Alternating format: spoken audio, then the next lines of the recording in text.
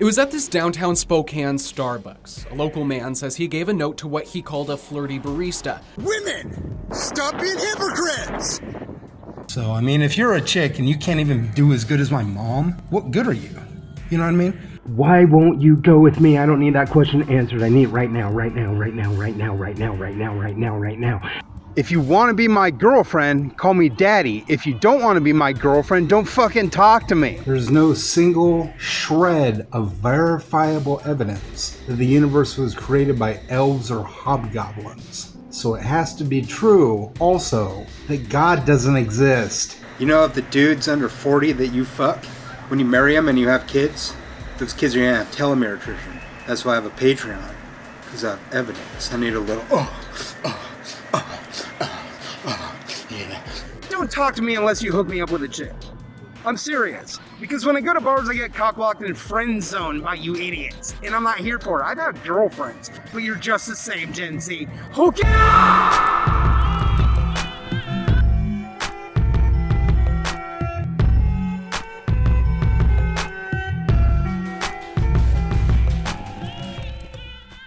Oh hi, I'm just some random guy on the internet. I'm sure you've probably seen me in one of my other videos, documentaries, or some shit. Maybe even streaming, who knows? I'm terrible, so I don't expect anybody to be here. And I just got done with the research for this video, and am I glad that it is over? Because it has taken me 6 months of research, and I didn't even cover all of it. And we all know what the destination of this story is going to be. At least by the time this video is over with, you will know and understand. And I hate myself. It's taken me 6 months to do it. And that's not because I've been lazy. I've been adamantly just researching the shit, and look, I read his thread 3 times, right? Which his thread has like 2,300 some odd pages. I had to watch like fucking 80 hours of his videos. That includes interviews. And by the way, speaking of interviews and I guess the sources of these videos, you can go down to the description. Make sure you go subscribe to all the archivists down below. I wouldn't want to have to do it. Well, I did it. You know, that's why this video is so long, because we're going to be talking about shit all the way back from 2012 and 2015 to 2025. Yeah.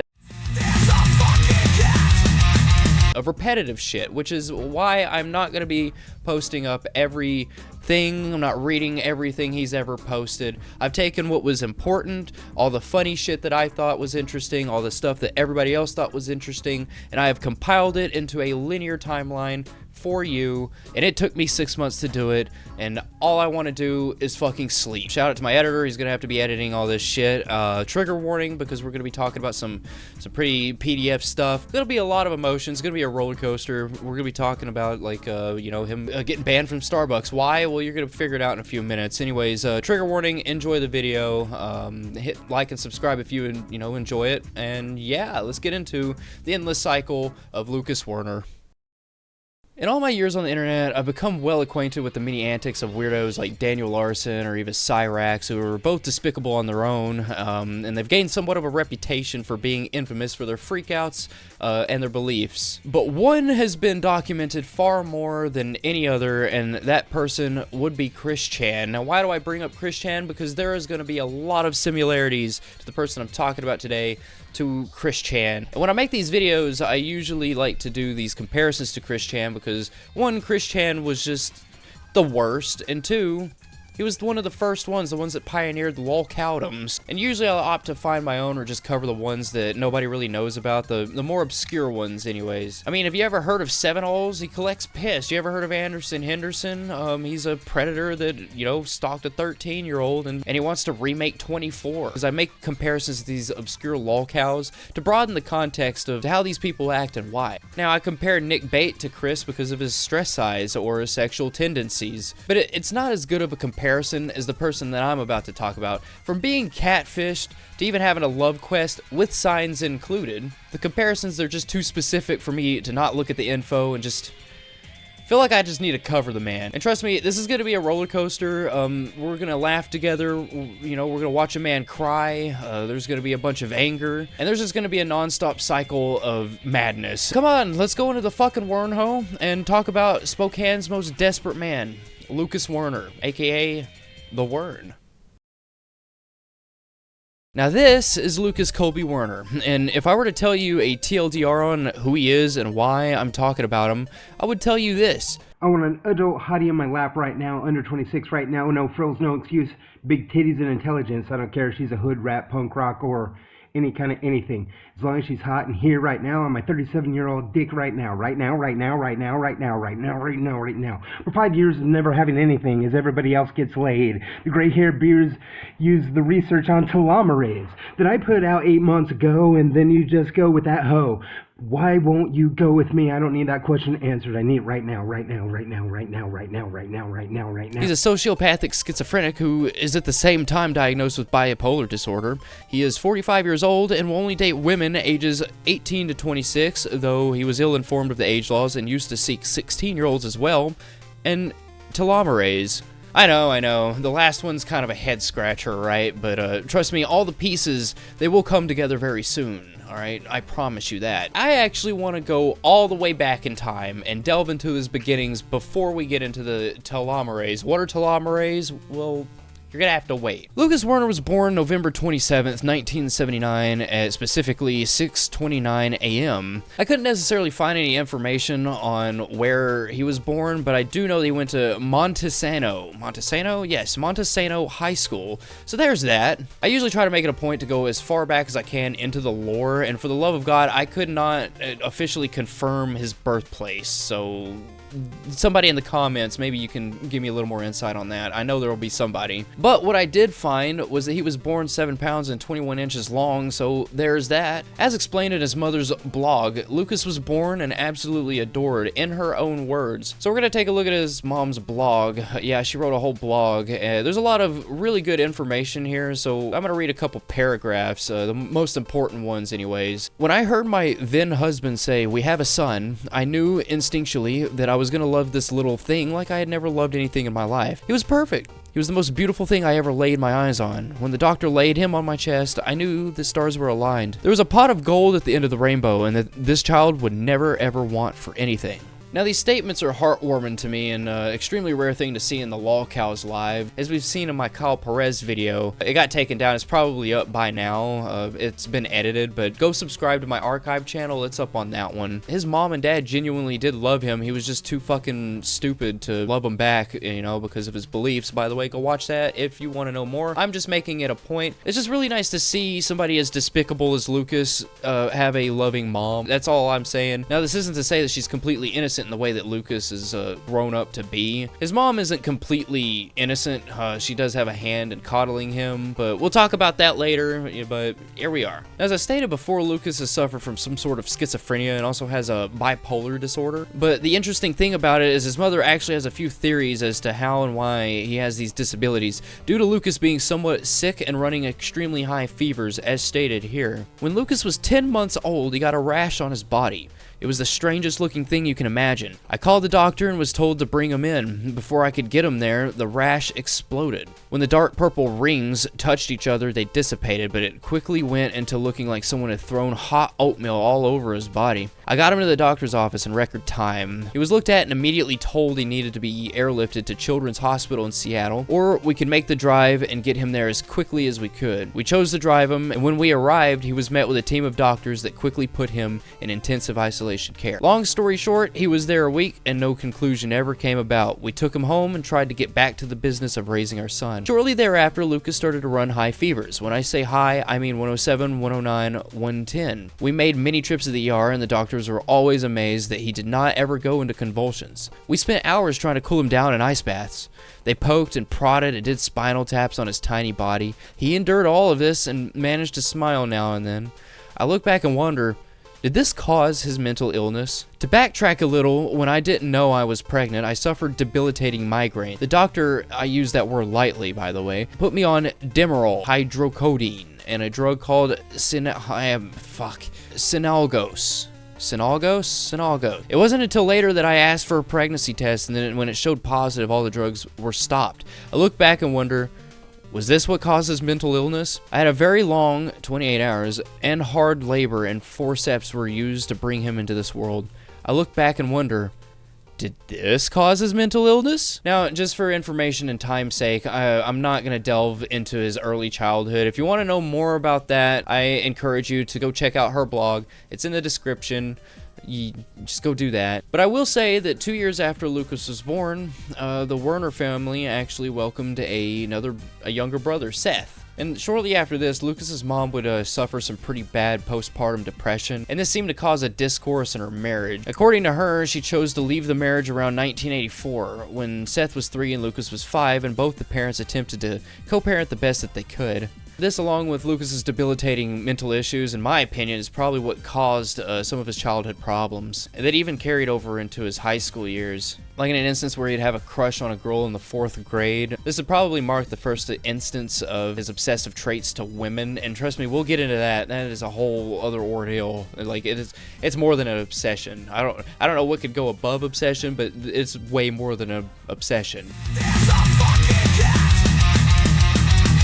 Apparently this girl had given everybody but Lucas an invitation to her birthday party, and he was depressed about it for like months, apparently. Again, I'm not going to go over every aspect of his childhood. You can check the description into his mom's blog and all that shit. Everything will be there. Now that we've delved into his beginnings and a little bit into his family and his condition, we can finally talk about the man himself. And trust me on this, he became a seriously creepy and fucked up person. So, let's get into it, I guess. Lucas at the moment lives in Spokane, Washington, but didn't actually start there. In the beginning, Lucas was actually living in Olympia. He got a roommate or two, moved into an apartment, and lived there for some time. After a bit, as explained by the roommate, Lucas stopped taking his medicine, thinking that meds for his schizophrenia and bipolar disorder was hindering his womanizing abilities, and soon started to go a bit off the rails. You're scaring the hell out of me, man. I've done nothing wrong. All you do is terrorize me. Leave me alone. Lucas, I'll you need to leave right now. Leave me alone. I'm on recording right now. Do it, Hitler. If you do it, Hitler, I'll talk to them, Hitler. Okay, Hitler? Now he calls me Hitler. You're Hitler. You're acting like Hitler. This isn't even fucking funny. Just leave me alone. See, I've asked him several times on documentation to leave. He won't leave. So, police officers, I have this on recording. This is dated February, whatever the hell it is. All you do is terrorize me. You're 20th. coming up to me, coming on my face, and telling me that I'm a terrorist. Just leave me alone. I'm not gonna... How am I slandering this guy when I'm asking him to leave? Religious people do is pick on atheists. That's all you ever do. You just attacked my God. You attacked my God. Your God doesn't exist. I have no... See? He doesn't respect me or respect my God. Therefore, he is a bigot and a troll. Lucas Werner is a bigot and a troll. Unicorns don't exist. I don't pick on unicorns. I don't care what you believe, as long as you don't terrorize me, man. Look at Roy, my buddy Roy being very calm over here. I'm being very calm. My buddy Mario Lee is very cold. The Inquisition. And Roy? All this has been because religion has been bigoted against other people. You need to quit the hate. I'm not trying to do anything but... You just kicked me down and said my God doesn't exist. Where is your proof? Your proof, my proof is that I can explain science to you. Science is not going to beat God. Yes, it does. No. But it doesn't matter. Science is God-made, or man-made. Okay. Science is man-made, it will be beat. There's always flaws in science. Man-made. It will be beat. No, there's flaws in DNA. 2.35 million people have stopped being religious because of the terrorism that religion has caused against the world. First of all, Lucas, I've asked you several times to vacate the premises for today. I asked you to leave me alone so I can. I'm not trying to cause any shit. I gave you $500 because I'm your friend. Oh, you gave me $500. You gave me out of house and home. You fucking sit there and took advantage of me.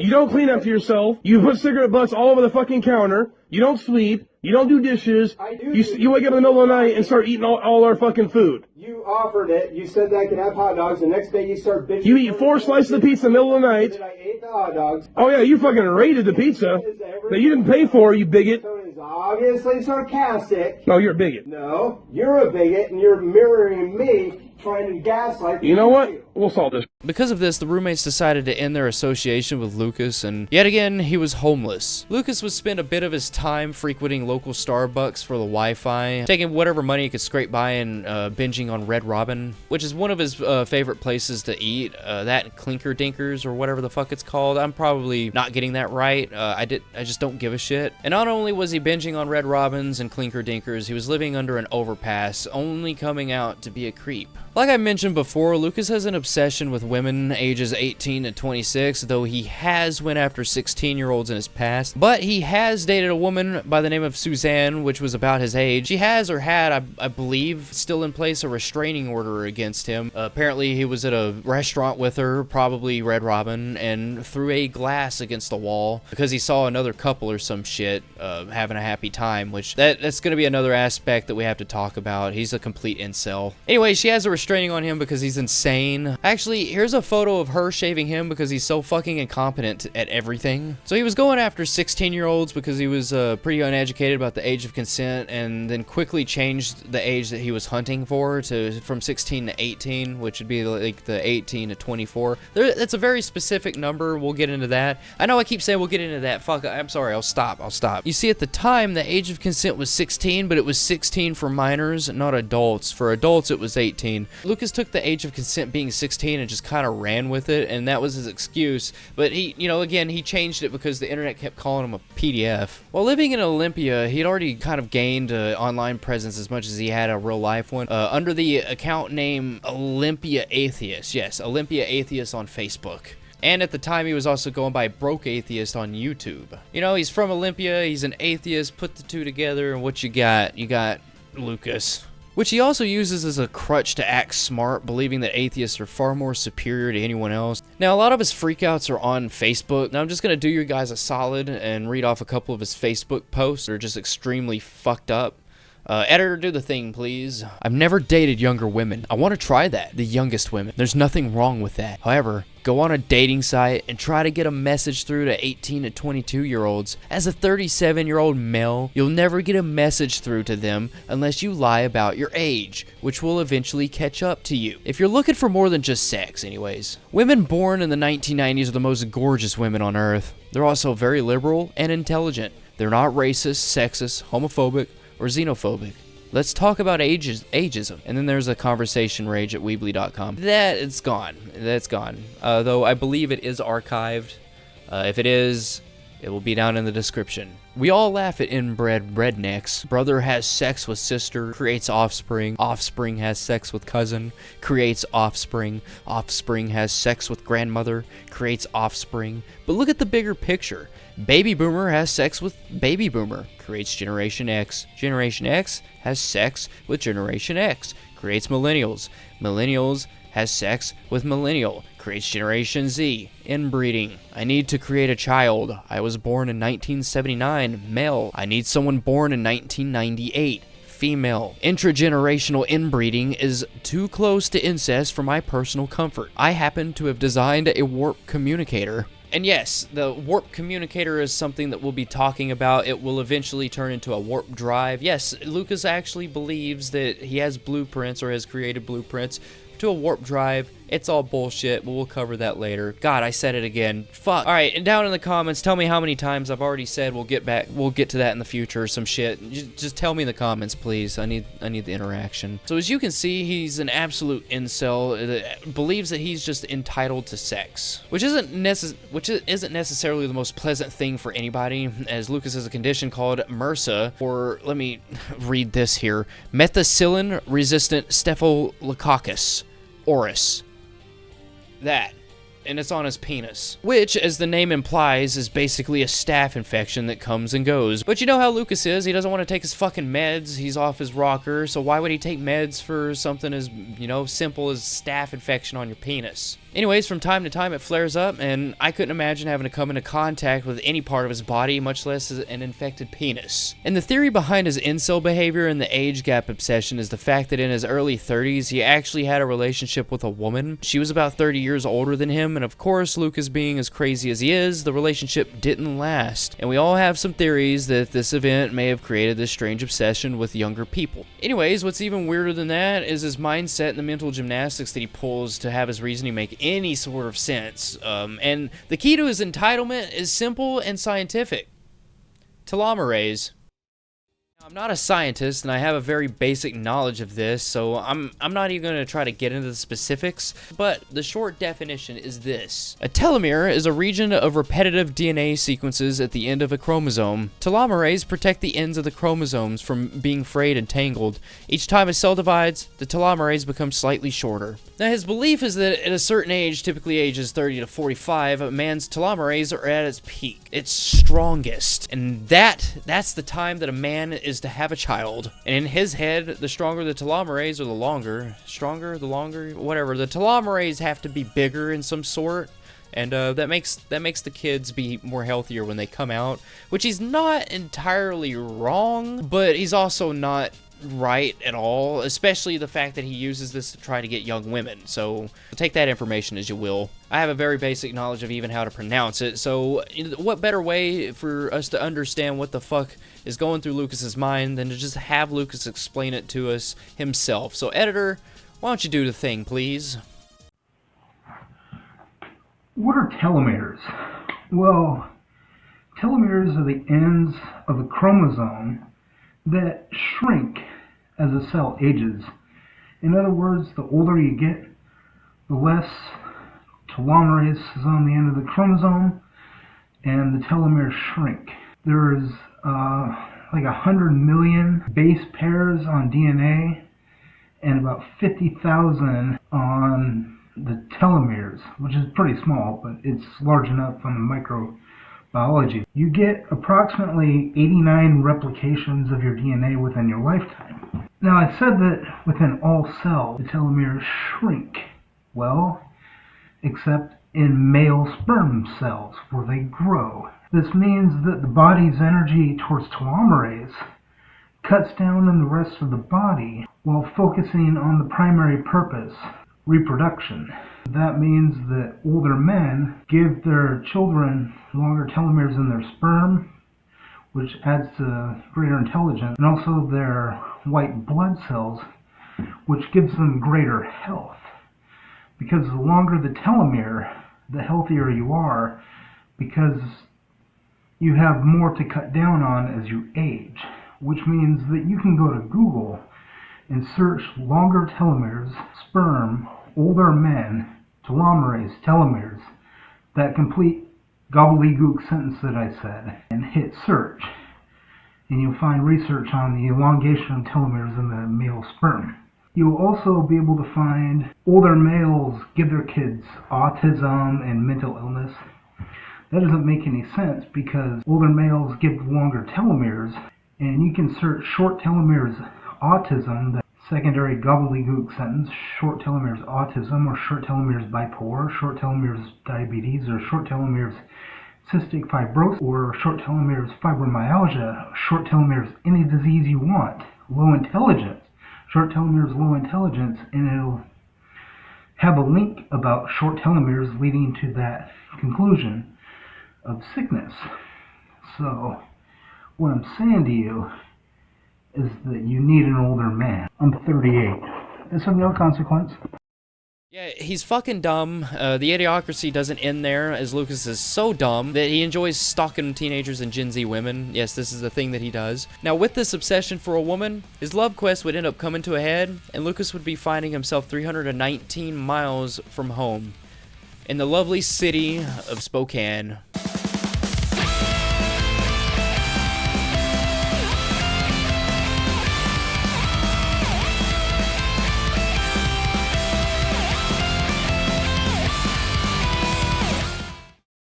So you're probably asking, he was living 300 miles away, so how did he end up in Spokane? Well, Lucas has this habit of attempting to find love not only on the streets, but also online. You see, Lucas isn't very intelligent, as much as he'd like to attempt to convince you, and I shit you not, can't see red flags when they're presented to him, blatantly right in front of his face. This poses a problem, making it very easy to manipulate and convince him of things that aren't true or real. And, you know, trolls, they usually take advantage of stuff like this, as one of them created an online profile, posing as a female, and spent probably too much time building a relationship with them, going so far as to convince Lucas to buy a bus ticket and meet them in Spokane. Of course, this wasn't a real person, and this was just a catfish, and when Lucas got to Spokane, no girl was to be found, leaving Lucas stranded 300 miles away from home.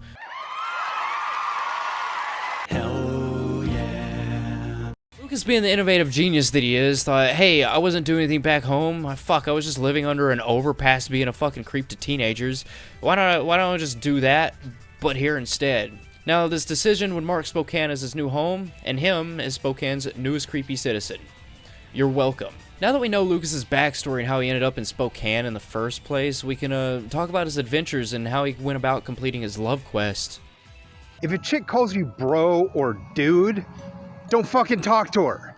She's worthless. Lucas has been deemed creepy, but somehow is just able to ramp it up. That's just something about it. Like, you can think of, like, something bad about a person, and if you just apply that to Lucas, he's just able to make it 10 times worse somehow. Anyways, he's able to ramp up his love quest by doing exactly what Chris Chan would do and making love signs. Now, these signs, they would describe his need for a woman, for love, to be held, to be cuddled. Would you want to cuddle this?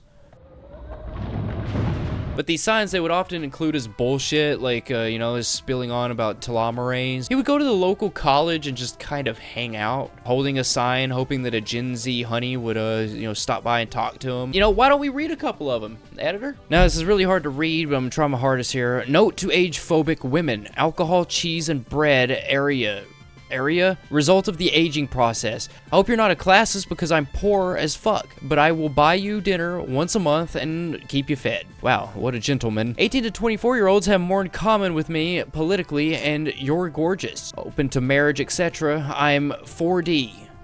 4D, huh? It's a chemistry thing. Instagram at Lucas Werner 79. Rumors are started by haters, spread by morons, and believed by idiots. Spokane. Chill.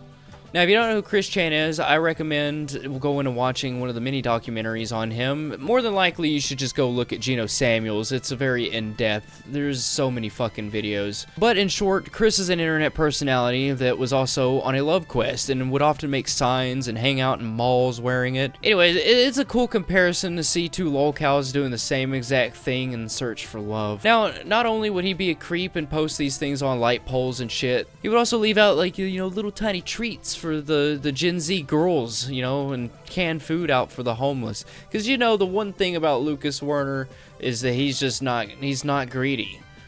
The man is absolutely greedy, as we'll find out. No, don't say it. If you haven't noticed by now, Lucas is a real weirdo. Not only that, he's had a really bad history with people he's interacted with, but there would be one instance in the whole Wernology, the Wern timeline, the wormhole. I love saying that shit. But there would be one lone instance that would mark Lucas down in history, national news, and Spokane's public opinion as a predator and a creep.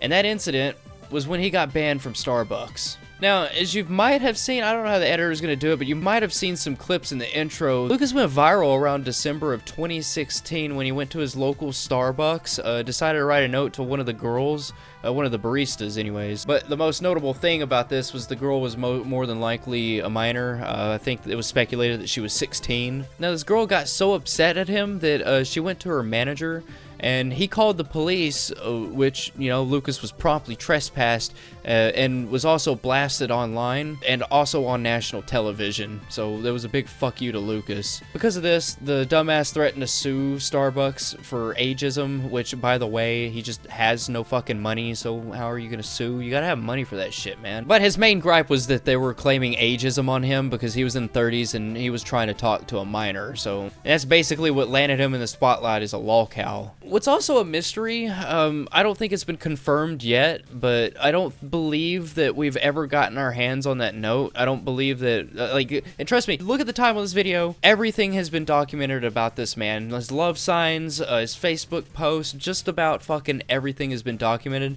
And the one thing that I don't think that we've ever gotten our hands on, which I don't know, I may be wrong on that, I can be wrong sometimes, alright? I don't think we've ever gotten our hands on that, so it's a real mystery as to what was exactly said. Now, there is a note that was left somewhere that we do have that I'm gonna probably read that off in the future, but it's also thought of that that could be the note, but I don't think the police has ever released the note to the public.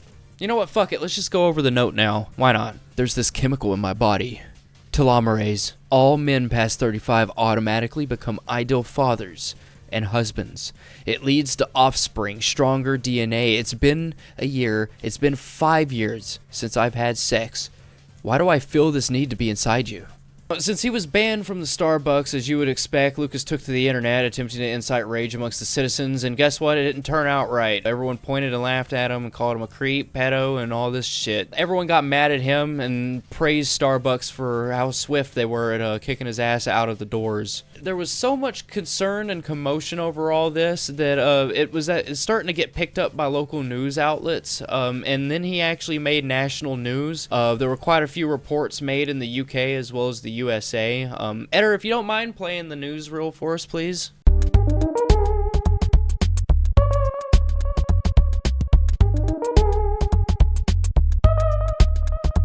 After the Starbucks incident, I guess Lucas couldn't take the amount of harassment and attention that he was finding himself in, but he was released, and what do you know, what was he doing? Old creepy Lucas was starting to hang around the local libraries. But the local libraries soon found out about Lucas's going-ons and, you know, decided that they didn't want to have anything to do with him, so they were told to immediately get rid of Lucas. And I guess while he was in jail, shit was circulating, because Spokane's a relatively small town, and all of the libraries and public places, most of the public places, I think it was just the libraries at the time. At the moment, he's pretty much banned from most restaurants and bars in Spokane, but at that time, it was actually getting spread around about the Starbucks incident, so, you know, they were told that if they see Lucas, to just to get rid of him for soliciting. He was starting to become an infamous face around the larger parts of Spokane, including the Spokane PD, who made this statement right here. We currently have an individual in our community posting inflammatory statements on social media regarding his dating life. Please know the SPD is very aware of him, and detectives are closely monitoring the situation,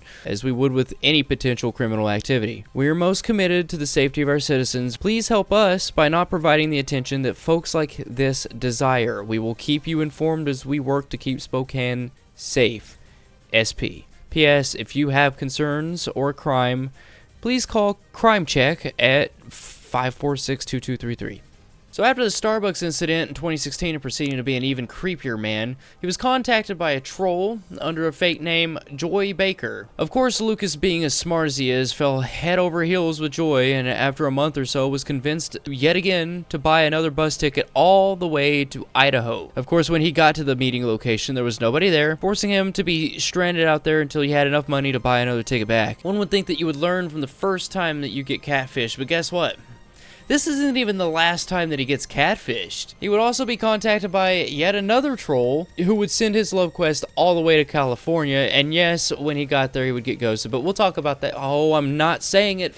Though Lucas tends to order catfish a lot, he tends to prefer, well, the harder stuff. Sorry, I can't compare fish to drugs, but I'm trying here. Yeah, Lucas, he tends to go fishing for bigger and more promiscuous fish. As February of 2017, he would make a FetLife account. So FetLife is basically a dating site with people with fetishes, and those fetishes, they do end up being a little bit weird sometimes, but we all know what Lucas is there for. As much as I'd love to torture you with reading his FetLife account and his profile on there, there's really no reason, as it's just a carbon copy of his blog Conversation of Our Age, which is just basically word salad, and it's just not important. But you can find an archive of conversationofourage.weebly.com. It is not one made by Lucas, but it is from an archivist, so that will also be in the description if you want to go check that out. You know what? Fuck it. I'm supposed to be in depth and look at everything, so why don't we just take a look at his FetLife page, huh?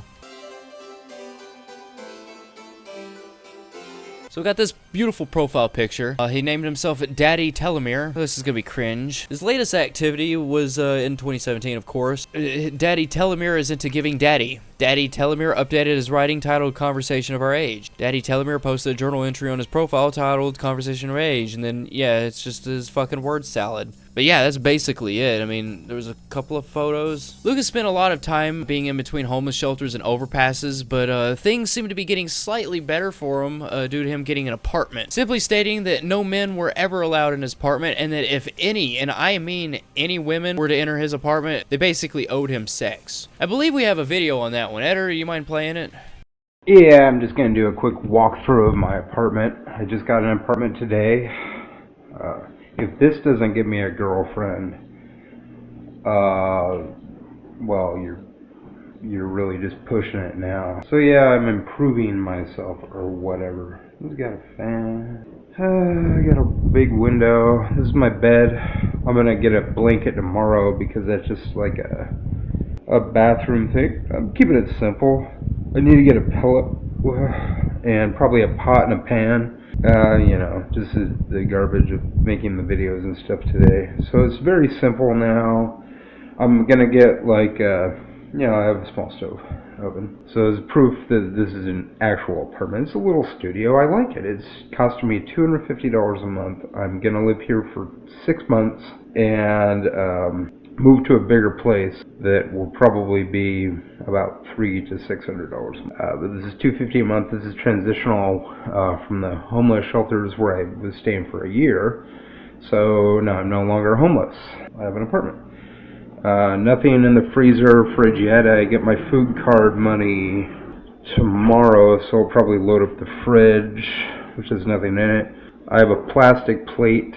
My plan is to get 2 plates, 2 forks, silverware, 2 knives, 2 spoons, a pot and a pan, and keep it at that for now. So, no, you can't come over to my house unless you're a female under the age of 26 to stay the night. And you can stay the night if you're my guest, but I'm only going to allow you to stay the night if you're a female and you're here to have sex with me. Sex with me. Sex with me. But, you know, it's not really all about sex. We could have sex. I have money to take you out on dates if you want to, like, actually go on dates before having sex. So your option is come stay with me and we have sex, or we go out on dates and do it that way. So either way, it's up to you. I got a reason for dating women under 26. They're the most fertile, blah, blah, blah. I like women that are physically attractive, intelligent, kind. If you do not meet the criteria for any of these, I'm not interested in you. If you're mean to me or hateful or critical of me, after this point, I don't know what to do for you. I think you're demanding too much now. You're not going to get perfection, but obviously we have improvement here. Look, I have lost weight since, you've known me since 2007. I'm a little overweight, but I'm not as fat as I was. I used to wear a 5X shirt. Now I wear an XL. When I got to Spokane, I wore a 3X shirt. Now I'm wearing a 2X and it's too big. And the other day I was wearing an XL shirt, which fit me fine. It's got a little nightlight. I have toilet paper. I need to get soap and shampoo. I'm getting my money tomorrow. I have a lawyer on the Starbucks case, and the only reason he would contact me is if he thought we can get a settlement out of them, which is obvious, so we can get a settlement out of them for a lot of money. Because the girl I hit on, I have no idea how old she was. I gave her that note, and if she's calling me creepy, I'm calling her out for bigotry. Which is a hate crime, and they didn't have to kick me out. She could have just responded like an adult and said no. The age of consent in Washington State and 33 states is 16, and you have to be 16 to work at Starbucks. And she was flirting with me, and if nothing else, I didn't break the law. So I should be able to at least go back to Starbucks to drink my fucking cocoa. But the fact that a lawyer contacted me today, I'm pretty sure that I can get a cash settlement from Starbucks. Your ass is grass. And we do have that recording of the barista at Starbucks, the male, threatened to rape a 17-year-old girl. So there is a possibility that I could be a millionaire from this. possibility that I could be a millionaire from this. I don't know what settlements are like. Starbucks, give me some money. I have a lawyer on this now. I conducted an interview with Crim 2 News in Spokane over email that got on the television, so I know that some of these people emailing me are legit. A couple other news circuits want to interview me. So that lawyer is probably legit. Starbucks. In Spokane, Starbucks in general, I'm going to get money out of you. So I just wanted to show you I've lost some weight. If you don't like guys with beards, I can shave. If you don't like bigger guys, well, an XL shirt is not the smallest shirt, but I'm not gonna be skinny. If you like those kind of guys, I think your anorexia love is sick. So I am improving my life. I could have that $1 million settlement or whatever, millions of dollars from Starbucks. I have an apartment now that I'm gonna live in for 6 months. Either way, this will improve in 6 months. And so come over and kick it sometime if you are a girl under the age of 26 in Spokane, Washington, and we can do whatever you want. We can eat here at my place, or we can go out to eat. But if you want to spend the night at my place, the only requirement at barest minimum is you're a female under the age of 26 at this point. If you're a male, don't even try. There is nothing I want from you whatsoever. Bring a girl into my apartment, I'm having sex with her. Having sex with her. Done deal. If I'm not blood related, I'm not having sex with her. That's not your problem. If you bring a female into my apartment and I find her attractive, I'm having sex with her and you're not. I am not allowing males to come over to my house to spend the night. I'm straight. I'm not a homophobe. But at the same time, I'm not letting males to come over to my house or my apartment to stay the night. If that's you, find someplace else. There's 3 homeless shelters in town. You're on your own, bud. Things seem to be getting slightly better for the Wern around March of 2017. He had finally acquired an apartment of sorts and was hoping that this would eventually lead to some alone time with a girl. But of course, it wasn't about getting an apartment or who you talk to try to lure them into said apartment. It's about how you talk to the person and how you treat them. And as we all know, Lucas has none of these positive qualities. So you can imagine the number of women that step foot in that dungeon.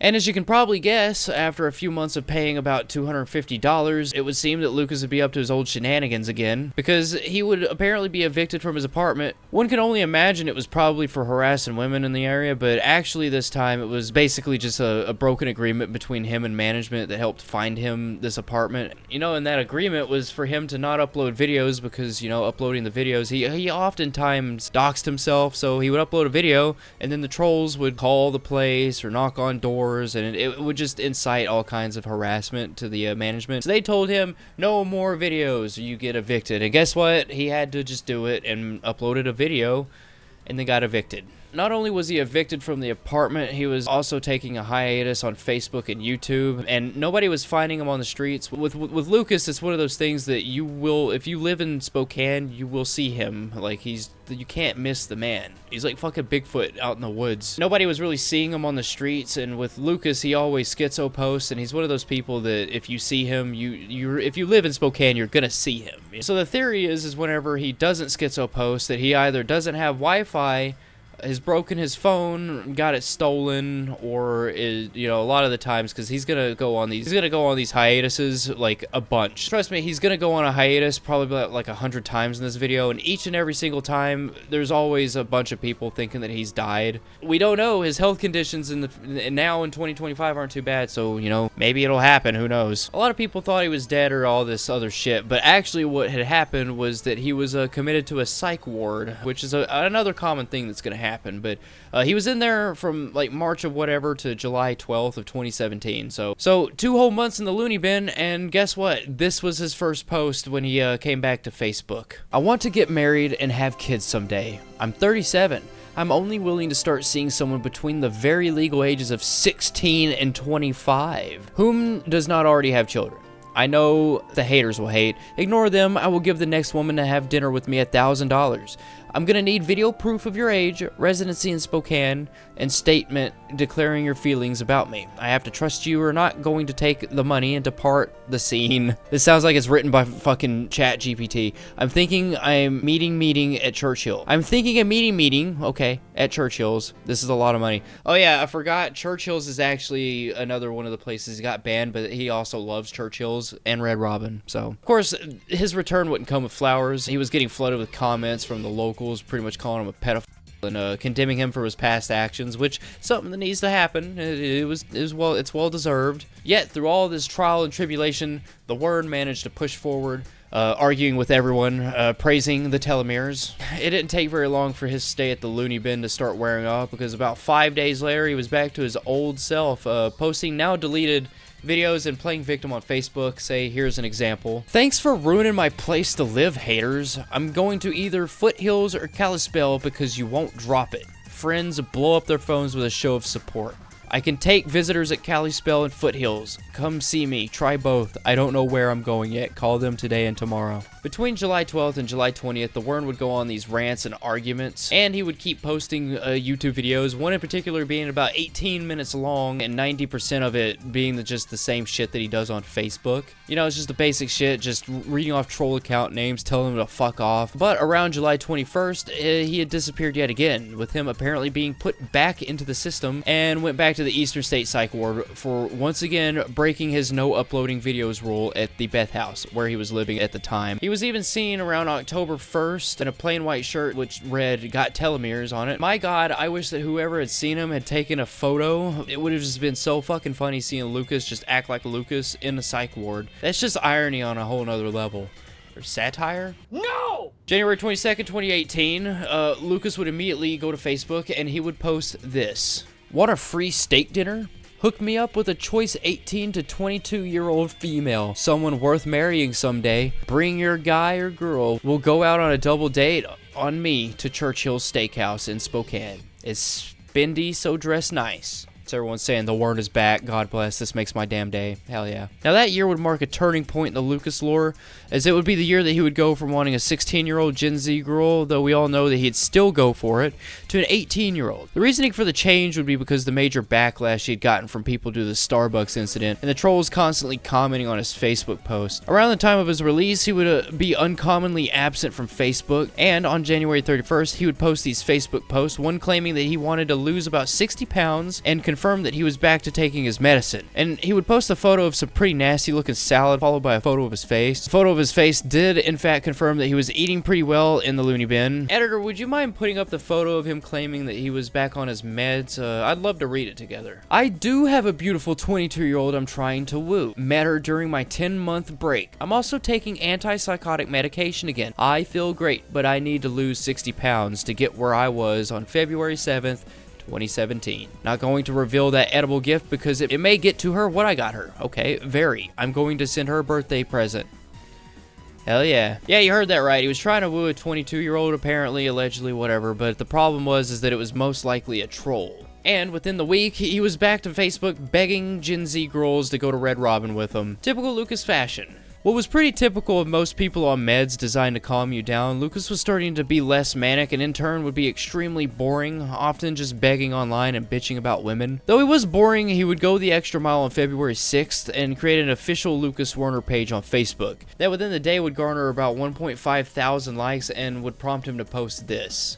The official Lucas Werner page is live. Stay tuned for regular updates. 2018 study proves telomere length is linked to physical fitness and health. Something I theorized over a year ago and finally getting recognized in the mainstream. Now, along with his official Facebook page, he would also go and make a Patreon, which I got a screen cap of Lucas being Lucas and having extremely poor reading comprehension, with a woman that actually donated and thanked him for making videos, saying, "Much love from London," to which the Wern would say thanks and ask her if she was in Spokane. You remember how I mentioned that Lucas enjoyed wooing girls with candy and little treat? I found a funny screen cap of someone asking if dating between patients was allowed in the psych ward. Lucas had one of the most based replies ever. Of course, this is sarcasm, but, you know, it reads this. Did they allow patient dating in the hospital? No. It was frustrating because I met someone in there I really liked. I sent her a giant box of Cheetos, Fritos, and chocolate to go in her snack bag for her birthday once I got out. It was 40 bags of chips and a large bag of candy. Yeah, it's pretty fucking creepy, but guess what? That's not even the worst thing that he's gonna get into, so don't even worry about it. But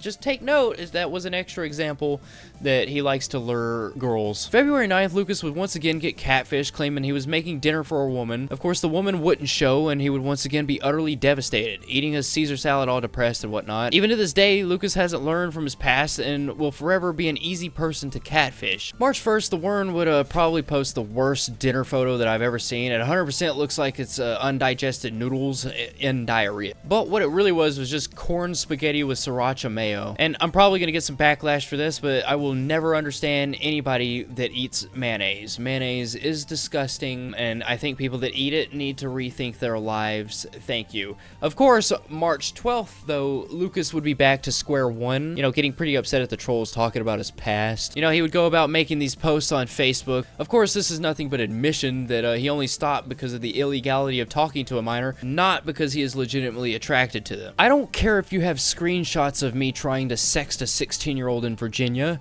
When she told me it was illegal in her state, I stopped. This was 2 years ago. I don't care if you have screenshots of me trying to talk to a 15-year-old 3 years ago. Her birthday was a week later, and 16-year-olds can be bought lunch by anyone at any age.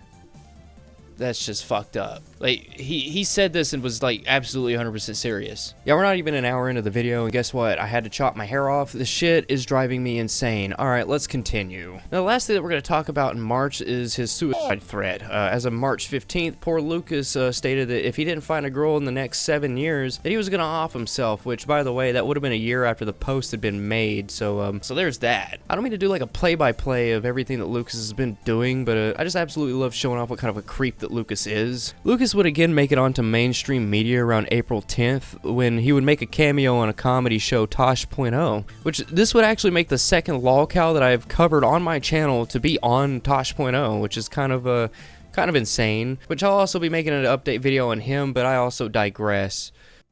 I didn't forget about you single female viewers. I found this eligible bachelor on the internet looking for his forever home. He calls himself the Wern. Gorgeous, intelligent, and kind. Those are the three main qualities I look for in a woman. I want someone between the ages of 18 and 25 because they're the most fertile. I can't believe he's single either. Line up, ladies. I'm trying to end ageism. I've been on the dating sites for 5 years and just have had no luck with this age group. Surprise, surprise. But I'm trying to appeal with a little more cash.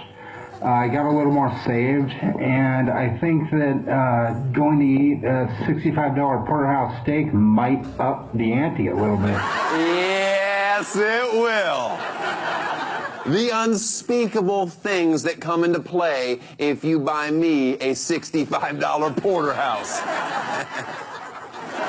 I'm writing a book about the end of ageism, and it's got 2 chapters. And believe it or not, I have 700 pages written on this. We can talk about this over dinner anytime you want. I live in Spokane, Washington. I'm not a creepy guy. Convincing enough. There you go. For all the girls watching in the Spokane area. I think you should stop being a coward, get off the internet, and come have a $65 steak with my ass. If that's not you, fine, whatever, coward. If a man offers you a $65 cut of beef, you can get your ass up. Now, also around this time, it seems that Lucas was re-enrolled into college, I think for astrobiology, I believe.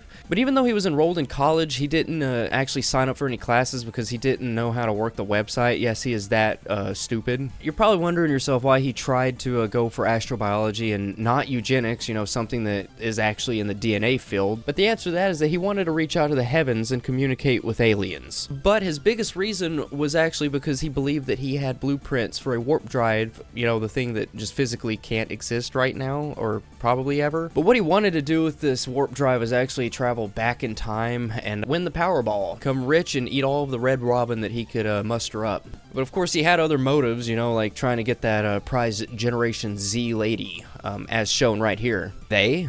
Don't you mean them? You're 38, you can't date an 18-year-old, you have nothing in common.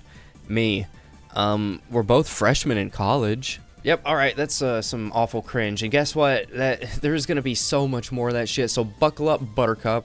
You've got a long ways to go. While in college, it looked as if Lucas was getting pretty bored with himself as he would start making up his own board games, and this would turn into a pretty obsessive hobby. Even going so far as to say that Monopoly would be much better if you paid $5 to move your fucking pieces. Lucas would even believe that these shitty board games he made was worth any amount of money. I mean, he even tried his hardest to sell them, nobody buying them, of course, and then going online and just bitching that nobody knows what a good board game is. Lucas's first board game was called Meeple Toss, where you toss some circles into other circles, but remember, the ages are females 16 to 24 and males 40 years and above. So guess what? If you don't fit that age range, this isn't for you. You know, like how you know there's an age range, I think, that goes up to 99 on a Lego. So unless you fit that age range, guess what? You can't play that fucking game. You've missed out. Sorry, friend. Get the fuck out of here. He doesn't want you playing his game. His second game was Cafeteria Uprising, which was, in Lucas's own words, much more complex than chess. And guess what?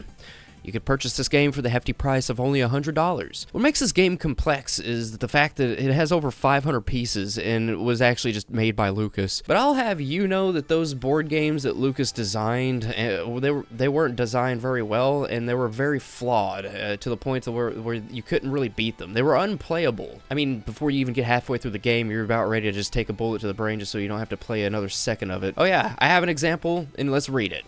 Chess has 400 possible board setups after each player makes their first move. Yeah, that's nice. The game I'm designing has 122,080 possible board setups before the first player makes a move. Soon enough, Lucas would drop his astrobiology major and switch to something more familiar to him, you know, biology. Or, I guess more specifically, embryobiology. And within a few weeks of that, he would post on Facebook that he found biology boring and instead wanted to have a major in board game design. I'm not entirely sure that's something that they, like, teach in college. Is there classes for just board game design? I don't know. I can't imagine asking a grown-ass man what he went to college for, and they reply with, yeah, I'm going for board game design. I mean, I don't know whether I would just like chuckle or laugh at their face or just kind of double take. I mean, it's just crazy to me. It's a little strange. And there was one other problem that Lucas was having an issue with, and that was writing the papers. He believed that every paper that he wrote just had to be absolutely perfect. You know, that would create a problem when he tried to write a rough draft. And guess what? That's all he ever fucking wrote was just rough drafts. I have a problem in English. I had to write 2 papers. The problem is my first drafts are so good, they're my final drafts. But the assignment also requires rough drafts, so I have to dumb down 2 roughs. Beautiful, beautiful profile picture there, Lucas. It looked like the school was taking a toll on Lucas's attitude. Hey, maybe it was the piss poor grades you were getting because you were only turning in rough drafts. I don't know. But guess what? He would just go to Facebook, start bitching again, which is a very common thing for Lucas. But guess what? I got something else to read. Let's read some more. We all love fucking reading. Hypothetically speaking, I could take an entire pen of insulin and end it all right now. If I end up in a hospital, you'll ruin my schooling. I want a girlfriend. You have your ultimatum. Spelled wrong, by the way. But am I going to do it? I don't know. I might just make a cheeseburger and say fuck it. You don't know. Yeah, you heard that right. Lucas was unhinged and wanted to take a whole bunch of insulin because he wasn't getting his pretty little way in college. And that may be unhinged, but guess what else is unhinged? Lucas having a Twitter, and within the first few weeks of getting this Twitter, he had racked up over 1,000+ tweets. And I will let you know, I'm not gonna read all of them. Don't even expect me to do that. I know this video is long. I'm not reading all that shit. I am unhinged, but I don't want to be that unhinged. And you know, I love torturing you, but I don't want to torture you that way. But here's a pretty notable one to read. Oh, look at that. 2,303 tweets, and I think he had it for like a couple of weeks at the most. Anyways, why do I want to become a parent? Dunno. Why do people work on big rig fishing barges? Why do people become firefighters? Why do people work at... what the fuck? I'm gonna mention this now. He loves to use big words, but this is an overly big word that it technically means a thing, but he could have just went with, you know, a recovery home or something. You know, he didn't have to use the big word. Anyways, it's biology. It's environment. It's what most people were born to do. Why do I want my kids to be biologically related to me? That's like asking why someone is black. It's a really rude question. It's chemical. I didn't choose this life. Dirty diapers, mean teenagers, sure. Sign me up. Like I said, I can't help to want this for some reason. I'd rather have a daughter than a son. Girls are more sweet on their fathers, gross, than their mothers. God damn, dude. I get along better with women than men. This is what makes Lucas absolutely terrifying. Look, you can say what you want.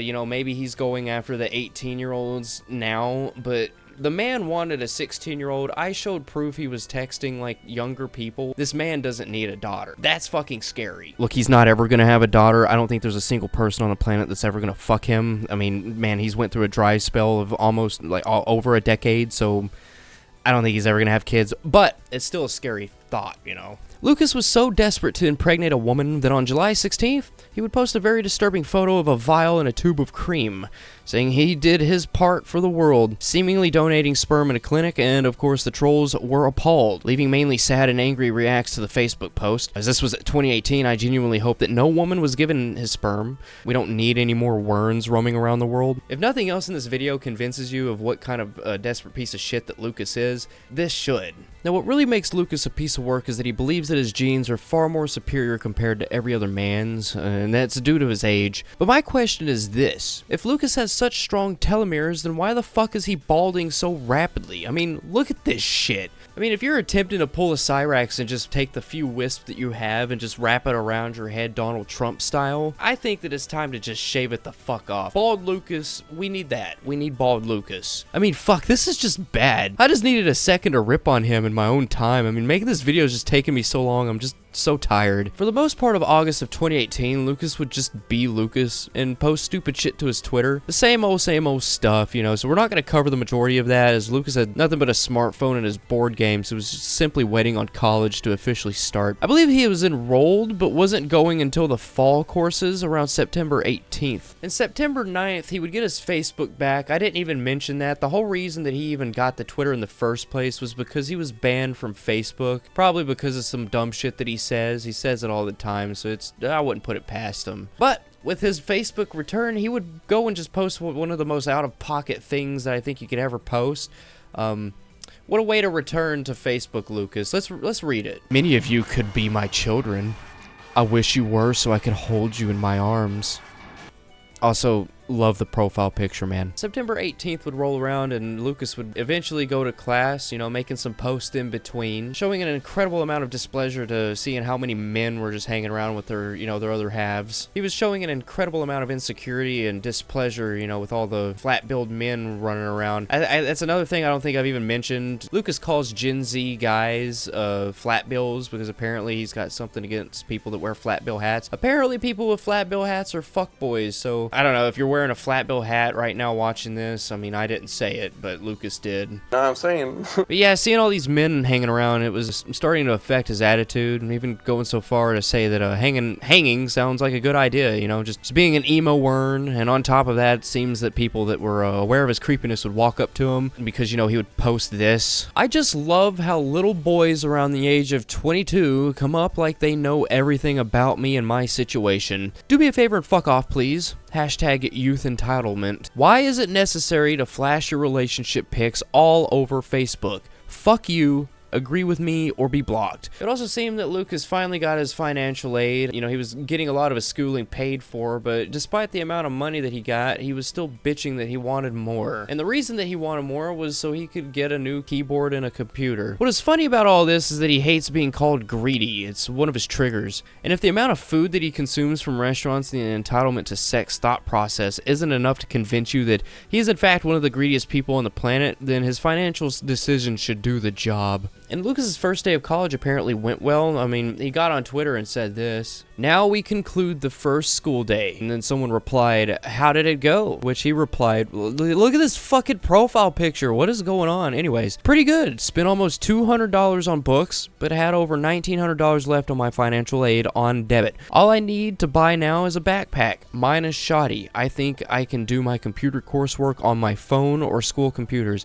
I had to buy an ebook for math that was over $100. Now, you remember how I talked about how Lucas would write these essays and usually it would just end up just being rough drafts that he would turn in because he thought they were so perfect? Well, Lucas would have an essay due, and to nobody's surprise, it was just a bunch of word salad. Now, I'm not going to bore you with reading it because, you know, it's just typical Lucas banter, but I will have the editor put it up on screen so you can pause it and read it if you so wish. So here it is right here. Now, while I won't read the essay because this video is already bulky and long, there is a paper I want to read just because I feel so bad for his English teacher, and it 100% seems like he's just bringing his insanity in the classrooms, which has to be a complete nightmare for anyone in the same room. So, you know, let's get into it. Why I want children. 1, the gift I bestow. 2, the gift of womanhood. 3, the bittersweet dilemma. 4, the women I've dated. 5, wanting to become a better person. 6,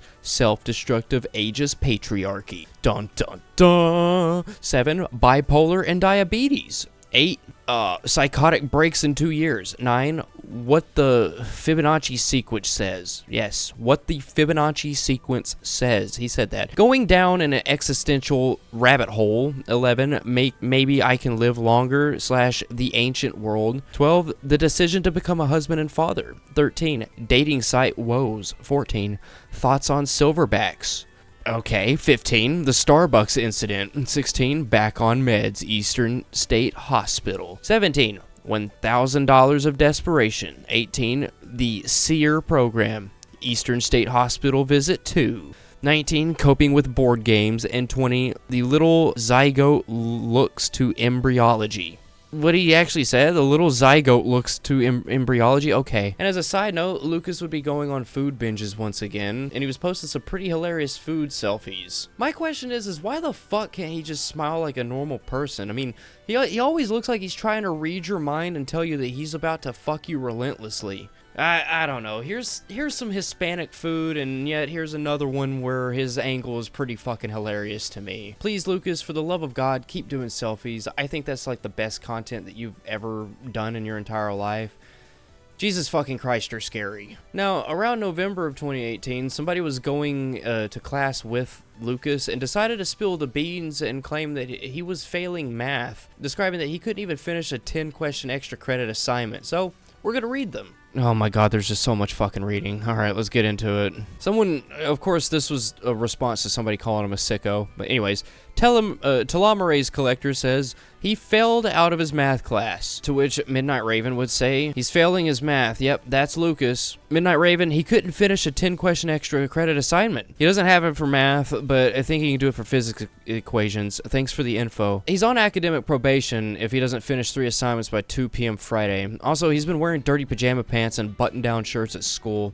Someone called him a slob and he called her a whore. Wow, it sure signals he's on a fast track for a PhD, haha. He must think the dirty hobo look is an aphrodisiac to young women. Did he call the woman a whore IRL at the campus? I know he goes off calling women vile names on his Facebook and Twitter. Midnight Raven, this was on campus in a common area. He tried asking her about older guys. He's also had a couple of outbursts outside of that related to his math assignments. Lucas is prone to violence. Every incident like that should be reported to campus administration / police, especially when he goes off on young women on campus. It was for sure he was been angry a lot of us aren't wanting to hang out with him. He must be fuming that not even taking one of his board games and setting it up on campus led to him getting attention. 6 weeks into school and Lucas couldn't help himself. He just had to act like a creep. Which, you know, I always say this is pretty typical and exactly what everyone knew would happen. And on top of this, Lucas was actually running out of money fairly quickly. I mean, you know him, he's probably spending it on Red Robins or Clinker Daggers or whatever the fuck it's called. October and November were pretty quiet months, with Lucas focusing on making his crappy board games and attempting college. But with college winding down and the semester coming to an end, everyone sat at the edge of their seats, waiting with bated breath on how Lucas would take the sudden pressure, and of course, it went about how you'd think,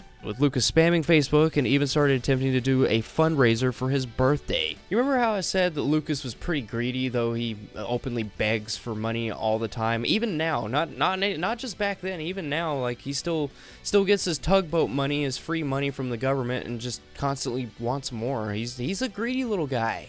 Well, the fundraiser for his birthday was actually because he was running out of money. Money! Money! Money! Ah! You see, Lucas was running low on funds because, you know, he's just piss poor at money management, loves to just waste it on bullshit like, you know, big ass blocks of cheese. We'll get into that. Fuck, I said it. It was actually revealed that the place he was staying was automatically drafting a hefty portion of his rent from the SSI that he was getting. Him staying at places like this, they don't take like a normal amount of rent. It's usually like $200 or, you know, a good percentage of it anyways. You know, this auto draft will leave Lucas pretty broke, at least in his eyes, because he wasn't able to go and buy like you know, $50 steaks and shit. You see, the way that it worked at the place he was staying was that he had a payee, which is pretty much a middleman that's in charge of his funds. This meant that if Lucas wanted to spend a couple bucks on steak and sushi, that he would have to go and ask the person controlling his money, which for a grown man just has to be extremely embarrassing. A man that was 39 years old at the time and still has to have basically parents for his money. All of this meant that he would have no money, which also meant that he couldn't use expensive dates to lure those Gen Z honeys to his place, which meant more pent-up anger. This anger would seep over to his Twitter on Christmas of 2018, where he would post some tweets complaining about not getting any attention and was only gifted a $25 gift card. Oh, lovely profile picture. The only thing I got for Xmas was a $25 PF Chang's gift card. But I am grateful. I bought everyone in my immediate family a gift. They thanked me. Some of them, but they didn't get me anything, most of them. Merry Christmas to the haters out there with the thick skulls, and Merry Christmas to the lovers whose hearts are full, but less so to the haters. Merry holidays, I guess. I'm not doing anything. My family is far away. Who up? Around April 2019, Lucas would make the honor roll in college, and for once, this wasn't a lie. He actually passed his math class, which was the bane of his college. The theory behind this is that he possibly dropped his math class, or maybe the teacher were giving him some leniency for being completely dumb. And also, making honor roll isn't too difficult in college, as you only need a 3.0 GPA. Now, in contrast to this, you skip forward all the way to late May, and Lucas is already trying to make excuses to get out of college. The idiot was having trouble with math and was refusing to take any of his algebra exams. You know, he was getting pretty fucking overwhelmed. Now, we all know the main reason for him going to college was to get a Gen Z wife. That was his main goal. But unfortunately for him, you know, sitting around in the home ec room in sweaty Batman pants, waiting for a Gen Z lady to walk up to him just so he could spill on about the rules of his board games or obsess over telomeres, it just wasn't working. I hate school. I hate everything about it. The schoolwork, the gorgeous women that would never date a poor lad like me, the inability to find someone to play my games. It's all awful, awful, awful. I'm not coming back to college in the fall. I can't do the math well enough to even graduate. I didn't spend 14 years out of college to come back and not understand math. Fuck this, I'm not doing it anymore. It really seemed like Lucas's college arc was swiftly coming to an end, and guess what? Nothing good ever came from it. Lucas isn't even the type to learn from his mistakes. He has this really good inability to learn the basics of education. He just can't learn. You see, in order to grow and be a bigger and better person, you have to learn, whether that be from personal experience or from a third party. In this case, the third party would be the trolls and stalkers. My point is that you have to have a level head and have some form of humility in order to grow, and along with learning, Lucas is just too fucking dumb. In July, the pressure from the trolls was finally starting to get to him, you know, just like his college stress, and claimed that he wanted to be on the internet less and was going to start working at bars, and we all know why he wanted to start working at bars. Which, that isn't a good thing at all. I mean, drunk Lucas is pretty much everyone's worst nightmare, especially if you're just trying to enjoy your overpriced food and drink while watching a game that you can't hear on a TV that's too far up for you to see. He took to Facebook under his alt account John Smith and would schizo post throughout the week, asking if anyone wanted to get drinks with him. Really comes off as desperate, but who am I to assume, right? This desperation would start ramping up. I mean, it's sad that he reaches out and maybe it isn't completely creepy effort and still nobody hits him up, but at least he isn't going around making signs and leaving food out to kiddos. Anyways, here's a screenshot of him attempting this using different approach, this time wanting to go out and get pizza with anyone. Anyone in Spokane want to get a drink with me on Friday? Anybody want to get a drink and dinner this Friday? Downtown Spokane. Friday. Anyone in Spokane want to get a drink with me? I'm looking for a special lady friend around 21 who wants to get a drink with me this Friday. Who's down to get shit-faced with me Friday? Anyone in Spokane like artisan pizza? Please talk to me. I want us to be friends. After not getting any attention and nobody showing up to get drinks and artisan pizza, Lucas would go on a cheese binge, buying around 12 pounds of cheese. That's not a lie.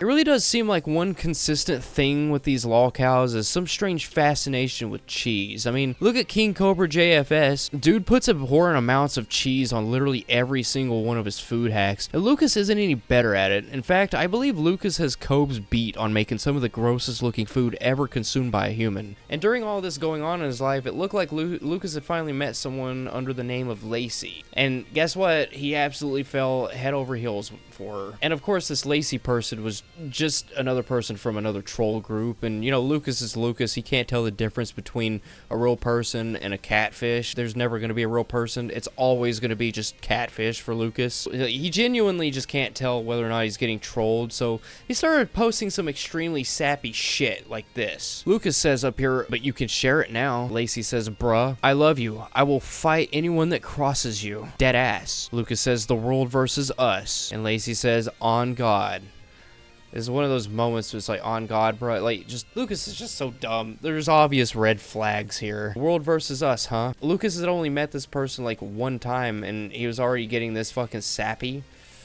Typical Lucas. I've had my hand inside an 18-year-old before when I was 34. I've had my mouth inside a chick that was like 5 years younger than I am, and no, my mouth was not inside her mouth, fellas. That isn't what I'm talking about here. What I'm talking about here is a deep emotional connection. You may be so bold. Oh, that screenshot, that's just fucking gold. Oh, did I say sappy? I actually meant terribly horrifying. Yeah, I read that. Lucas is getting deep into his emotions. This Lacey person got in a little over her head trying to troll Lucas. As y'all know, Lucas started putting lots of pressure on her to have sex with him, telling Facebook that if she had sex with him, then he would unblock all of the people that he had blocked over the years. But as you can probably imagine, this of course didn't work. On top of all this, he was seemingly starting to drop the ball on his real life mentality. I say this because there was a lot of different groups trolling him, Lacey included, and he was actually starting to believe that all the trolls were conspiring against him, traveling great distances to Spokane and attempting to get a picture or video of the strange man. Of course, nobody has time for this except maybe the people in Spokane itself, and this was a tell to just about everybody that he was getting more and more paranoid by the day, which meant he was getting closer and closer to the nut house. Hey, come here, let's take a quick breather from the endless madness that Lucas has created for himself. Let me tell you something that may just even be crazier than him. Lucas's music. Yeah, you probably thought I was gonna do an ad read or some dumb shit. I don't think I care enough to ever get sponsored that way. Anyways, but I would let Lucas sponsor my channel if it had anything to do with his music. Like most lolcows and horror cows, say Daniel Larson, Cyrax, or even Anderson Henderson, Lucas at one point thought he could be an aspiring music artist. Editor, would you mind playing some of the smooth jazz that could be considered Lucas's music, please? This eye would see 8 mere hours of every universal day, and then fall into an eternal sleep. It's a twisted, lovely weave, tangled up into long sleep. Shit on the floor, time to get swifty. Hit the road, Jack, and don't you come back no more, no more, no more, no more. Hit the road, Jack, and don't you come back no more. Why are you watching yourself fall apart? You'll never build a lasting legacy that way. You sent me to go to your boarding school.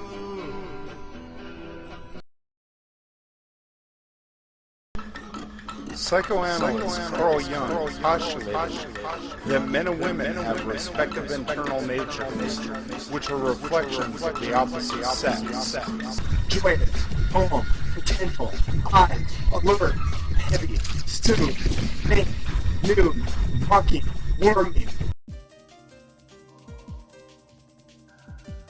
Yeah, it's pretty awful, but you know what's even worse than what you just heard? How about Lucas being president? Let's read some of Lucas's word salad on what he would do if he become president of the United States. This is fucking long. Oh boy, I fucked myself. Alright, friends, you better strap the fuck in because this is a long one. Okay, love the profile picture, Lucas. Big fan. The Assembly. The Assembly could propose and vote on anything. There'd be some laws, though, that would not change. Theft and property destruction would still be illegal. Murder and violence illegal unless all involved signed a digital waiver. War illegal. Drugs and sex under 18 illegal. Kind of strange that you would say that right now, Lucas. Anyways, rape also illegal. illegal. Lucas, come on now. Jesus Christ. Unless someone signed a waiver allowing themselves to be hunted for sexual purposes. Sex with animals, illegal. Harassment, illegal. Unless under signed consent. Bribery and blackmail, illegal. Measures applying to certain people only would be voted on by those people. Measures applying to only women would only be allowed votes by women. There would be no separatist measures allowed. You couldn't just vote to make it illegal for white people to listen to rap music, or black people to be given a free car, for instance. I feel like there's some kind of joke there that he's trying to imply, but about stealing a car, I don't know. Getting rid of the assembly, illegal. Other than that, the people could propose and vote on anything. No proposals or voting on weekends. 5 working days for proposals to be voted on. Fixed or thrown out. 10% of the jurisdiction where measures would apply would have to vote at bare minimum for the measures to pass in 5 days. And you'd get yes, no, or 1 chance per person to offer a correction. The correction would have 24 hours to be approved or discarded by the same rules, and there would be 5 corrections allowed per measure on a first-come, first-served basis. Of those 10% at minimum, anything over 50% would pass or fail the measure. The assembly would be worldwide, but there would be votes that apply to smaller areas like apartment buildings, towns, and countries, or even continents. What about villages? What about townships? What about parishes? What about those? You're excluding those, you ageist bigot. Anyways, where was I? Where only those who lived or worked within those areas could vote. Everyone would be given a universal basic income of 100 credits a year, be given a wage of 100 credits a year for working any job. One could only save 1,000 credits. No one would be forced to work more than 30 hours a week, 5 days a week, with 6 weeks of the 52-week per year devoted to mandatory vacation time, with maternity and paternity leave mandatory for 3 months for new parents and a 3-child person limit, followed by reversible sterilization. Reversible sterilization, which I'm pretty sure you spelled sterilization wrong, which could be raised or lowered depending on over or under population crises. It's not crisis, it's crises. Whatever, dude. Decided upon by the Assembly and Guiding Scientific Council. With a full job coverage and job security during all periods of work leave, depending upon health matters and vacation time served. In fact, there would be several 11-person scientific guidance councils within their fields, up to approval and disapproval by the Assembly in all matters affecting those fields, determined by peers in their field and jurisdictions where applied. The smallest scientific council would be at the business level, including schools, counted as enterprises like businesses. Every town and city would have a council and higher up to the world level. The world level, okay. The council would vote but not veto. After all resource costs were covered for all businesses, all excess would be given to the Assembly at largest to decide upon. Businesses that serve the planet would have their excesses decided upon by the World Assembly. Businesses that by majority only affect a city would be decided their excesses to the city as the city assembly saw fit. Under guidance of the Scientific Council advising. Any enterprises, including schools and government departments, not seen as being productive to the good of those it served, would be helped out by fixers or eliminated. Wow, just disappear, right? Automation would be favored over human labor, and all human-powered jobs would be filled because people liked the work and had a particular talent for their task. According to the Scientific Councils guiding those endeavors and the Assembly for that served area, each enterprise, including businesses, schools, government departments, etc., would be headed by 11-person boards, known as the committee. So we got the Assembly and the committee, who would effectively run the enterprise unless a majority vote of each crew overrode their decisions. Each sector of each business would follow this 11-person model. There'd be a captain of each 11 persons committed by a vote of the 10 others would override with an 11th vote thrown to the assembly of each sector where decisions were applicable. Every venture would always include an odd number of voters, no matter what. In cases of an even number, a computer would randomly exclude one person from the application jurisdiction. Even on trains, airplanes, and spaceships, as long as the rules weren't broken, no murder, etc. I feel so fucking dead inside after reading that. Now back to this fucked up timeline of madness. Sorry, I had to take a breather from making fun of Lucas to just torture myself. It wasn't even a break. It wasn't even a breather. I didn't breathe at all. In fact, I read that entire thing seamlessly. No, I'm not lying. Don't look at me like that. September would mark a point in time within the Wernverse as he would create a very fun-looking website talking about his obsession. The telomerase one, that is, and starting to shill it out on every platform, including his at the time, newly created Instagram, which at the time he was following Greta Thunberg, who I believe was a minor. So there's that. This website he made was called, oh my fucking god, it was called cuteolderdaddy.weebly.com. And also, let's not get this site confused with his other website, Conversation Rage. That one is just dumb. This one is full of science, so let's take a closer look at it. Alright, so here it is on the fucking Internet Archive, cuteolderdaddy at weebly.com. Let's see here, he's got some cells, this is telomere. So this is Cute Older Daddy, Wire Generation X males hotter than all other men. And down here, we got a bunch of screen caps that he took on his phone of a Harvard study. It suggests that older fathers have smarter, longer living children. We're not going to read it, it doesn't really fucking matter. Scientists found that children born to fathers between the ages of late 30s and early 50s inherit longer telomeres. Oh, look at that! He's even got the female fertility timeline. Ages 18 to 24, best age to procreate from a physical standpoint. Ages 25 to 30, chance of getting pregnant without intervention remains steady. Ages 31 to 35, chances of conceiving are still high, but odds are that it will start to decline. Ages 36 to 40, greatest reproduction and fertility. Risk of chromosomal issues with eggs are higher. And 45 plus, chances of conceiving are low, body is preparing for menopause. Now, just for documentation's sake, I'm gonna fascinate you with a few examples of Lucas's incredible posting genius. And I'm doing this just because he posted photos of himself, and my god, they're just so fucking good. Oh, you know, Lucas figured out those Instagram filters. Buddy boy, he was not using that shit lightly. He was using so many filters, in fact, he was making himself look terrifying. Here, take a peek at these. Scientific fact, Generation X males are the sexiest males. cuteolderdaddy.weebly.com. Why am I the sexiest man on earth? cuteolderdaddy.weebly.com. Well, I'm right, so cuteolderdaddy.weebly.com. If you by some chance forgot about Lucas's debilitating mind, let me remind you that he's a schizo, and it's an absolute fact that his mentality is slowly getting worse and worse, and towards the end of 2018, he was basically going around Spokane talking and laughing to himself. Apparently he fought someone, but as we've seen in the past, Lucas is kind of a wimp, and when confronted with any kind of aggression, he immediately backs off and starts attempting damage control. Actually, I believe I have a clip that is a perfect example of this, but in this clip, Lucas basically gets confronted by a guy and all of a sudden drops the tough guy act, sitting down and basically giving in to the situation. Editor, you mind playing it, bud? Stuck up your butt. You're weird, man. People think you're weird. Lucas Werner is a pedophile. Lucas Werner's a pedophile. Charlie wants you to He is a pedophile. Look at this crazy man. Look at this crazy man harassing me. Harassing me. I've asked him several times to leave me alone. Faggot. You little Christly faggot. See? He's insulting my religion. He's an atheist troll. You're a fucking persecutor. He's an atheist bigot. You're a fucking troll. He's a pedophile. He talks to 14-year-old girls. I don't, man. You're making up shit. No. Cassie has proof. Cassie has proof. He ate a whole pizza that cost $30. He didn't replace it. He's a fucking bigot troll.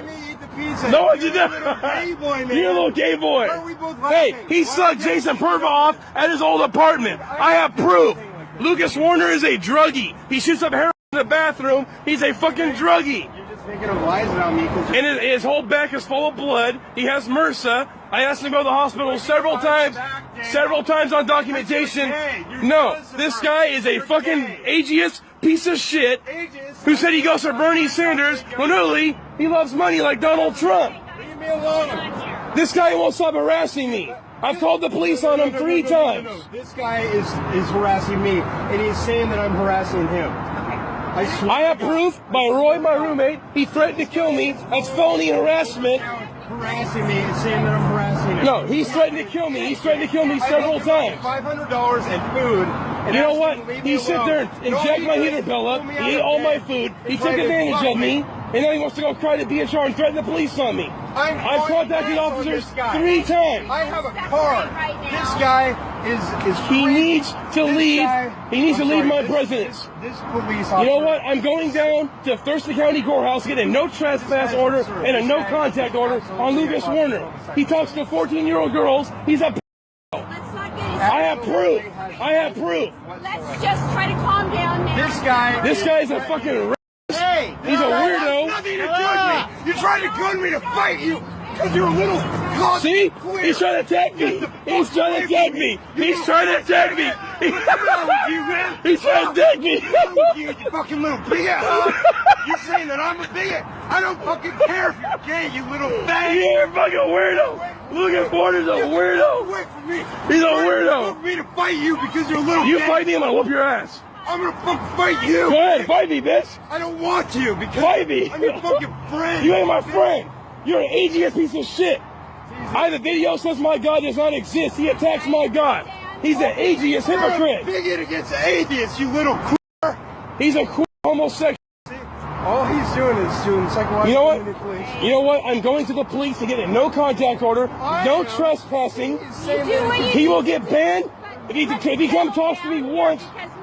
If he gets talked to me one time, do you see how he came after me and tried to attack me? That's on documentation that Lucas tried to assault me.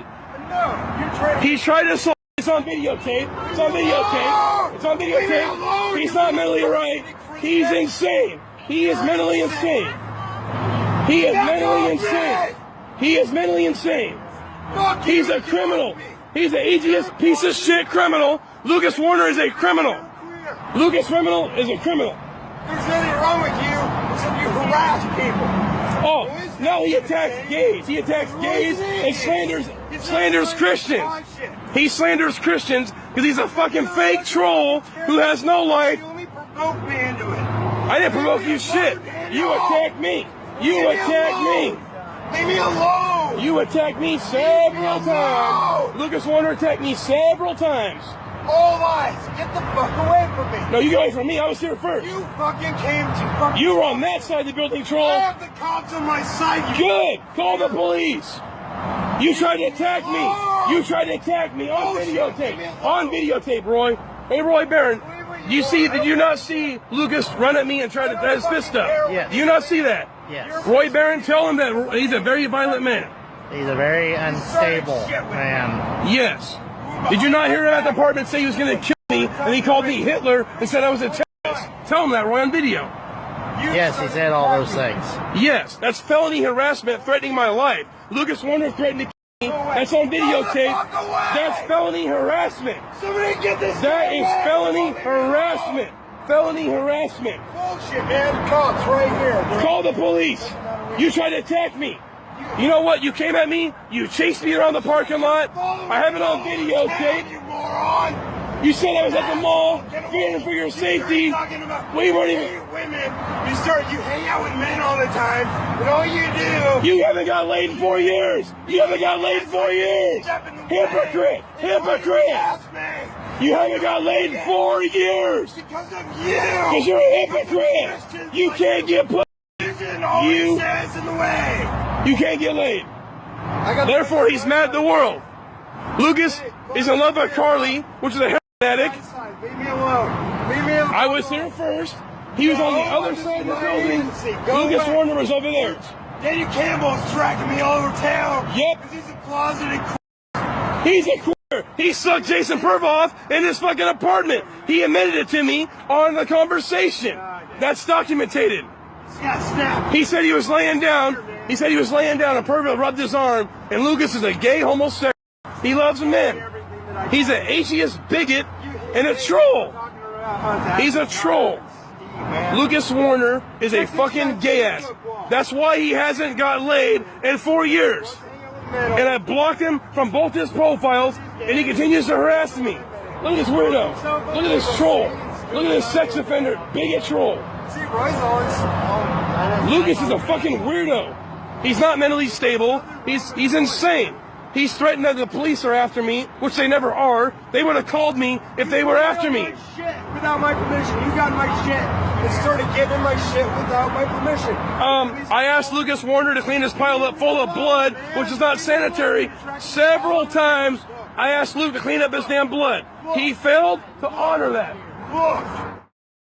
While he was freaking out on the streets, Lucas was also schizo-posting on YouTube. Here's a screenshot. You know what, actually, let's watch one of them, editor. If you don't mind playing the Lucas's gross video, that one looks pretty interesting. Oh, you dickbag. Oh, Lucas, you're so gross. You act like I was gonna come on your beard anyway. I'm not gay, but that seems a little gay to me. Like, ooh, you're so gross. I don't care. Go to the Blind Buck in downtown Spokane and find your boyfriend then. I'm all for the LGBTQ community. For the most part, they leave me the fuck alone, because I leave them the fuck alone. We leave each other the fuck alone. See two gay dudes making out? I don't care. See two women making out? I don't care. It's you fucking straight people like me that are the fucking problem. Straight white people are pretty much the biggest fucking problem in this country, because you're the money in this fucking world, you know? If you got questions, why don't you have a credit card? Go to my goddamn website, cuteolderdaddy.weebly.com. Fill out the form. Costs you $5 a question. Ha ha ha ha. Now who needs a job? Now, stop with your nigga, buddy, dude on me if you're a woman. If you're a guy, I'm fine with it. Actually, it's kind of stupid anyway. It's very high school. This whole, like, gendered thing is pretty stupid anyway. It's not like I'm hanging out with my dad, you know, and he's like with his buddies saying dude and buddy. He's calling them by their first names. We should all just like wear name tags. You know what I mean? Like just, you know, so we could call each other our first names instead of this gendered dude, buddy. 'Cause if you call me buddy, I'm going to call you babe if you're a girl. That's just the way it goes. Until you fucking change. Now, later that month, another notable figure would come out of the woodwork and start giving Lucas the business, and it's a crossover that nobody thought would ever happen. It really was a surprise when the man himself, Chris Hansen, the face of Dateline NBC's To Catch a Predator, would make a video calling out the Wern. The cats again. The fucking cats. I love cats. To explain this, it would require a lot more time than I actually have. I mean, look how long this video is anyways. But to explain it shortly, Chris Hansen wasn't doing very good after To Catch a Predator stopped. I believe he bounced a few checks. It was kind of hurting for money. He started a YouTube channel and started trying to do shit that way. But really, he would just get known for his cameos, you know, because that was the easiest way for him to get money. A cameo, it's a site where celebrities can pretty much do shout-out videos for, well, to them, petty cash. But to us, you know, you have to pay like $500 for a birthday video. Meaning, somebody paid Chris Hansen to say this to Lucas. Lucas Werner. Lucas Werner. Why does that name sound so familiar? Maybe because we met one night in a darkened kitchen in Connecticut? Or maybe because your secret screen name is Telemeris Daddy 69. Very suspicious, very predator-like. Lucas. Chris Hansen here of Hansen vs. Predators and To Catch a Predator. You know, I'm going to need you to take a seat. That's right over there, because I've been going through some transcripts which suggest that you've been going after girls who maybe are a little bit too young. That led you to being banned from Starbucks. You're a fan of kiwis, and you're also an aficionado of $70 porterhouse steaks. It furthermore says that some of your friends at Sofala think you should spend more time studying and less time playing board games. Perhaps will be helpful to you. So watch that online behavior as well as the pursuit of inappropriate dates. And remember, Lucas, I'll be watching. Behave yourself. Now, this Chris Hansen call-out would prompt a response from Lucas. Lucas not being very happy and seemingly very butthurt about the, in quotation marks, false allegations. Though everything that has been stated by Chris, you could literally just Google and, you know, get any kind of information about it. Anyways, let's take a look at what Lucas had to say about the Chris Hansen situation. Chris Hansen made this claim. Well, it's not going to ruin me because he made this claim based upon hearsay. He's not making this claim. He's saying that I should go back to school, and I agree with him, but I got to take a year off. I want to relax from the school, because if I go to school, I'm not going to find a girlfriend at school either, because I'm going to be there trying to study and maintain my grades to get back on the honor roll. If I go to bars, the only way that they open up is if I have a state of concern on my face, and then the girls start smiling at me. So I guess I can't do that, because if I express concern in anything I do and the girls start smiling, the bartenders come out and start asking questions. So that's very rude. With women, when they're smiling, when the dudes are smiling, because the dudes are younger than me, But with me, I have to grimace my face and cringe for the chicks to smile at me. It means that you're age phobic. And it means that I have to be hurt in order for you to like me. Lucas decided it would be a fantastic idea to start live streaming. Usually these live streams will last for about 20 minutes or so, and usually they were so short because, he couldn't really handle the pressure of the trolls. And these streams in themselves weren't really all that interesting, but there was some notable moments that I will have the editor play, where he's talking about Greta Thunberg, or whatever the fuck her name was, who at the time of this live stream was, I think, 16 years old. And even at the 6-minute mark, proclaims that 11-year-olds walk up to him on the streets. It's pretty much nailing the Lucas wants them as young as possible coffin shut. 16-year-olds. Go to Google. Not any other search engine. You gotta go to Google. Type in, you don't even need the quotes. Age of consent, Washington State. Hit send. You'll see that 16-year-olds are legal. Kick rocks. But, they're always out there like dropping the N-word.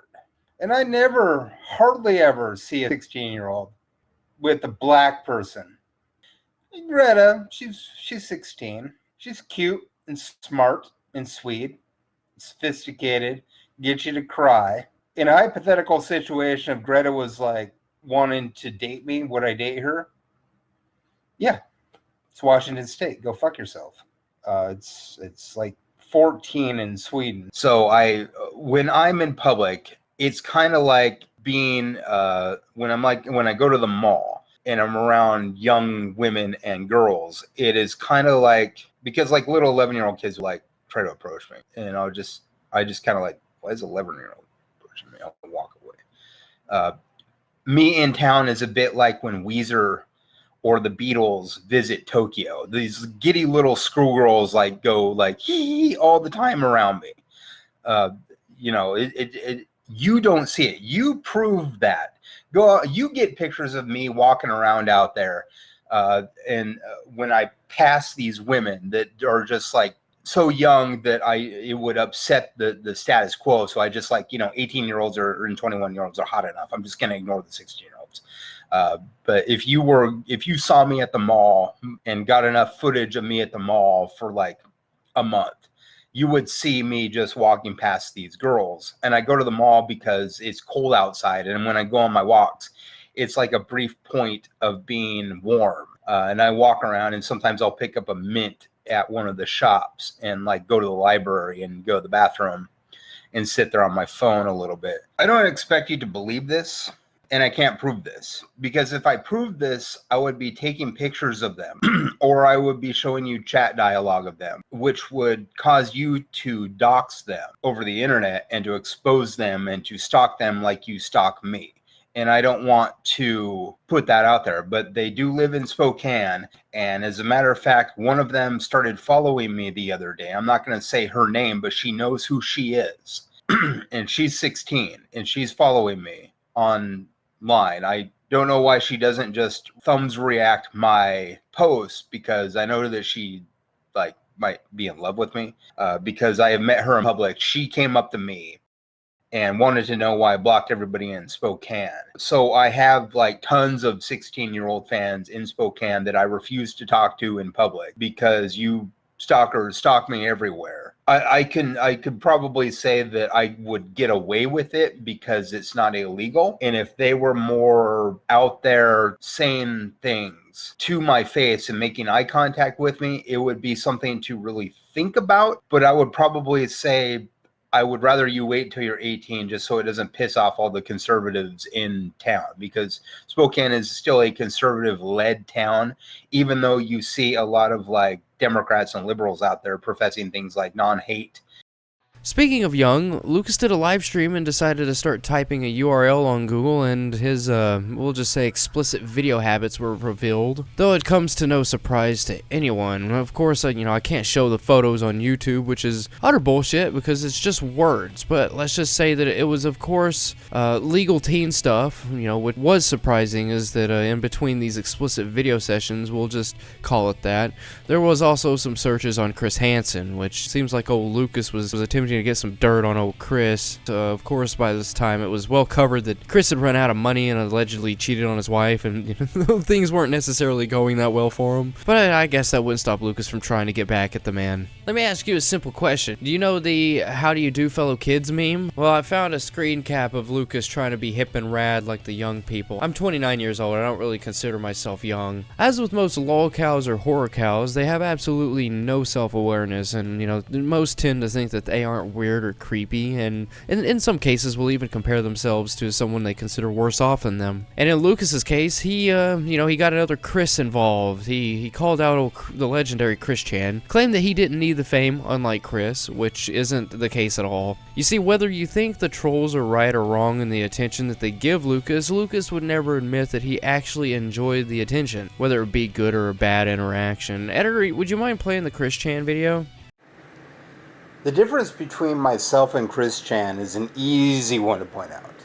Chris Chan revels in the fame brought on to him by the assholes that meddle in people's lives on Kiwi farms. I don't. I don't like the people on Kiwi farms. If I find out they write for Kiwi farms, I block and delete them. Same with Sofalo. Block and delete. Done. I don't want anything to do with any of you. I personally would like to line each and every one of you up with a boxing glove filled with a brick and hand protection and knock each and every one of your 32 teeth out. But in lieu of that, I'd rather embrace non-violence, play board games, not with you because I don't like you. You're scum to me. I might be scum to you, but you're scum to me. You're shit talkers, you're negative, you're pessimistic, you're rude when you have advice, and you expect me to just not be rude in return when you're rude to me. So you're narcissists that call other people narcissists because that's what narcissists do. I would like to hit each one of you in the face until you have bloody noses. I don't like you. But again, non-violence is really the only way that I feel is a logical way to deal with it. In other words, you go your way, I'll go mine, and all is completely good and happy. Otherwise, it's just hate on both sides. I don't like you, you don't like me, and it's never gonna change. Christmas of 2019 would be an utterly boring one. I mean, he had no money, nobody to spend the holidays with, though that wouldn't stop him from trying to celebrate with fervor. He would upload a video, much to the trolls' excitement, because this is a pretty good present for him. As we all know, Lucas is extremely greedy, kind of like the Grinch. Of course, this video would be a great present because it was Lucas singing the Grinch song to the trolls, and if I had to hear it, so do you. Editor, play that MP4. You're a mean one, little bitch. You're an age-phobe and a classist. With your feel the burn, Elizabeth Warren, yang gang banging assets. There comes your dude, rolling up in his whip. You gaslighting hypocrite.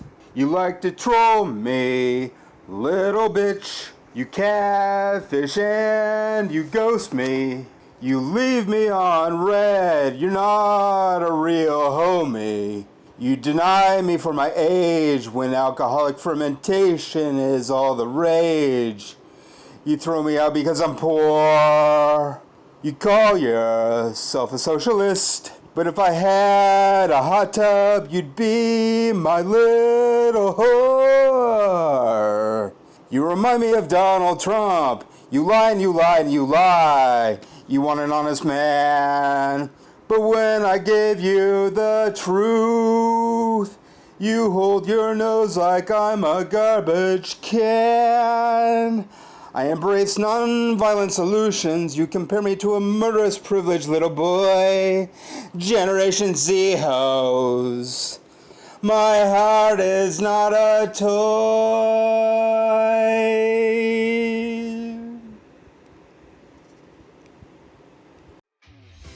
following Christmas, it seemed that Lucas wasn't done making sure the year ended with a bang and a mental breakdown. You see, the 27th, Lucas would schizo post a bunch of videos, but what's weird about these videos is the fact that they are all short, but recorded in different locations, and we soon found out that these different locations were in relation to women that he had talked to on the internet. What I'm trying to say is Lucas was actively going to each of their places of work and recording these videos, which in my opinion is very stalker-like, and afterwards went dark, making the trolls think that he was picked up by the police. A lot of people speculated that he was just taken to a cell for holding due to Lucas's handler being the only person that could actually have a say in what happens to Lucas. You see, Lucas wasn't technically doing a crime, but it was creepy enough for someone to have to do something about his stalkish behavior. Don't know exactly what this is, but this is crime. Buckle up, Buttercup, because these are some pretty unhinged videos. Editor? Feel the burn, you bourgeoisie dickheads. So why is it that all these chicks for Yang Gang and Bernie Sanders are dating dudes in higher economic classes than us? Doesn't that seem a bit classist and against the Yang Gang, Bernie Sanders philosophy? Doesn't that seem a bit hypocritical? Feel the burn, feel the burn, feel the burn, you bourgeoisie dickhead. Doesn't it seem a bit hypocritical for all these chicks for Yang Gang and Bernie Sanders to be dating dudes in higher economic classes than us? Doesn't it seem a bit hypocritical that all these chicks for Yang Gang and Bernie Sanders are dating dudes in higher economic classes than us? Doesn't it seem a bit hypocritical for all these chicks to be for Yang Gang and Bernie Sanders to be dating dudes in higher economic classes than us? Doesn't it seem a bit hypocritical for all these chicks for Yang Gang and Bernie Sanders to be dating dudes in higher economic classes than us? But if they're for Yang Gang and Bernie Sanders, why are they dating dudes in higher economic classes than ours? People first, that's what it says. Then the coffee second, which is probably pretty good. However, even if they're for Yang Gang and Bernie Sanders, why are these chicks dating dudes in higher economic classes than ours?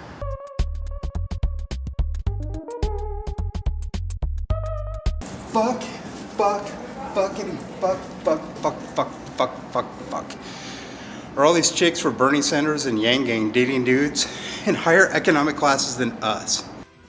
New Year's would prove to be kind of an eye-opener for Lucas. As New Year's, he would attempt to go to some bars. Of course, these bars would just turn him away. And with this happening, Lucas would go to Facebook to air his grievances, telling everyone that he was pretty much banned from every bar in Spokane, and it was all because of that 2016 Starbucks incident. That dreaded, pesky Starbucks incident. And because of this, Lucas would be unable to enjoy some of the traditions that come along with New Year's, which is him getting boozed up and whatnot. It's probably a good thing because nobody wants to be in the proximity of a drunken MRSA-infested creep. Lucas has always been obsessed with Gen Z girls, but along with the spiral of sanity he was going through around this time, his obsession seemed to spiral along with it. He was starting to become fixated on his neighbors, noticing that they were clearly in relationships, and now this fixation would rear its head later on, and it wouldn't be a great outcome for Lucas, but we'll cross that bridge when we cross it. You know, in the meantime, let's read some of the bullshit he was posting on Facebook, you know, every bit of it being about his neighbors and the girls that they were in relationships with. Got this neighbor, big, deep thinking black dude, maybe 45 years old. He was macking with a white hippie chick last week that looked about 22 or 23. Player. My 50-something lady neighbor likes young BBC, big black cocks. She has many suitors. Age phobia be damned. Get it, sister. Got this upstairs neighbor right above me, white guy. He might be 50, avid bicyclist. His chick is like 20, hella cute. They were fucking so hard up there last weekend, I had to put on headphones to sleep. I didn't complain because I wanted him to get that poonaner drenched and stretched. Intergenerational sex sounds like the best sex. Get it, neighbors. I'ma be here, I'ma ship that. I haven't bulled with a chick in almost 8 years. Met a guy going through a divorce. A bit of a player. He had 2 gorgeous women over at his place last night. They looked about 10 years younger than him, and he said he was 31. Mid-January, I guess the Wern was feeling the burn of trying to do something nice. I mean, he was awkwardly shuffling around Spokane trying to feed the homeless, which is kind of strange because he is homeless. You know, what I find funny about these videos is that, you know, he's trying to do something nice but manages to fill his backpack up with snow and just seems to overall be having a kind of an awkward time.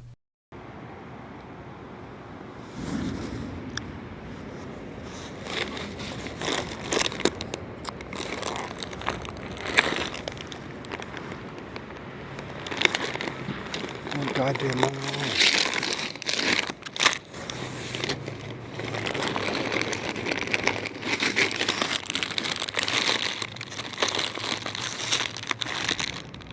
Yeah, friend zone me. Fuck off. You have one choice.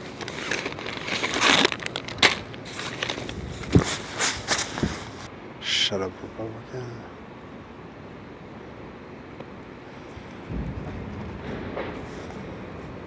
For me, the option is off. I don't play head games, so I don't expect y'all to play head games with me. Oh great, yeah, now a car rolls up. One fucking moment alone. That's all I want, is one fucking moment alone to do a fucking shot. Just go. Speaking of good deeds, here's the opposite. This photo you're looking at is one of the stupidest combos I have ever seen. I mean, think about it. Lucas likes to dine fine, and what better way than to use some of the 12 pounds of cheese we saw earlier, slice it up and put that shit in between some caviar and Ritz crackers. I don't know how you can make an expensive homeless dinner, but Lucas managed to do that. Incredible. Let's actually watch this gross process.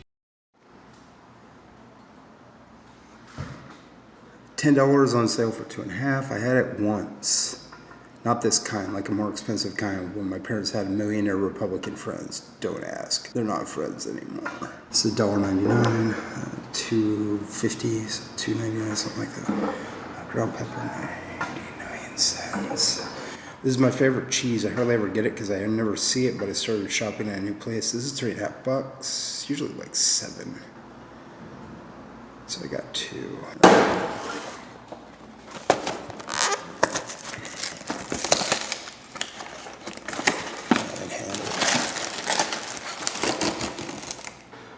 Roasted vegetable.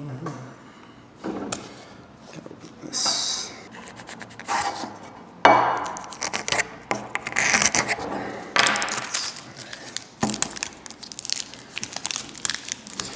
This is a Spanish sheep's milk cheese. It's kind of like, it tastes like white cheddar meats, like Parmesan. Like I discovered this because of a KMFDM album called World War III. Yeah. When I bought that, I was like, what's manchego? Cheese? Oh, okay, I'm gonna try it. So I was like, whoa. I was buying new favorite cheese. And that was like before Suzanne. That was like over a decade ago. So you're not really supposed to like eat the rind. It won't kill you, it just like whacks. Okay.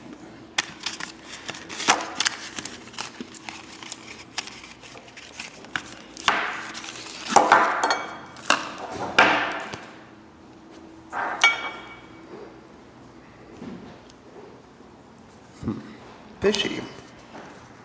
It's kind of smells like the bay in Olympia. I'm not talking about your girlfriend. I'm talking about by Anthony's Home Port.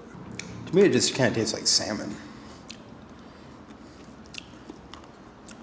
It's not bad. I mean, it tastes like smoked salmon.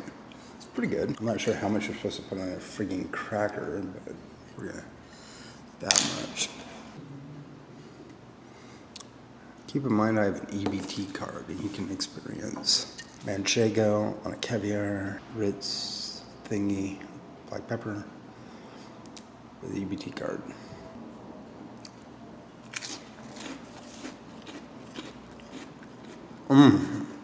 Like the cheese together with that's real nutty cheese. Like with the caviar, this nutty. There's also like some tanginess to it, like a good bitterness, like coffee. Not coffee per se, but you can taste kind of like maybe there's might be tannins or something in it. It's pretty good. It's sharp. Like that. I mean, Lucas must be getting pretty desperate around this time, as if he couldn't actually be any more desperate. And I say this because he seemed to chill out on doing the signs and the notes, but guess who's back? Back again. Note to age-phobic women. Alcohol, cheese, and bread area. area are a result of the aging process. Okay, that's what it says. Are a result of the aging process. I hope you're not a classist because I'm poor as fuck, but I will buy you a dinner once a month and keep you fed. 18 to 24 years of age have more in common with me politically, and you're gorgeous. Something to marriage, etc. I'm 40, it's a chemistry thing. Instagram at Lucas Werner 79. Rumors are started by the haters, spread by morons, and believed by idiots. Spokane. While all this stuff was happening, Lucas was allegedly looking for new housing.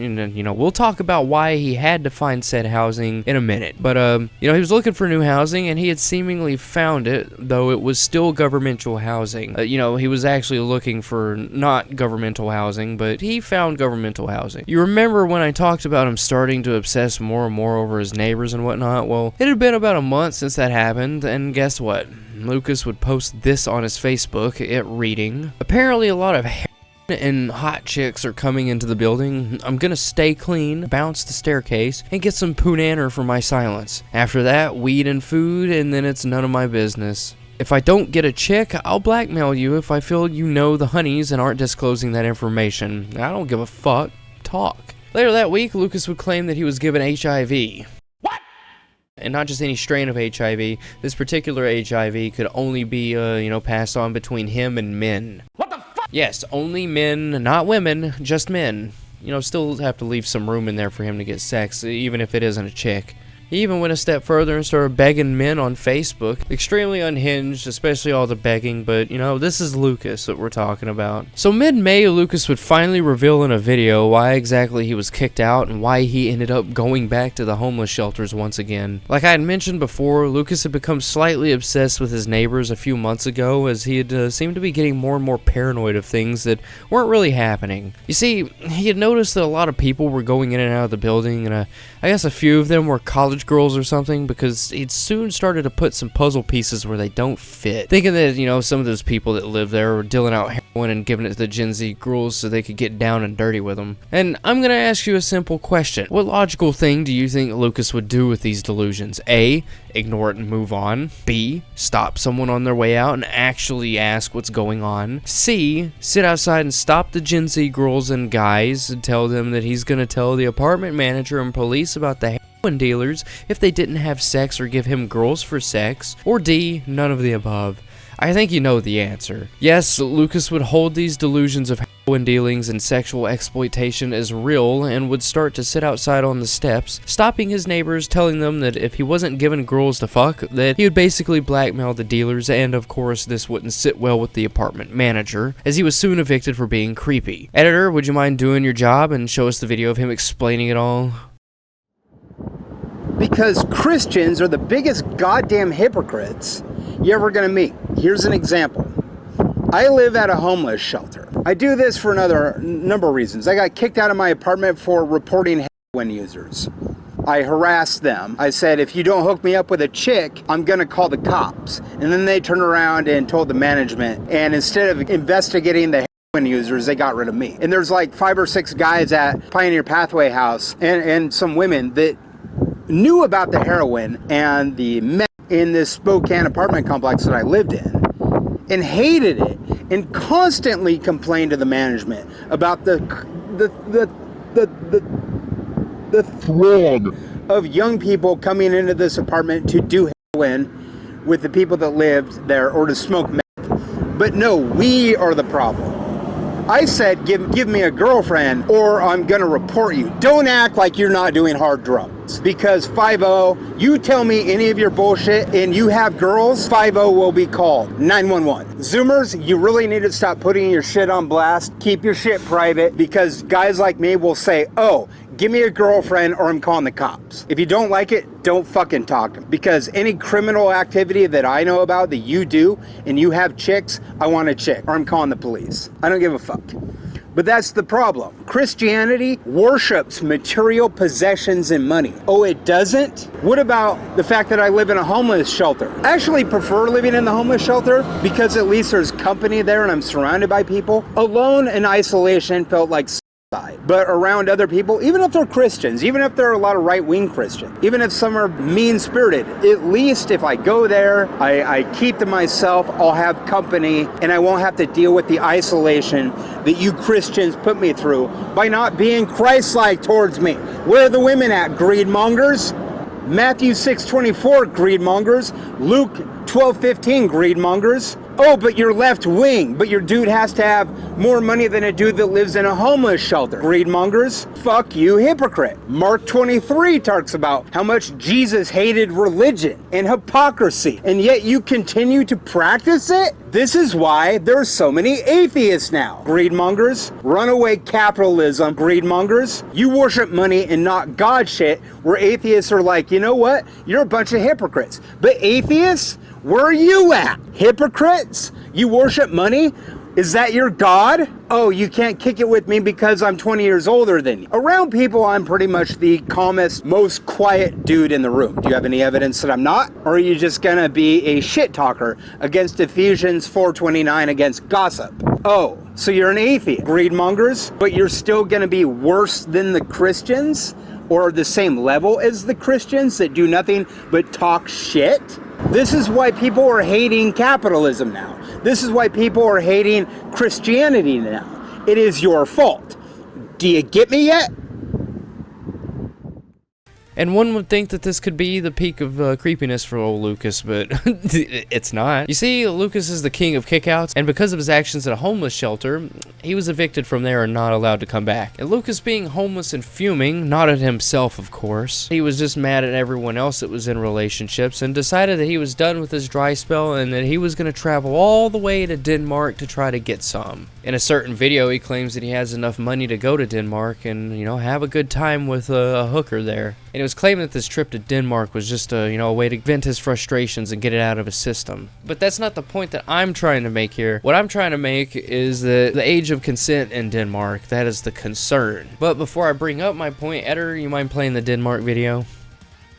Like, right now, I could probably afford to go to Denmark for 3 days, get a hooker, and then get it out of my system and get back home. I'd have enough money to do that, but that's not really what I want.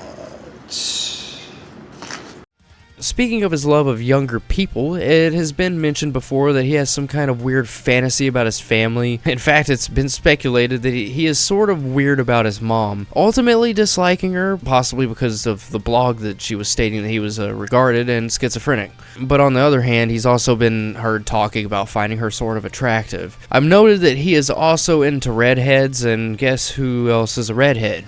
His mother. What I'm trying to get at here, people, is that he is an absolute freak about his family, and here's some footage of him talking about his nieces who are, get this, in their teens. Let's say your daughter, would you rather hang out with your older brother or your dad? So, yeah. Like with me, I have 4 nieces, 4 gorgeous nieces, and if it was, would I rather hang out with them or my mom? Hanging out with my mom is fine, but like hanging out with my gorgeous nieces would be a lot of fun because I would want to know like what they're doing, I want to know how they feel about things. I want to know what they think about politics. Stop it. Get some help. I want to know what they think about religion. I want to know what they think about science. I want to know. With my mom, you're hanging out with your mom. She's already like telling you stuff about her because it's your mom and you're having a conversation with your mother. With your nieces or your daughter, you kind of want to figure that out. Having nieces, you're still kind of a parent as an uncle.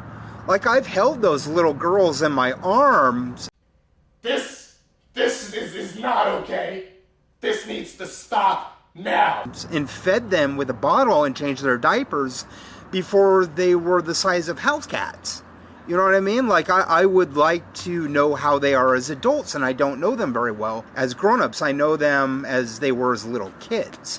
When you're an uncle, your nieces and nephews are kind of like your little siblings, like your little sisters, your little brothers, and also your daughters and your sons kind of wrapped up into one. And I would like to know who and how they are as grown-ups. I want to know what that is. I want to know what they think. I want to know how they're doing. Would you rather hang out with your mom or your daughter? Would you rather hang out with your older brother or your dad? Would you rather hang out with your nieces or your grandma or your mom? I would rather hang out with my nieces. I think a lot of dudes date older women because women their own age are kind of neggy, and I've experienced this. And they're like I was, where it was like hanging out with younger women as a prospect makes you kind of feel nervous. Go on Tinder and have a 20-year age gap. You're most likely to not even get a click because of the bigotry of age folk. Is that fair? No. Is there a reasonable position for it? No. Is it about money? Well, then you're a classist. Bernie Sanders upon you. I could even quote the Bible on you. But when it comes down to it, would you rather hang out with your dad or your older brother? Would you rather hang out with your daughters and your nieces or your mom or your grandma?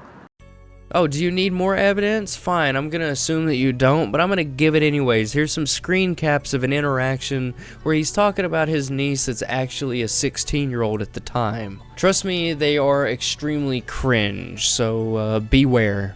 Alright, so it says right up here, maybe it's because I'm 16 and unaware of all the names, but what is a pushy squirt? And he replies with, pussy squirt, it's legally here, chill. And then she replies with, oh, and he says, we can totally sext. It's not here. Virginia is really strict. I've heard of dudes getting extradited here and facing charges of anything sexual is sent from an underage girl in Virginia. Stepsister was 17, I have 2 nieces by her and a nephew. One niece has 2 sons, she's 26. To which the Virginia girl replies with, I have 1 older sister and an older brother, but he died. Another has 1, she's 20. Nephew, no kids, good dude. Other stepsister has 2 gorgeous daughters, my nieces in college. All my nieces are drop dead beautiful. That we probably would have sex, but you know, I definitely would be trying to deny her. She's a step niece. We could have. I love that girl. We used to take her to the park, swings, slides. I was more like a big brother. And then she replies with, aw, kids are so impressionable. I had a lot of older male cousins, something about inappropriately, but I was absolutely in love with her. I would love to have an older brother had he lived. There were times later on when she was an adult and when she's hit on me and we could have fucked. That's what I'm talking about. Lucas has these thoughts while, like, you notice the other chick wasn't even being sexual, but that's all that Lucas could talk about. Like, you've seen how Lucas is about his niece, and though I haven't really spoken just a whole lot about it, he tends to bitch and complain about how he is basically cock-blocked by his mom and the family that wants nothing to do with him. With his deteriorating mental state, he sometimes lashes out a little too hard and gets emotional, something we rarely see other than him screaming and yelling. Here's a video where he freaks out about not being able to get his dream girl and starts to cry. Editor.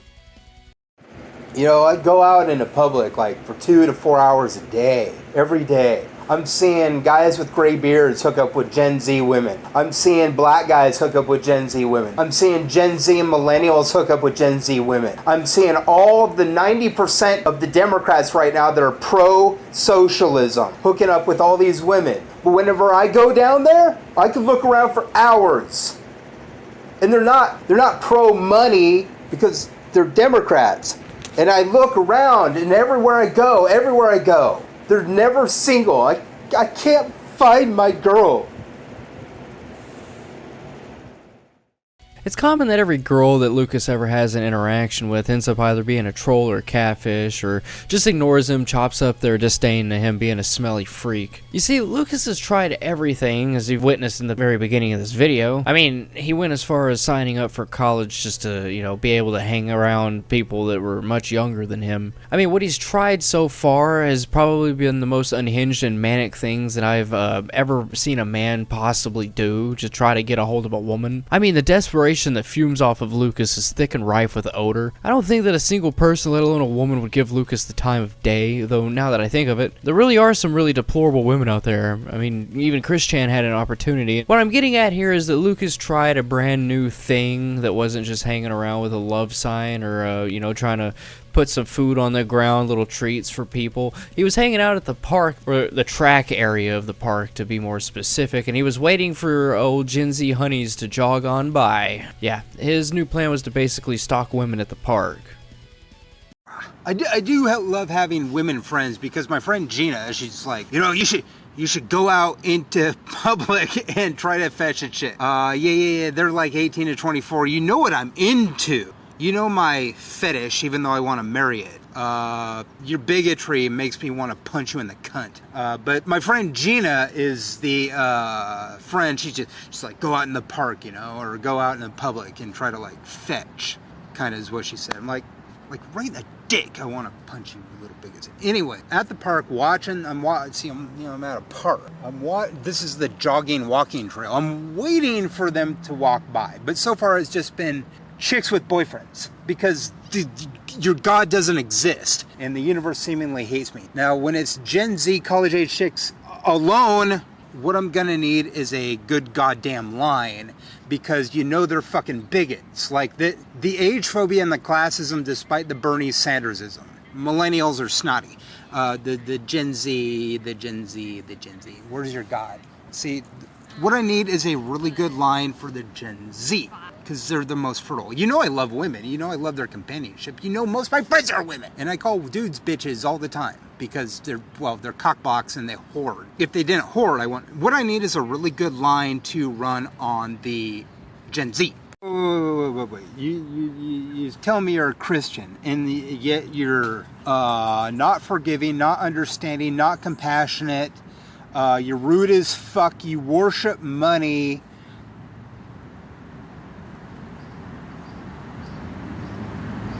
You're age phobic, classist, hypocritical, and mean-spirited. This is what you're telling me. And you're drug addicted and a bigot. Yeah, you're making a lot of atheists pop. Zoomers. Yes, I'm with Gen Z on this. And this that I'm with, it that I am of this is fuck capitalism. Oh, and also bigotry, age phobes.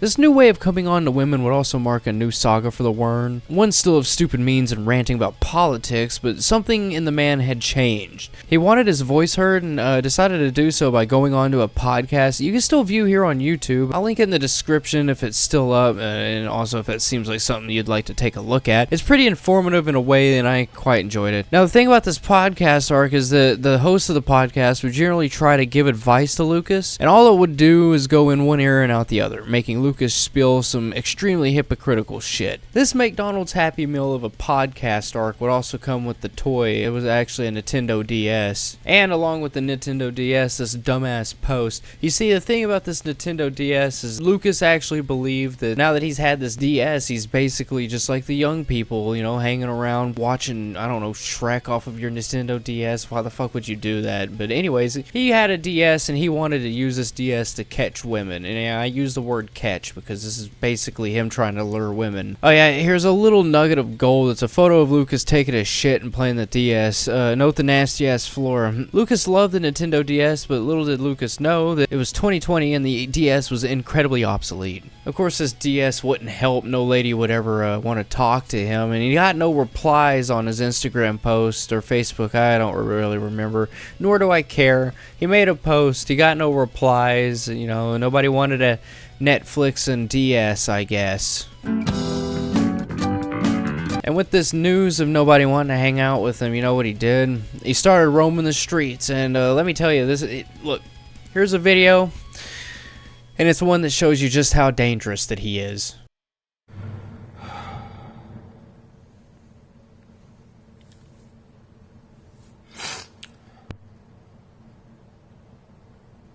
I'm not gonna lie. I'm a little mad at you, Gen Z. You guys claim to be communists, but you're not dating dudes at homeless shelters. You claim to be anti-bigot, and I'm Gen X, and I love Baby Z. It's a political thing. I mean, millennials are socialists, but Zoomers are communist. I'm in a homeless shelter. Yeah, what about it, hypocrites? Look, Gen Z, I'm sorry. You know, a lot of you are in college right now. And I'm Gen X, and I'm kind of looking at this like, yeah, there is a lot of pollution from the older generations. And capitalism kind of fucked you out of a future. But I'm not out there laying down a carbon footprint with a car as you ride with cars and claim to be communist. Women, stop being hypocrites. You're an anti-bigot, anti-hypocrite, anti-classist generation. I want to date you, so don't give me shit for what I love. Your politicalness is hot to us. But you jump in those cars, we're claiming to be communist. Stop! So you make 0 sense, honeys. I'm not out there putting a footprint down out of carbon. Since his new form of meeting women via stalking them in the park didn't work, and within a week the Nintendo DS was collecting dust somewhere in Lucas's fart hole of an apartment, but after that he would try a different angle. The new way to lure Gen Z girls his way was claiming that he is royalty and that he would inherit millions of dollars from his family, which is far from the truth, and even if it was true the way Lucas is, it probably would be monitored and distributed by someone responsible, such as a caseworker or someone of the like. It's extremely safe to say that Lucas isn't special by any means, but I'm pretty sure that his origins were actually of like Ireland and England, so he may spill on about trying to be like the King of England. I don't fucking know. And he isn't getting millions of inheritance, so it's all just a big ass lie. In August of 2020, Lucas would go to Instagram to recount some of his past encounters with some women. Of course, he claims that a lot of his stuff he can't remember, but of course this isn't the case, and he has just had a hard time rewriting history. As some of the stuff that he included taking a bath with a girl and fingering a black chick. How's my hair? Is my hair looking good? Alright. So, I'm going to tell you guys the most romantic story that ever happened to me. I've never told this story. This is brand new material. It's sexual, but it's not sex. So I was downtown in Olympia one time. This is before I came to Spokane. It was a couple years before I came to Spokane. It must have been 2014 because I was still living in Lacey at this little place my parents used to own. So yeah, there's more proof. My parents own like little tiny apartments around. They like to my mom and stepdad will like get stuff and like fix it up. My stepsister lived at this place for a while with my niece and my nephew. So, like, they set me up in a place that they used to own. But anyway, I went downtown for some goddamn reason. I was just tooling around downtown Olympia, just doing my shit. Probably just walking around because I was bored. And I missed the bus, and I had some experience sleeping on the street, so it didn't really bother me much. So I was going to sleep on the sidewalk and then catch the 6 a.m. bus back. It's hell, but I've done it. So I was sitting out there, I was laying out there, and I was still smoking cigarettes. So I was doing rollies at the time, and this chick, this is like 6 years ago, this chick named Erin came up to me, who was my age. Actually, she was a little older than me. She's gorgeous, though. Erin came up to me, and she said that she wanted a cigarette. She asked me for a cigarette. She was really weird, too. Like, we went over to her friend's house, who, they did heroin, and she said that she might want to try heroin one day, just once. I'm like, okay, that's gross. But, you know, she was cuddled up with me, and she was like my age, and she really liked me. Weird. She also had schizophrenia, so I'm not an ableist. Maybe even autism or something. Emo, kind of, like, she would fuck anything. And she would, like, flick ashes. I'm not saying she was a slut, but she was just open to fucking anything. So, like, she bit my finger, and I was like, sweetie, sweetie, sweetie. But it got me to take a bath with her. So we got in the bath together. She was different. Like, she would take a bath and then get out, get her clothes, come back on her little laptop, come back, and then go back in another bathtub again. She would take all these baths in my place. This one night that she hung out with me, she took like 10 baths. So one time I just, like, I got naked and hopped in the bathtub with her and held her in my arms, and we just kind of laid there. And then she was going to give me a hand, but she just, like, grabbed my dick. And we were laying there naked in the living room, and she just was grabbing my dick. I was sitting there just not paying attention to her, and she came over and kissed me. Then she left and went and started giggling by my closet door. I could have kissed her, but it's like I was starting to lose attraction for women my own age at that point. I was 34, and this does happen to guys. It's a chemical thing. So after that, I think chronologically, she bit my finger. Then it was like so many baths that she took. Eventually I hopped in, and then we were going to go to the bedroom and maybe like have sex. But she kept talking about how she wanted to just like cuddle in bed naked together. So we ended up falling asleep naked together in my bed. And that's the most romantic, non-sexual, sexual story I can think to tell you. Days later, Lucas was seemingly go missing after posting about getting some extremely cheap wine, and the trolls of course would speculate on whether he was dead or he just passed out somewhere drunk as shit, or maybe he just had his phone stolen, because that's a pretty common thing for Lucas to do, especially if he's being able to be taken advantage of since he's so fucking drunk. He would go almost 3 weeks without a phone, only to come back the 2nd of October with a greasy, grimy hat and showing signs of pretty hefty weight loss, something we don't really get to see just a whole lot due to him being obsessed with eating lavishly and spending money on phones after they're stolen. Of course, his return would have no explanation. It'd just basically be him going to Instagram and spilling on about the same DNA bullshit that he always is.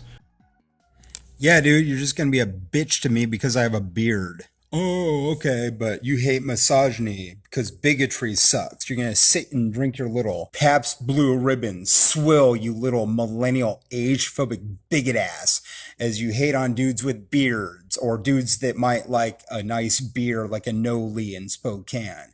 You're going to make fun of people that want to eat good food when they're poor. You're just going to suck the dick of every cop and military man around you because you're a thin blue line, hipster Democrat or Trumpanzee idiot. But dudes with beards are a problem. Meanwhile, there's all these big ass problems like pollution and worker exploitation, greed and hypocrisy on the left wing because money gets you laid. But you're just gonna bitch about dudes with beards because you're drunk off Pabst Blue Ribbon and Cheese Whiz gargling, and you Nigga, what the fuck is this bullshit? you smell like you're made out of pork chops and pork rinds and bacon. I should just listen to your young ass because, you know, hipsters rock or whatever. Because it's fate. Or you're just going to say the N-word 1,000 times around your black friends, and your black friends should just accept that. We couldn't just like get rid of all bigotry whatsoever. We couldn't just do that because we have to be on the starship with the bigotry. Oh, the Klingons suck because they're Klingons logic. Everybody different is bad as long as everybody has money. They're the good liberals. But if they're poor, they're the bad liberals, so you won't date them. But if you do, you only date them because they hooked you up with heroin and meth. Or you're just there in the Cumfest festival because dude's got a flat belt baseball cap. He's so freaking unique. You're just gonna kick it with your own age group. Even though your only connection is you like the same kind of music. It's not like you could just date a country boy or a hip hopper or a rocker because you don't like their style of music. You couldn't date that chick. You couldn't date a country girl because you're into hip hop. You couldn't date a rocker because you're into rap or something like that. You couldn't do that at all. All the dudes have to be skaters and fuck all the time in order for you to respect them, go to restaurants with them and actually date them. Meanwhile, Lucas is just they're aghast at the homophobia and the racism, classism as much as you guys are. But no, you're going to be age phobes because Zoomers are a bigot generation. Oh, you're gonna flirt with the guy without saying hi. So you're gonna make him seem open. You're gonna cock block him at the bars. You're gonna be that chick that says yeah because that's your scientific viewpoint and that's great for you. You're gonna smile because a cock block dude your age is only viable just because of your age. Meanwhile, you're gonna enjoy fermentation of alcohol while being an age phobe, despite the fact that it takes age and all the water on the planet is billions of years old. You're just gonna be a bigot despite the fact that you're a liberal. And then when it comes down to it, it's really just about money because you hot college chicks that are left wing as I am are just lining up at House of Charity at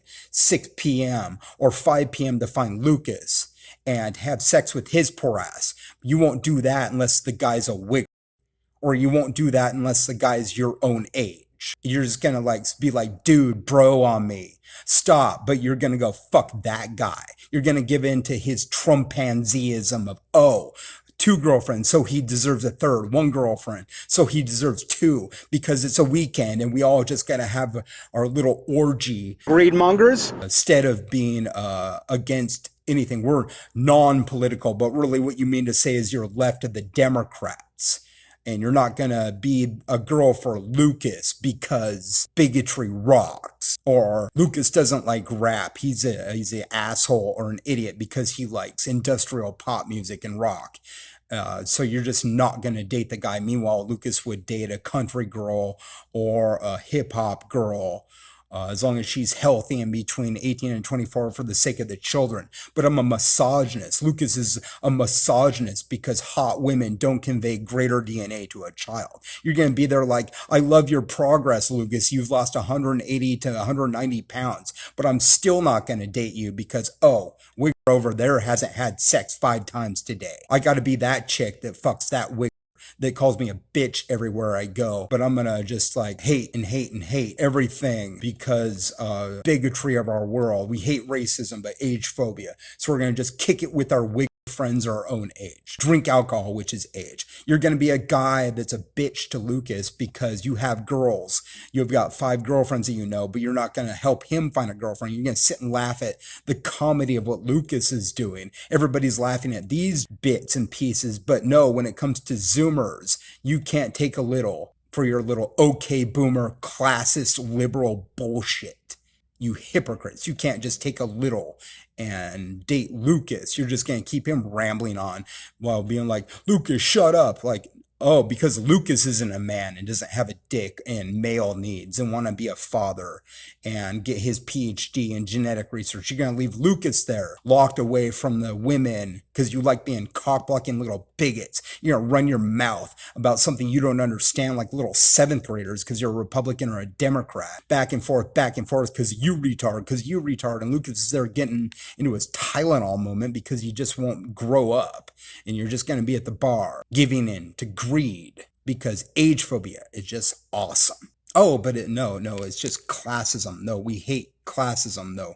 There's dude, he's got a car, so, fuck our morals.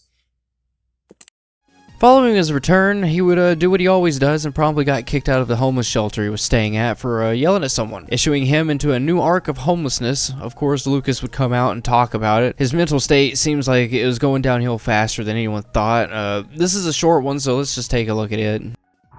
So yeah, I'm kind of proud of myself. I just got kicked out of House of Charity for yelling at a security guard who was cock-blocking me as I was trying to talk to a chick. So don't cock-block me anymore, Zoomers, millennials, you age-phobic bigots. Solidarity, but classism isn't really gonna fly with me. The whole age phobia thing isn't gonna fly with me. I'm tired of you bigots. Get out of my face, Thin Blue. Get out of my face, cockblocks. Bitch made, man. That's bitch made. You fucking cockblocks. Out of my face. Right, Zoomers, you go to the bar. You talk about how much you love Bernie Sanders or Yang or Warren, but it's just your money and power and greed and bigotry swooping the jets. You fucking age-phobic hypocrites. It's just money and power and greed and bigotry. Even though it's everything you're against is the left wing. It's not because he has a car. Bullshit. It's everything the left wing hates. Your ass. Money, power, greed, and bigotry. Yeah, I know, Lucas is nothing else but a broken record, but the record isn't the only thing that's broken, though. I mean, he finally got his monthly governmental income, and he would finally take it and go get him a room at the Motel 6 and a big-ass box of ramen. I mean, he had a roof, he had food, but he also didn't have silverware, so guess what he had to improvise with? Seriously, take a wild guess. Colored pencils. You think I'm an idiot? Well, I got some tonkatsu ramen. Yes, after that big taco box, that was a couple hours ago. Yeah, not too bad.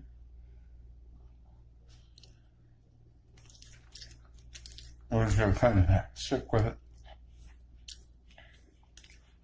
So if you're ever in a pinch, want to eat some tonkatsu ramen, have some colored pencils. The rest of the night, I'm probably just gonna chill out, do my thing. The TV's not working, but I don't really care. I'm gonna go right to bed. Maybe about 10, it's almost 8 now. Get up at 6, 7 or 8, probably 8. and just sleep in, do some laundry, then go check in the Salvation Army, and from there see if they have some housing stuff, because at 1,100, no, I guess it'd be 1,200 now. I get my food stamps on the 15th. That offer's still there again in Ryegrass. If you're in Spokane, I'll meet up there, and just be a chick between 18 and 24. They seem to be turning on around me, and look at my confident smile. It's going to be starting soon.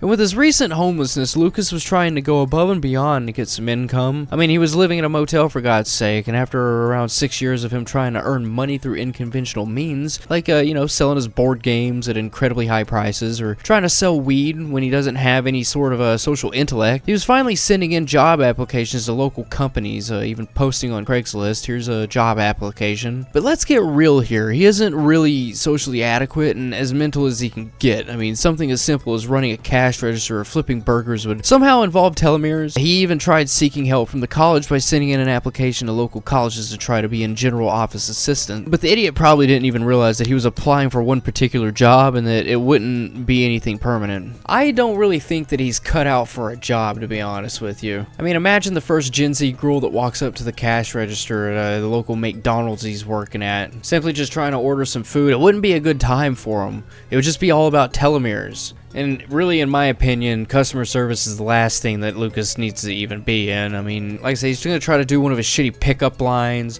ask her to go out for like a drink, hand her a silly little note, but it's just the telomeres. I mean, he's not going to be able to go 5 seconds without talking about the goddamn telomeres, or telomerase. Still don't know how to pronounce it or in the context, don't really give a shit, but here it is. The result of his attempts to get a job was as you would expect. He never landed one, but the reason for this would probably amount to something that is both expected and unexpected. He lost his phone again. So any attempts from employers to reach out via his only means of communication would never be replied to or even acknowledged, except for maybe the homeless person that probably stole it. You see, around this time in Lucas's life, he was hanging around with a couple of other homeless people, and through their interactions, it would seem that they didn't necessarily care for Lucas. Unbeknownst to Lucas, due to his lack of social skills, I'm under the impression that one of these people just took advantage of Lucas for free weed and kept stealing his fucking phone. And by the way, this would be the third time that year, if I'm not mistaken, that his phone had been stolen, broken, or just he had went missing. So I like keeping track of that shit.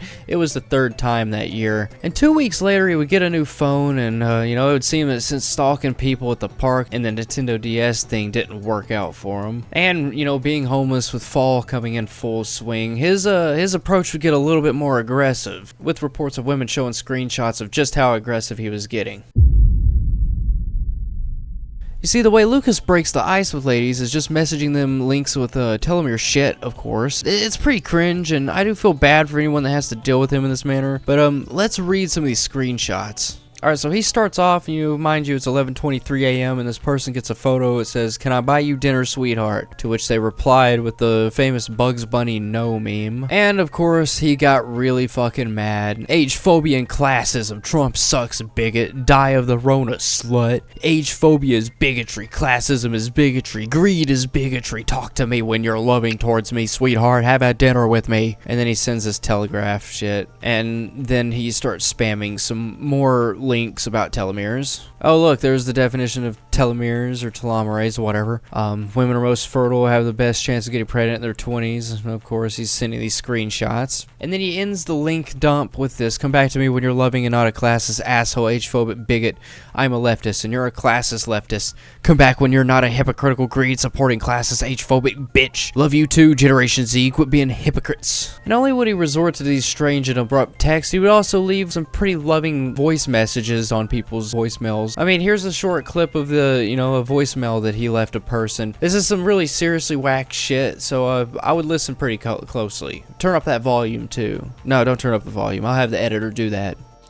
Oh, brother, this guy stinks! Hey, beautiful, saw you were in Spokane, just wanted to hit you up. If you're age phobic, I'm 40. I hope not, because I like BLM and I hate bigotry. There's about 300 studies on 35 to 55-year-old sperm.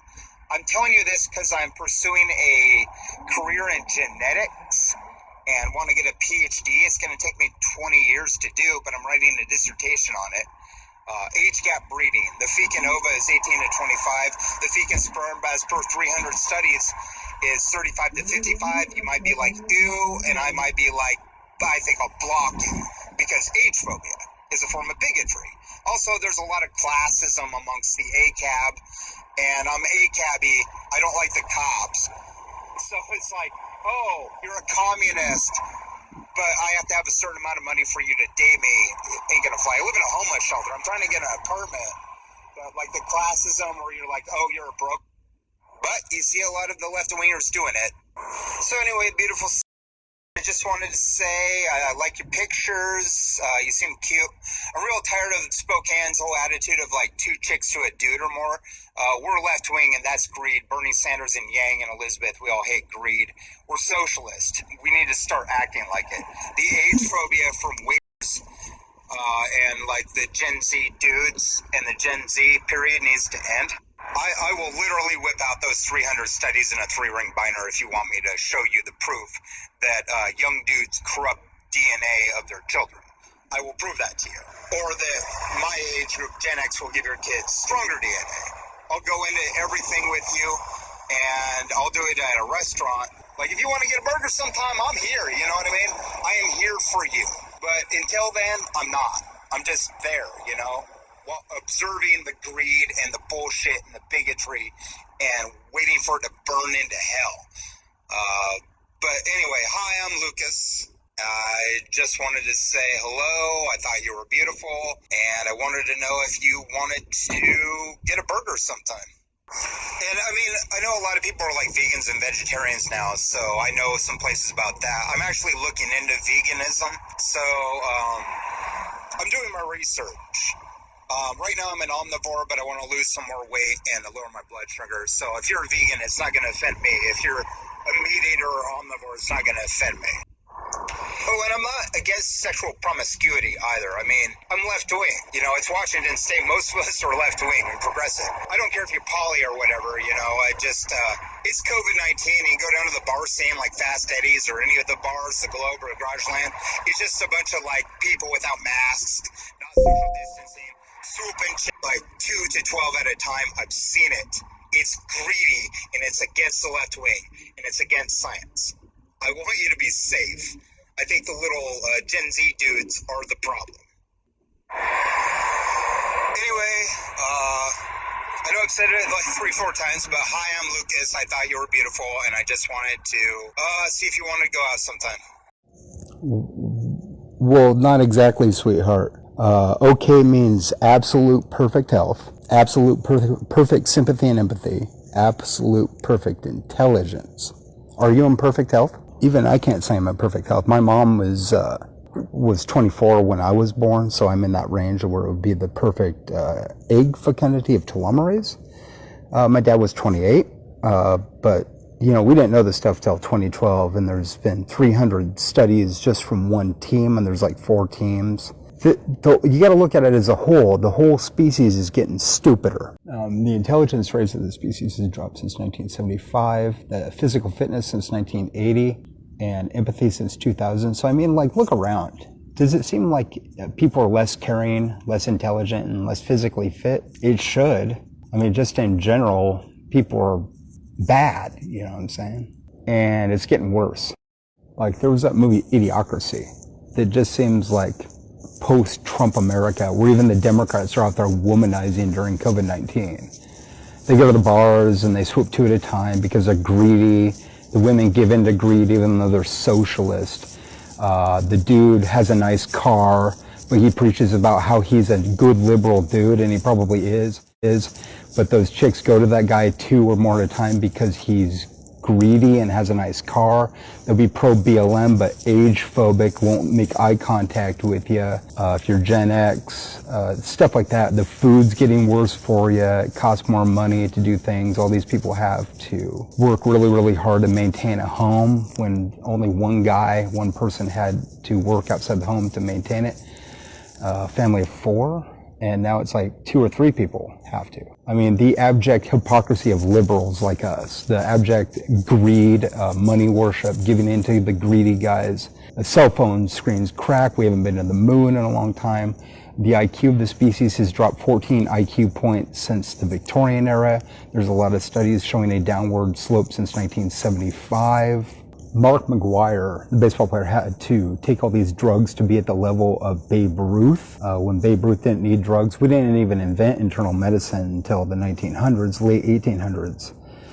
Because the life expectancy became 50 in 1900, but the life expectancy in the Roman era was 70, and they didn't have all the drugs. They had herbs and salves and organic treatments, the stuff where we need drugs in order to survive. The flat-bill baseball cap craze, which doesn't block the sun. Why do people bend the baseball caps? Well, why do baseball players bend the baseball caps? Because it covers more area of the sun.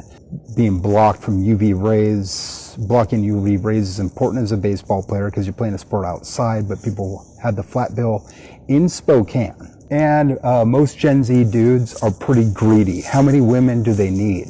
2, 3, 4, 5, 6? Why do women give in to greed when they're left wing? Why is healthy food like vegan food more expensive than food like Cheetos? Why is the healthy stuff more expensive?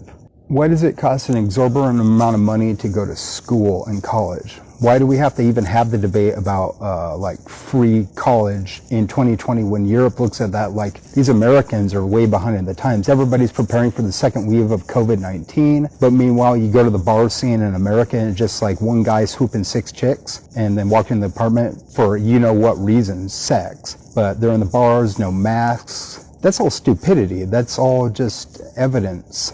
Why is America so backwards when it comes to things like empathy and sympathy and intelligence? Why is everybody preparing for the winter wave of viruses, but they're at the bar swooping chick? I'm gonna keep bringing that one up because that's absurd. You're left wing and you're just gonna allow a dude to swoop 2 to 6 chicks? Isn't that womanizing like Trump? Isn't that Trumpanzee behavior? Why are Gen Z dudes so greedy and mean? How come they never hook you up with a chick if you're Gen X? Why the greed? Why do they get mad when they hear about the older sperm telomerase? So I mean, as a whole, we need to look at the human species, and what I'm seeing is disgusting and is completely evidence of genetic damage. Why is it when you go on Tinder, they're all for interracial, as we should be, because mixed race DNA causes longer telomeres and healthier children. So mixed race is all good. I get that you're a white girl, but you're blonde and Scandinavian from where I'm saying. So at that, I'm not against white women because I'm German, Irish, and you're Scandinavian. That's technically mixed race. And I'm open-minded to all mixed race stuff. So why is it that there's the acceptance of interracial on Tinder and the dating sites and the bar scene and school? You're all accepted. Okay, so December rolled around and majority of the trolls were excited to see just how Lucas would fare this Christmas month. Much to their surprise, it looked like he had found another place to live, and this place was described by Lucas as 5 blankets and is indoors, but he also posted this shitty meal. Place doesn't look too bad in my opinion. Many of the trolls believe that at this point he was living in a squatter house, but the truth is he was living with a guy that he believed stole his phone, and this other guy would be his buddy Isaac. Though we're unaware as to why, it didn't take more than 2 days for Lucas to get kicked out of the D-Gen house, and of course Lucas didn't bother keeping his location a secret, and he was posted up at the Spokane bus station, and on top of that, it only took him a few hours to get kicked out of there as well, as shown in this photo that was so graciously provided by one of his stalkers, but not before playing this lovely little ditty. Telomerase, the enzyme on the ends of DNA.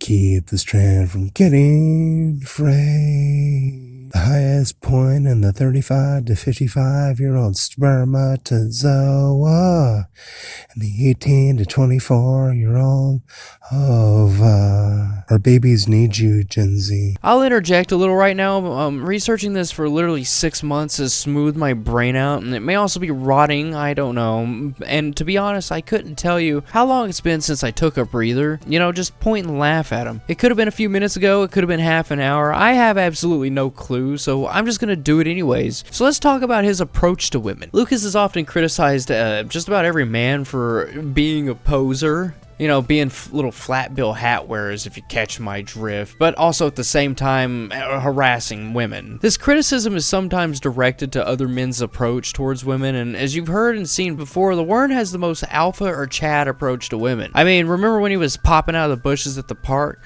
Ultimate approach, my dudes. But just know that as a man, you suck, including me, and that's all because Lucas has shit like this to say.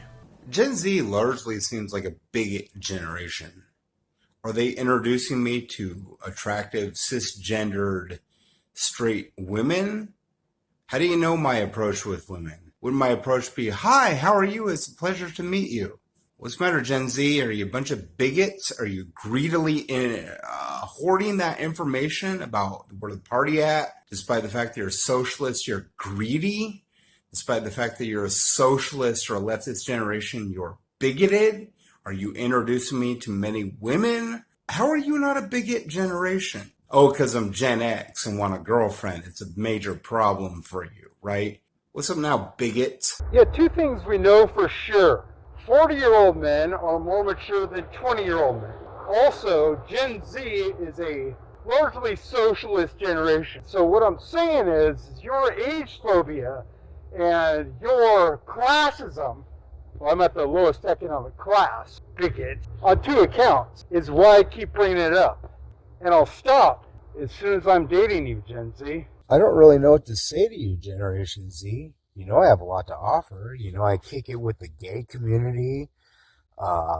Most of my friends aren't even white.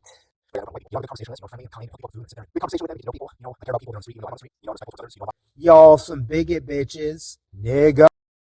I'm just gonna sit and eat a Subway sandwich on Monday. You can come and join me, but I'm not doing that friend zoning crap.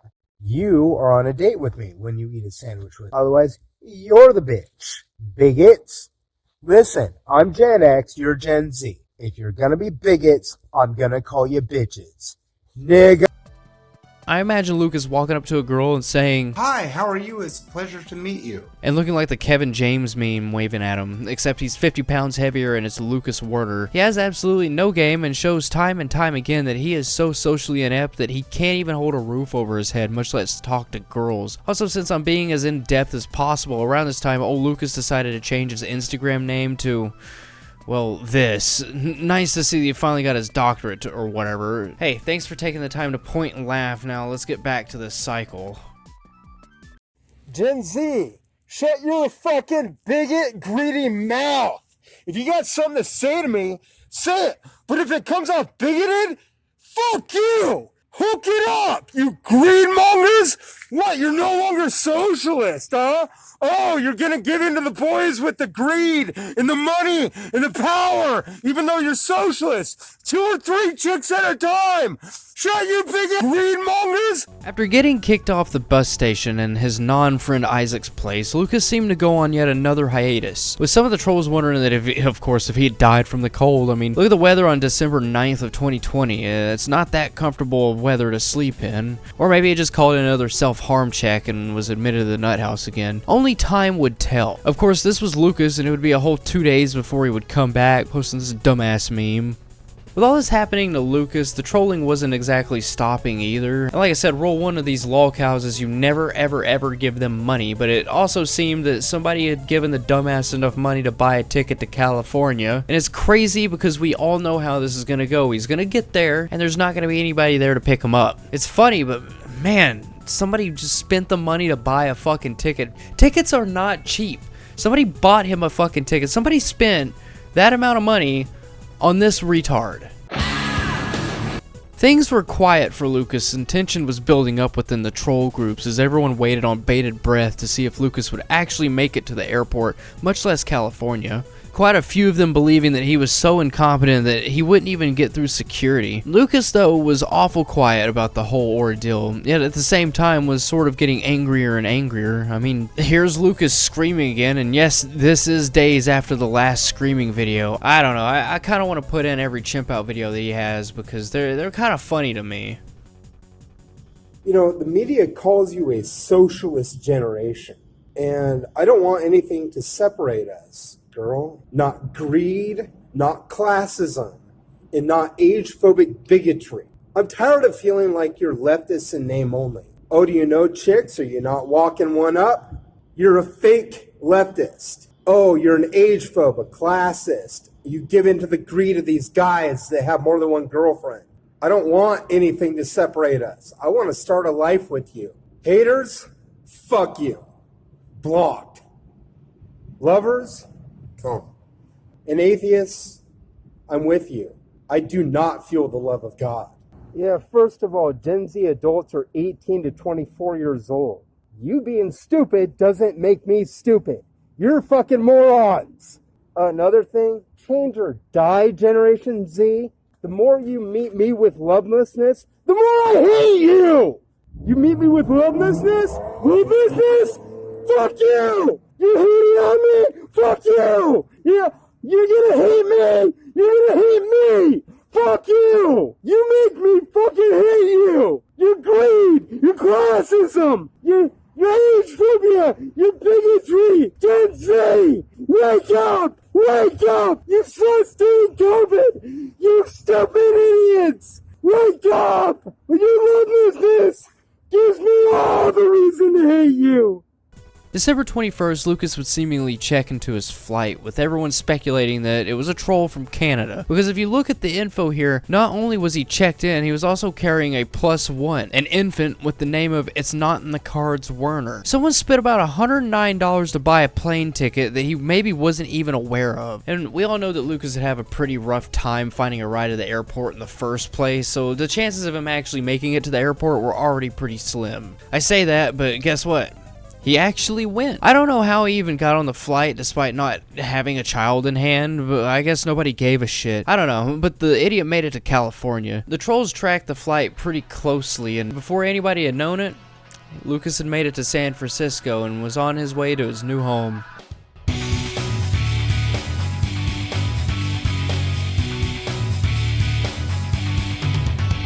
Lucas would find himself in Los Angeles, and to nobody's surprise, there wasn't anybody there to pick him up or meet him. Of course, Lucas is the type of person to never admit any fault in his actions or own up to anything, have any kind of accountability, and went to Instagram to complain that he was stranded out in LA and he didn't get catfished there. He was in fact there for a job. Editor, would you mind playing the video he made as soon as he touched down in LA? Hey guys, I'm in Los Angeles right now. Somebody tried to get me to come down here on a housing prospect and a job prospect from Instagram and was kind enough to send me a $100 plane ticket. I'm a bit frazzled right now. I have no idea what somebody would try to do this, but of course we know that there's mean people out there that try to mess with me all the time. I'm currently in Los Angeles trapped, and I'm trying to seek a hospital situation because I'm clearly a bipolar person, as I mentioned before. In many of my posts, I've mentioned that I'm bipolar, and I'm homeless, and somebody messed with me to get me to come down here to investigate looking into a job and housing. Now I'm trapped in Los Angeles. Is there any way? I mean, what would you do in this situation? I came down here on hope to find a place to live and a job.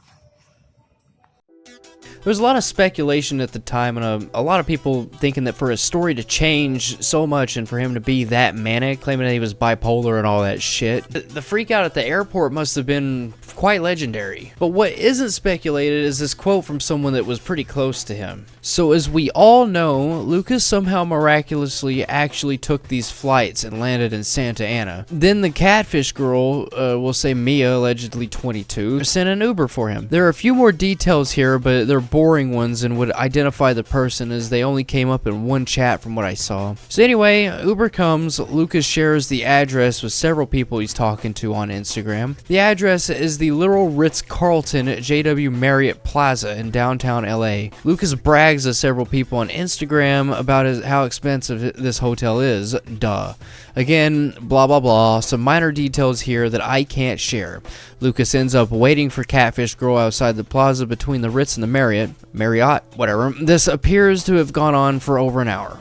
And with him stranded without any means to get home or, a way to get a job, much to the joy of the people that was watching all this shit, and to the people that took bets on what he would do next, I applaud you, because he decided for some reason to try to make his way to Skid Row. Which, if somebody here is unfamiliar with what that place is, it's a very homeless-driven neighborhood in downtown LA with about 3,791 homeless people, with 2,112 of them being unsheltered, as of 2024 anyways. This number is a 20% drop of what it was in 2020, and I'm sure that 70% of that number was, in fact, just Lucas being there. I joke, but he was on his way to Skid Row, and Skid Row is a pretty dangerous area. But on the other hand, there was a lot of people that was pretty disappointed that he wasn't going to be a beach bum. There was a lot of people wanting a beach bum saga. A lot of them were just content with Skid Row. Lucas would find himself just short of Skid Row and already claiming that someone had gotten him a ticket back to Spokane via Greyhound.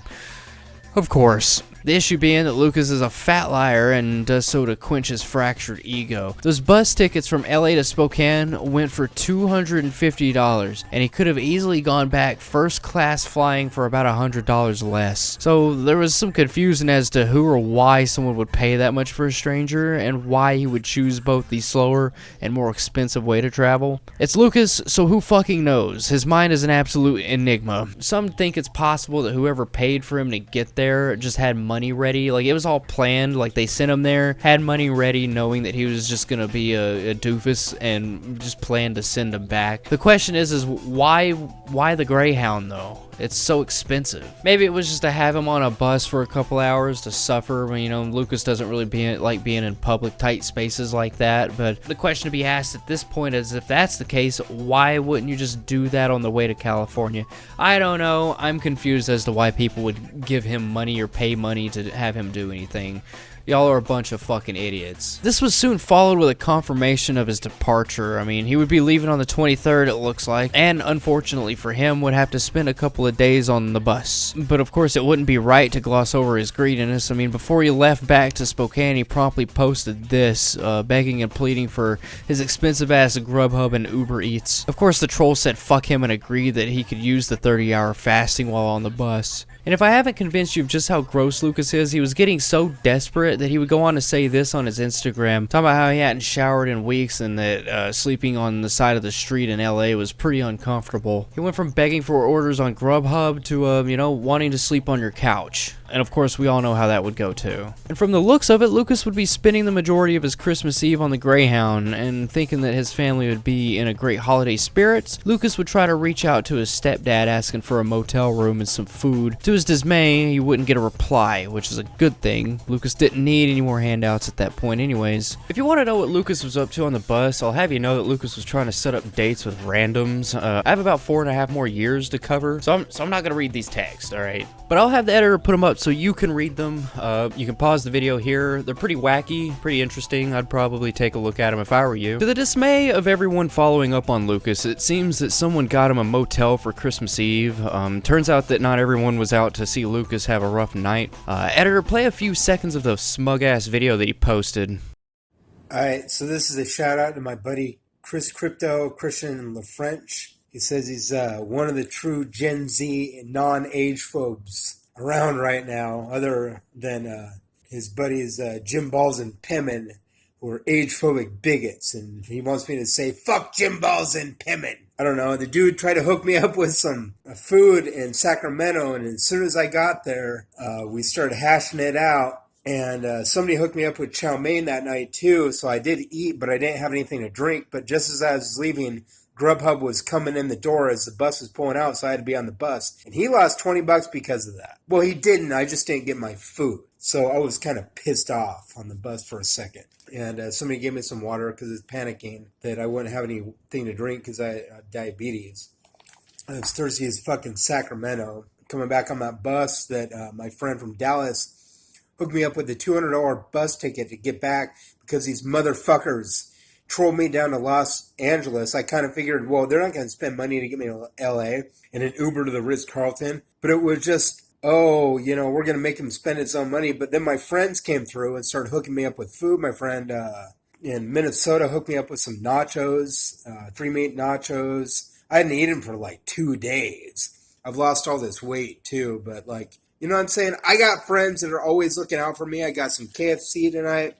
My parents are trying to look out for me and try to get me some more access to stuff. I'm trying to get housing. I got kicked out for like blasting on heroin users. Who are you to tell me that I'm a bad person? You're nobody. I got friends in low places. I got friends in high places. You know, I haven't showered in 2 weeks. You know, I haven't showered in 2 weeks. You know, I haven't showered in 2 weeks. You motherfuckers that hate on me are a bunch of age phobes in classes.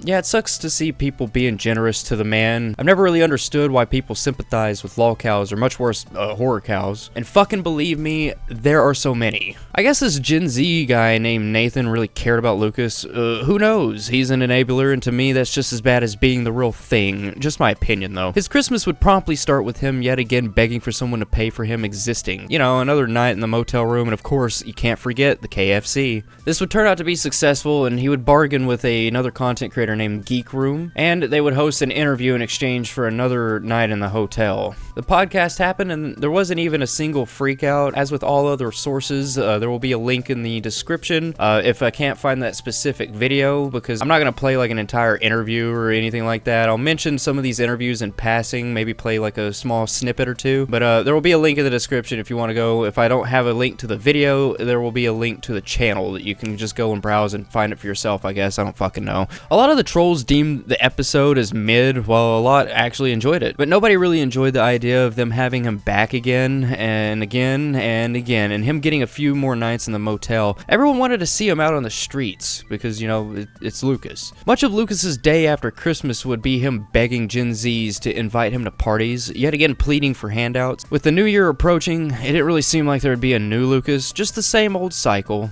But there was something that did happen. You see, he was starting to get a lot of food from sympathizers and was doing shoutouts for pretty much petty cash. But guess what? Lucas was offered a tub of ice cream and some brownies from a Gen Z hottie. The thing about all of this happening between the Geek Room podcast and the Instagram enablers, Lucas's ego was starting to shift into overdrive. And to be honest, he has a pretty funny response to the trolls and their thoughts about the recent charity.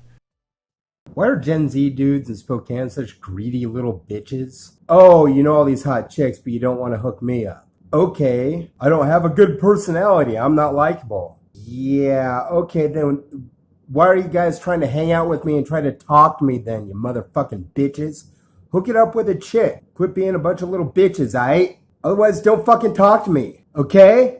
Don't try to get me on your fucking podcast. Don't try to, like, hang out with me in Spokane and try to smoke weed or whatever. I don't owe you anything. Hook me up with a chick. Quit being a bunch of greedy little bitches and expect me to be your fucking sounding board and sandwich buyer and Mexican food buyer and weed buyer for free. Quit being a bunch of greedy little bitches, Spokane Gen Z dudes, aight? Otherwise, why the fuck would I want to hang out with your bitch asses? Hook it up. One thing I've realized is I'm really good at, you know, telling people to go fuck themselves. So if you really want to personalize fuck you from me to somebody, you know, hook me up with a $30 meal or something like that. I mean, I could just like stash it for a while I'm at Motel 6. But if you like $30 or more dollar meal, if you really want me to go tell some bitch or some asshole to go fuck themselves, hook it up with a meal and I'll do it. No sweat. Fuck those bitches and assholes. You hear me? I'm serious, you guys. If you got like a personal grudge against somebody and you got to tell them to go fuck themselves, you know, I can even anonymously saying, hey, this is from some anon. I'm the Wern, and this is a message that they paid for me to go tell you to fuck your livery little ass up the creek stream where the shitholes and the poop circles. Nice. Or we can just plan it out together and you could just do whatever. Somebody's out there calling you a creeper, an incel, and you just want to call him a fucking bitch and slap the hoe. Well, you know, you can just contact me, the Wern, and I'll just get all Slytherin on it. You know what I'm saying? We'll just bungee down into their soul and just rip it out on fire and just be like, bitch, don't even, motherfucker. Hey, hook me up with a meal, $30 meal. I'll do it. I'll be your first guy to, you know, jump off that trampoline of descent into their fucking heart and just rip it out. No sweat. I mean, we could do the opposite too. I could be Mr. Nice Guy. You got like this little love letter for your honey and you're like an admirer, or your mom is having a hard day. She broke her hip or something. You know, contact me, the Wern, on Instagram, and I'll send like a little love message to mommy or your fling or whatever. You know, you got like a good employee, you want to like suck them off a little bit.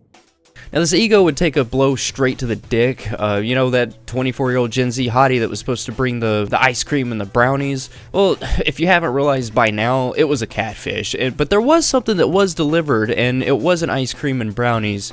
It was raw fish. And it wasn't just raw fish, it was raw catfish. So guys, I want you to stay tuned because some exciting things may be happening here for the Wern. Somebody wanted me to do a call-out video against a racist blogger who does heroin over the internet. I'm having my friend here on Instagram send me a couple of pints of ice cream because there's potentially going to be a lady guest coming to see me tonight. And she said that she was going to get an Uber over here and bring food for us to eat. So this will be the first time in 8 years I've been with anybody. She said she's 24. She wanted to Uber me to her house. And I said, after Los Angeles, I don't trust anybody, darling. You're going to have to come over here. So she was cool with that. She said that she's going to come over here about 5 or 6. She wanted me to do a video beforehand. I mean, it could potentially be another catfish, but what do I really have to lose? The only thing that I'm going to have to lose is I won't have a lady friend to hang out with tonight. And I'll get to eat 2 brownies and 2 pints of ice cream. Oh well. So anyway, stay tuned. We're going to be calling out this racist motherfucker. And this is not the video for that. This is just for my friend on Instagram to see that everybody's aware of what's going on. So we're just going to dick punch this donkey. 1 hour later. This trolling effort is just getting worse and worse. This has been 5 years of this bullshit.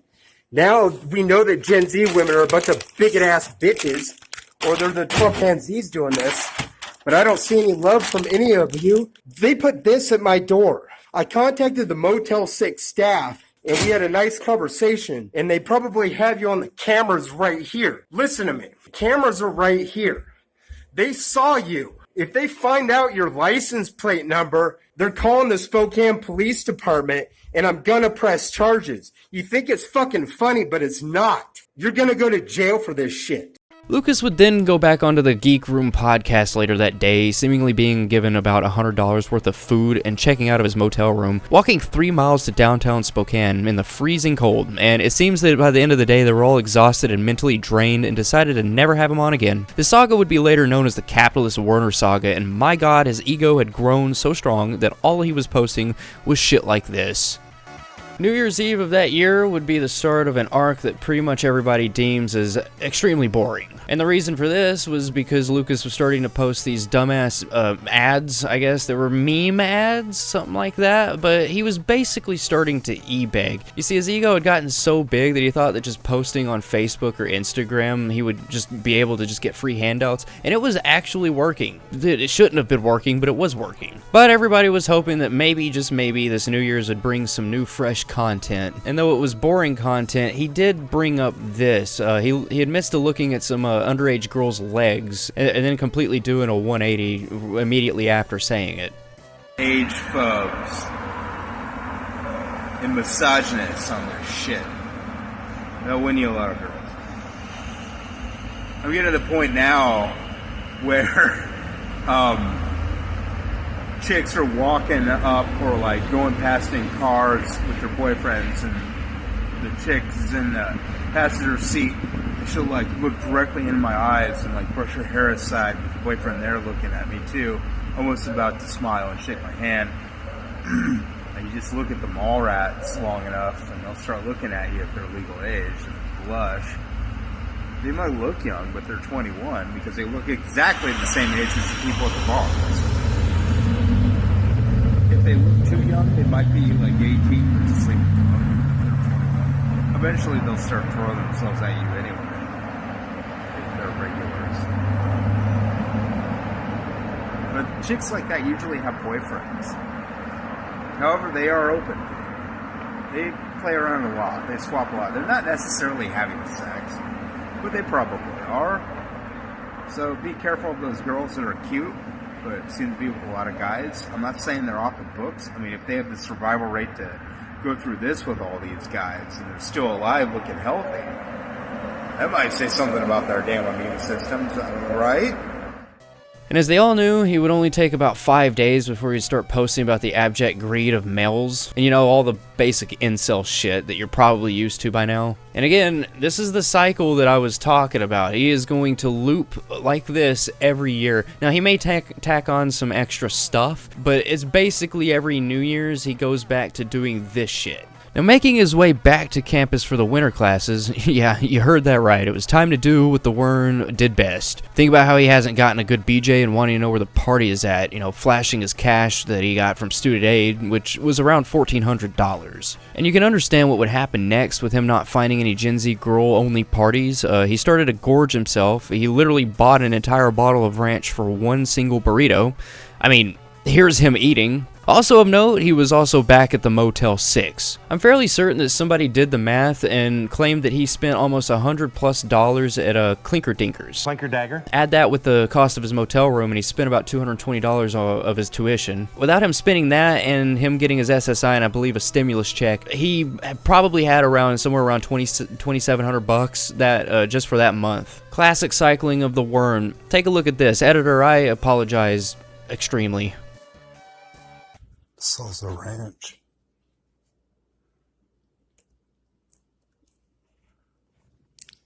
$50 and you can have a Wern video.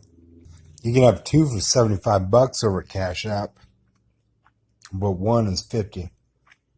Anything you want me to talk about, you just let me know, bro. Or sis. So this Shirley Temple-ish thing is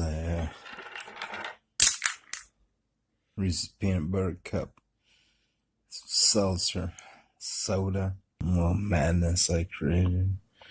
Gee, was that heroin or any other drug, really? Got Clinker Dagger prime rib, salmon, salad, longhorn brisket, beans, coleslaw, macaroni side, choke dip, Clinker Dagger. So here's my theory with the prime rib. Poke it like this.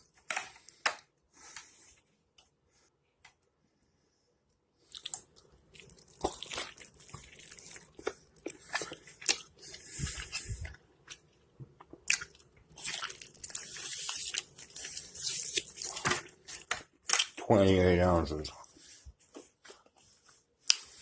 It's like a pound. So this concludes our special.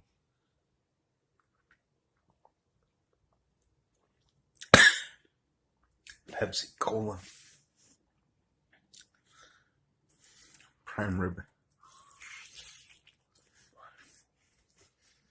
Him going back to college would set a fire in Lucas's heart, as it always happens when he sees any couple showing outward affection in public. Scratch that. It always happens when he just sees a woman anytime, anywhere. My point is that now that he was in college, he was starting to go back to his I hate Gen Z women because they won't pay attention to me attitude. I mean, it was his first day and he was already posting shit like this. Remember, it had only been 9 days into the new year of 2021 and he's already done so much.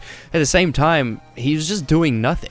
And what's fascinating with the cycling is that it has damn near perfect timing. I mean, so much had happened that year. I mean, with him losing all the housing and the phones and the catfishing and the college. The college arc was lining up almost perfectly with the year before. I mean, fuck, around this time a year before, he was posting about the several pounds of cheese he'd bought. Remember that? Seems like such a long time ago, to be fair.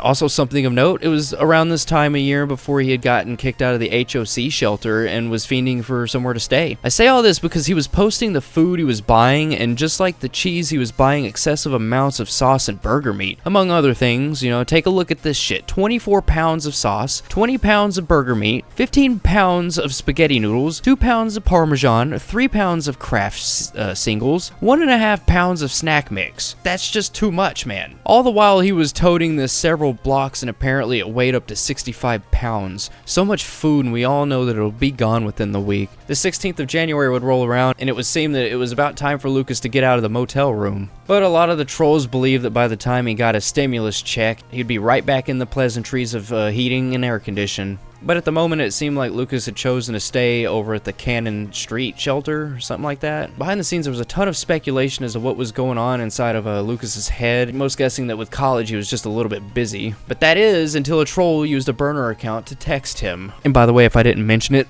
There's a fucking cat. I'm proud of my cat. I love my cat. I find these texts extremely fascinating because it makes me think that his schizophrenia was acting up and that he was just seeing and hearing shit in the wind. I mean, fuck, listen to this shit. You're in Spokane and didn't tell me? I guess I'm a horrible human being incapable of being loved. Say hi, Spokaners. Women. Jeez. Huh? I'm a little confused. Say hi. Hi. How long have you followed me without saying hi? I think I only followed you today. I'm relatively new to Spokane. I have followed a lot of people based on geotags.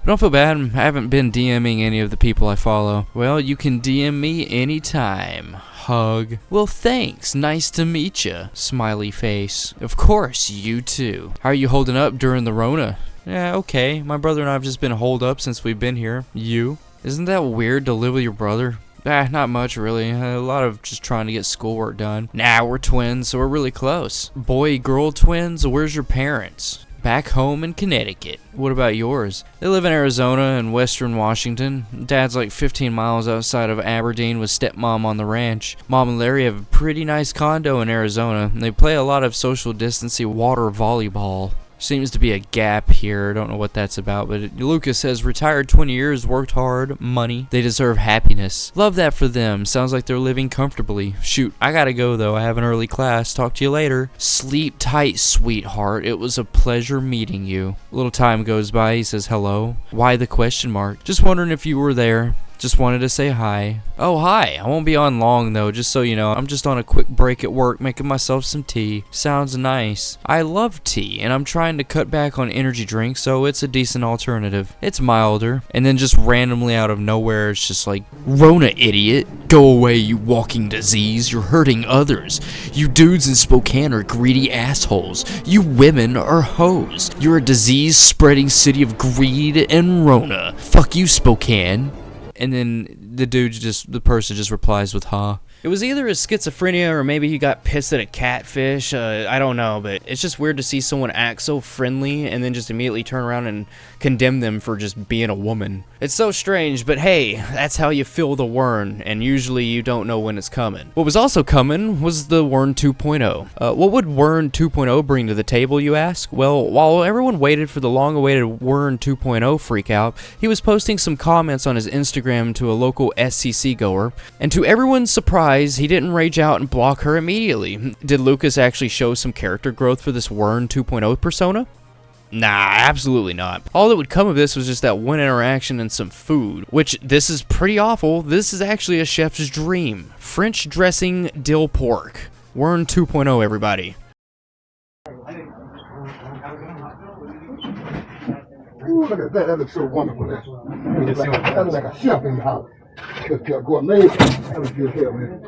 Now it's making me jealous. Move forward, we're moving forward. Since I can pick clean up, I can do that now. Money out to get more. 15 minutes for the first round. 325 with the package. Maybe another 15 after that.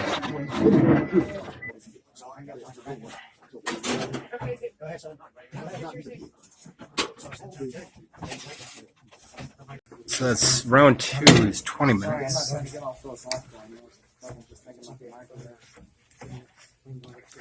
So total cooking time 35 minutes.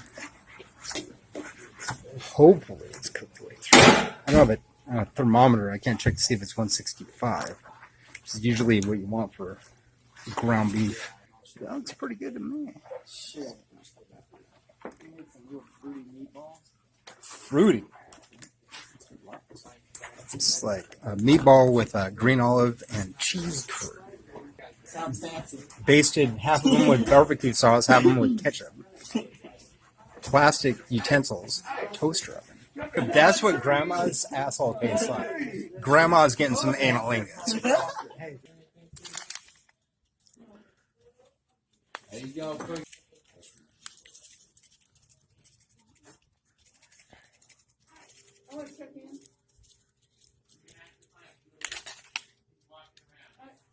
Previously, I made a hot peanut butter and jelly sandwich. It's about to clock out. I don't like my pork too underdone, so I want another 5 minutes. It's 25. You do pork a little underdone. People don't tell you that shit, but it's not really my thing. I don't like it. It tastes gross.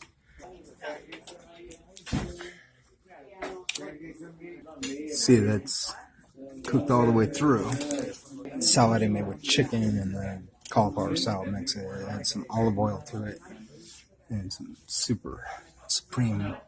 You know what that is? That's salad elegance. I don't see it very often.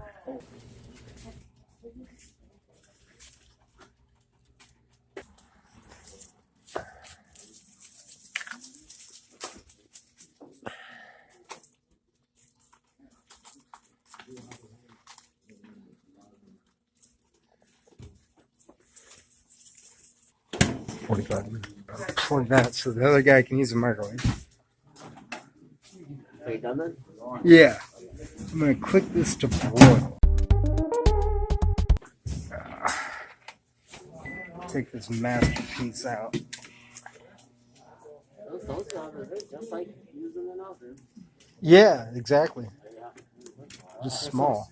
Come out pretty good, huh? There you go. It's not chicken. No, what's inside it? Mushrooms? Yeah. Oh, okay. Yeah, like chicken cordon bleu too. Like stuffed mushrooms. Yeah, it just looked unusual. Olive oil on it. Olive oil's the best. The healthy thing. Yeah, just a little bottle of it was like $3 or $4. Can't remember. It's more mesquite because there's no salt. I didn't get salt. This had salt in it. Put this in. We're gonna broil it for like 5 minutes. So put that in the broiler for 5 minutes with the oil. Mesquite on it. Whoops. Well, fire alarm. Also is back to me. Oh, that's so wonderful. I found my lost money. I can't control. Okay, I got it. This is 45 minutes. And then 5 minutes in the broiler with olive oil. Stop burning food! Alright. And mesquite on top of it. Bacon wrapped, cheese on top, mushrooms. Why don't I have a girlfriend? I'll never understand. Gotta love that when you make food, there's almost always somebody telling you to stop burning the fucking shit. And at this time, Biden had become president, and guess who didn't like that very much? Yeah, it was Lucas. Lucas hated it. He was already on the where's the vaccine and women be hoeing during COVID rants. I can't even say it without laughing. Women be hoeing during COVID. Anyways, he was on that fucking nonsense for some reason. Now, the thing about his most recent bout with content was that he was seemingly getting more and more unhinged with it. As if he couldn't get any more unhinged. Here, enjoy a couple of minutes of this. Lucas gets his mask all snotty and wet from screaming. Editor, you know what to do. Here's something people don't talk about much. Biden, hey, give us our money. Oh, $1,400. Yay. What you owe us is $1,000 a month for the year of this shit. Whatever, Biden. Oh, Spokane with your fucking multiple girlfriends. You just hate greed so much. Whatever, Spokane. Whatever, Biden. Oh, you're out there hoeing during COVID. I don't have any demands of you. I just would like you to shut the fuck up. 2 girlfriends. Oh, but you hate greed so much. I don't have any demands of you. You can do that. I just would like you to shut the fuck up. Oh, you're proposing, but you gotta go shut the fuck up. Oh, you like Biden. Put his feet in the fire. Do somebody. You greedy motherfucker. Shut the fuck up and do somebody. Nope, can't open a high. At that, you know they're slutty during COVID. 3,000 people dying a day, but at least the mall's open. See you, ladies. Email me, though. You know what, Zoomers? Gen Z, you're beautiful, but I don't want to touch you because I don't know where you've been out. Throwing a pack of hot dogs down a hallway. Biden, you know what? Anything the left wants. Universal health care, $20 minimum wage, legalized prostitution, cure for COVID-19, $12,000 back pay, maybe $15,000 stimulus checks, like Canada and the rest of the industrialized world. We've got more money than them. Thailand, Mexico, all of Western Europe, most of Eastern Europe, even some in Africa. I mean, legalized marijuana. It's already legal in 20 states. Money, money. I don't give a fuck if you've only been in a day, sir. The left was not on Obama and Clinton, and they lost during the midterm. Democrats, put their feet to the fire. Leftists, liberals, rise up. Get on Biden now. Just because he's 80 years old doesn't mean the man's got to relax. Listen to Bernie Sanders and AOC and all the progressive Democrats. Listen to them. Listen to the women of color, the progressive Democrats. Listen to them. Do what they want. You're 80, go golf. Just do what they want. And then go golf. Be beautiful. Be generous Joe Biden, not greedy Joe Biden. What else does the left want? Rent forgiveness for the past year. Okay, the left wants to say this. And Democrats are there like, no, he's only been for a day. Yeah, Obama and Clinton lost the midterms. We got to get on this motherfucker now. Just because he's 80 don't mean he can sleep. Sleepy Joe Biden? Don't be sleepy greedy Joe Biden.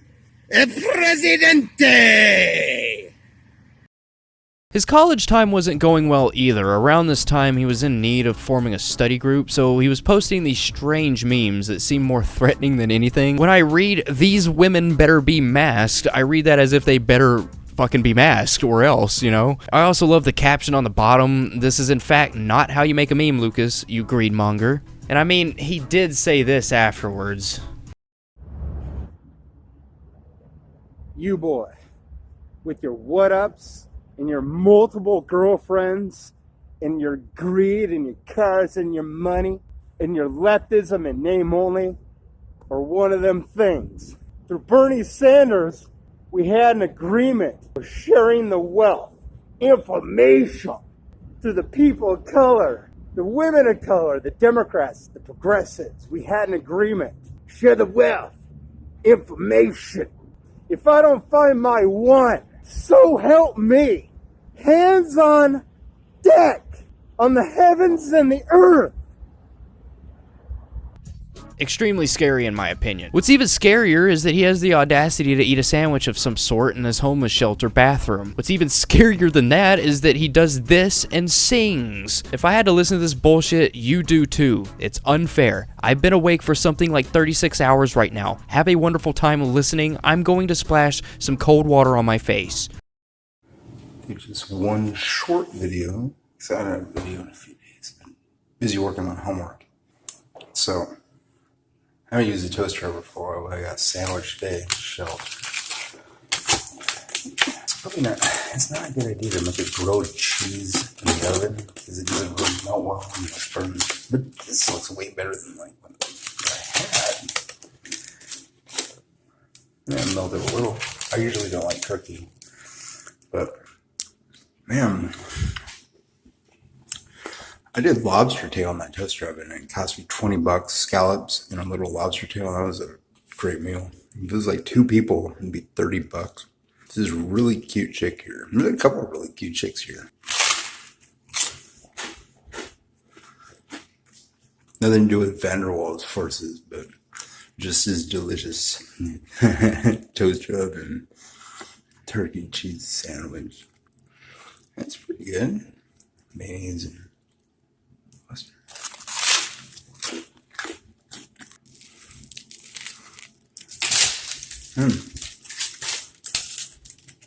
I would have liked a little more cheese on that. That's pretty damn good. Chicken is better than turkey. I don't like that canned chicken stuff. I think I'm gonna, when I get my check on Monday, buy some food. And like maybe go up to the ladies that I like, one of them, and like offer dinner steak on that toaster because it's bomb. The system, break the system, fight the system, save the system, spread the system, raise the system, taste the system, knock the system, whack the system, amass the system, spread the system, spread the system, salt the system, sugar the system. Spread the system, sugar the system, salt the system, battery the system, fix the system, replace the system, amass the system, system the system, brother the system, defend the system, alleviate the system, amass the system, put together the system, destroy the system. Hold the system, fix the system, break the system, refix the system. I wanna put our sons and daughters into the walls of your baby ship, sealed with a ring around a bitty bit, just to hear you exhale peppermint to my mouth to slit. Quibble and quip like I'm your therapist. Give it to me, baby, I'm an analyst. With the assist, you gotta talk to this. Make the mouth move, orchestrated waves on a living room set. Baby ship, baby ship, baby, baby, baby, baby, baby, baby ship, baby ship. I wanna make, break, awake your baby ship. Along with his really bad food post, his inceldom was getting to an all-time high. He posted one that actually made me chuckle. It reads, "Don't be hashtag cockblock, or I'm going hashtag thin blue line for a second." I don't know why, but that just makes me chuckle when I read it. So while he was in this shelter and cooking the shitty food, he had met another homeless chick named Dorothy, though the thought process was that she was more than likely seeing if he had a few bucks and was hanging around him until he was all dried up again. The Wern, though, he was completely infatuated and honestly believed that she was in love with him. You know, the traditional Wern behavior over getting the most minuscule of attention from a female. Along with Dorothy, it seemed that Lucas was actually getting into his old habits again. It was found that he was talking to an Instagram account that was clearly a minor. Of course, I'm not going to have the editor put up the account, but the account name was Cute Z Pie. And of course, Lucas was talking about waiting until she turned 18, which is a form of grooming Lucas. Also to note, he wanted a holder of some shit. Don't know if it's a note that you'll take, but I took it. Really messed up stuff, but hey, what's not messed up in Lucas's life? Now, we need to do a pan check. Yes, a pan check. We're going to be checking in on the pan that Lucas has been toasting shit in. In the beginning, that shit was pristine. Imagine how it looks after about a week of him using it. And now, it looks like this. Thankfully, we don't have to do any more pan watching. I mean, he got trolled enough that he actually was forced to clean it. If only he would do that with the rest of his life, though, huh? If you were wondering on how Lucas was doing in college, he claimed that he got an 80% on his first assignment, much to the doubts of everyone, as this is his normal behavior to lie about stuff like that. But there was another thing that he had to do. He apparently also had to write a one-page double-spaced paper on this, what looks to be AI art, but this is 2021 and AI was pretty new to the average person. Lucas, I want you to know and understand that the amount of research and the amount of notes taken on this video at this point is about 16,580 words, 222 paragraphs, and 66 1/3 pages. And absolutely none of it is double-spaced. It's all typed out on fucking Notepad. One page is literally nothing in my eyes, alright? What is something in my eyes is how displeasing to them this lamb looks. This shit looks atrocious. On top of that, he puts sriracha mayo on it and just makes it look more like shit. I'll have you know that this little oven more than likely has a max time of 25 minutes. It's Lucas. You know that he's just twisting that knob all the way as hard as he could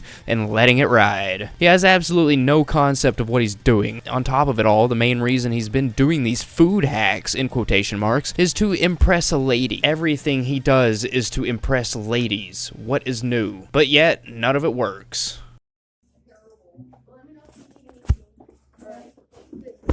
Okay, so this is that lamb. I just had a little bit of salt. My seasonings and my sauces apparently got stolen by some jagoff, and the staff helped me look for this for like 2 hours off and on looking for things, and they couldn't find it. So it's like $20 worth of supply gone. I'm a little upset about that, but at least I'll get them with these lamb chops. And I made a sauce out of ketchup and mayonnaise, which is probably going to work out pretty well, like that sriracha. So we'll try that. Some fish, eggs, and rice and veggies. So at least it'll look pretty on the plate. I like making the videos because they're, way a dude might attract a lady. Show cooking skills. There's only one purpose in my life. Well, not one purpose, but a main purpose, and then the rest of the stuff is just bullshit. I want to get married and have kids. That's really the only reason that keeps me alive. Everything else is just incendiary. This looks good. So, I mean, if I was the husband in a relationship, I'd be doing a lot of cooking. And I'm an uncle, so I've had experience changing diapers like 30 years ago, and it's something you never really forget. You just have to get over the grossness, you know. But I took care of my nieces and nephew a lot when I was younger and helped my mom. People always ask what I have to offer. Well, good cooking skills, good skills with children, and usually I'm pretty nice. I do get upset sometimes, but I'm just a human being. I'm never violent. I'm rarely ever loud anymore. It's just something I'm working on because I feel it's a more attractive quality to be chill. So I'm laughing. I'm a little upset that my stuff got jacked. It's like $20 worth of supply, but it's okay.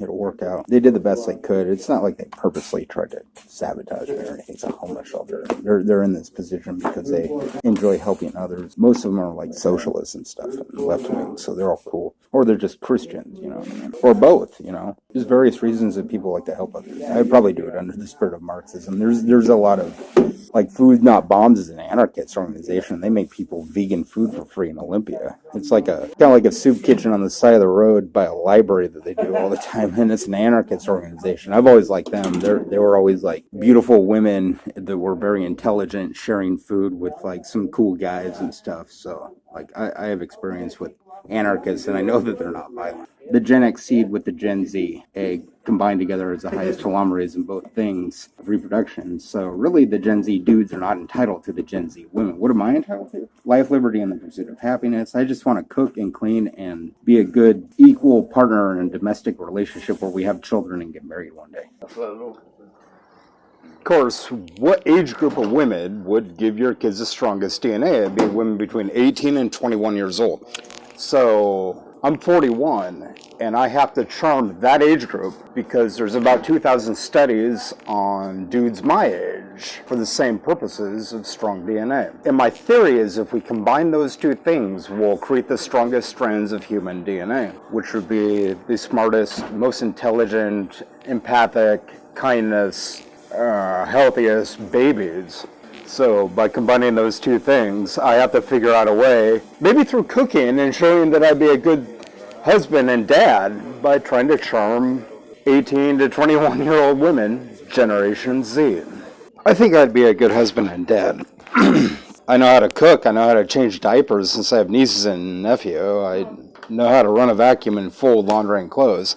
I'm in biology and I'm trying to earn a PhD. I'm trying to get the AA first. But in order to do that, I have to charm Generation Z because they give my babies the strongest DNA.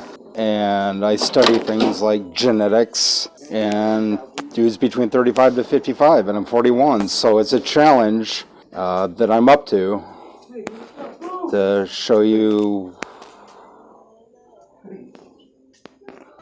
Now, the next episode of Hobo Kitchen would feature this poor steak in which Lucas would eat promptly with his hands. And what's funny about it all is that he was absolutely just so proud of it that he decided to brag about it on Instagram. Now, we've touched on the hypocrisy of Lucas and what he thinks it would take to be a man, and how he would treat women nice and treat them properly, and just give them absolutely everything. But then goes and turns it all around by being a complete asshole for absolutely no reason. He thinks that all of his problem stems from everybody else's misogyny and how women are bred to find those quirks attractive, and that Lucas is the only one that's awake and aware of what's going on. Now, after the steak post, he would go and post this, and it was a little bit hateful to say the least. Generation Z has this reputation for being more generous than the millennials, but whenever I see them, they're like, oh yeah, I love anarchism and communism, but it's like, meanwhile, look at my 4 girlfriends. Or it's like, yeah, all my friends, all 2 of them love capital. Or it's just like some kind of excuse, like, you're the older guy. Well, you're hoarding information about women. You're not inviting me to your parties because presumably you're misogynist? Oh, you don't want me to treat them better than you would. Or you're going to base this on money. Until you introduce me to women, stay the hell out of my way when I'm trying to talk to them. You are a misogynist. This needs to end, Gen Z. Now. Oh, you with your narcissistic supply of women. You and your baseball cap, flat or curved, and your misogyny. Meanwhile, half of Gen Z is left wing, but if I mention I live in a homeless shelter and want to date you, no, the women are going to be hypocrites and the dudes are going to be misogynists. You and your narcissistic supply, greedy. Oh, you going to be violent? I have a phone. You're done. You're under arrest. You going to help me out? You going to hook me up with someone? Oh, what am I entitled to when I stand up to bigots? Oh, what am I entitled to when I know how to cook? What are you entitled to? Oh, capitalism. Let's just support and worship a system that crushes women, the blacks, the gay people. Let's just worship that system? What's a Gen X dude gotta do to date Gen Z women? Are you gonna be that woman for me? Or are you gonna be someone that I can care about and cook for and take care of the best I can? Or are you gonna be a classist even though you're leftist? Are you gonna be an age phobe even though you're a leftist? Are you gonna be a bigot even though you're a leftist? What do I gotta do to get you to go on a date with me? What do I gotta do to get you to be my girlfriend? That doesn't ring of hypocrisy and contradiction.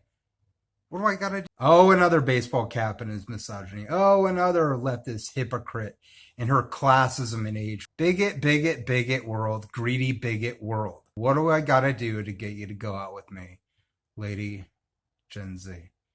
Valentine's Day, oh boy, that shit would be riddled with so many posts. I'm not going to go through all of them, just here's a clear example of the bullshit that he would say. I mean, he was completely fuming over not having a Gen Z honey to cuddle on Valentine's. Now, that was like one out of, I believe, like 40 posts throughout the entire Valentine's Day that year. So, yeah. And I know, you probably have been asking this entire time, how does Lucas clean his clothes? And that's a fair question, and here's a fair answer. He doesn't. I think I may have spoken about like one other instance of him doing laundry in the past. I wouldn't be 100% sure. It's been a couple of months since I've spoken about it, I believe. Yeah, writing the notes on all this shit's been that long. And I hope you're enjoying this video. Make sure to subscribe, please. But my point is that we don't really know how Lucas gets his shit cleaned. We've never really seen him at a laundromat. And I'm pretty sure most of those shelters don't have their own washer and dryers. I may be wrong on that. But I do believe the ones that he was staying at didn't have washers and dryers. Now, if you were wondering in the few instances that he does wash his clothes, we did get one brief look. Alright, you ready for this? How did he do it? He did it by bundling them all up and throwing them into the bathtub. Now, it's unknown if he actually used any soap or detergent in the bathtub, or if he's ever used any soap or detergent in the past, ever. But it's interesting to see his process nonetheless. February 22nd would mark yet another time someone would get Chris Hansen to do a cameo for old Lucas, and Lucas was not the least bit happy about it. Let's take a look at old Chris Hansen's cameo, and then I'll have the editor play the response immediately after. Lucas Colby Werner. Why does that name sound so suspiciously familiar? Maybe because your secret screen name is LukeBone69? What do you mean by LukeBone69?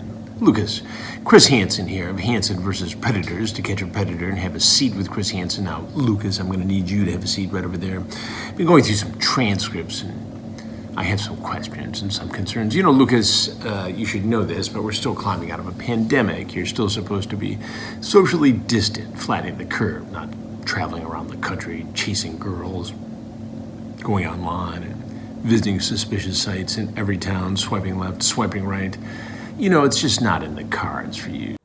Chris Hansen doesn't give a fuck about sticking it to pedophiles. I've said for years 18 is good enough for me.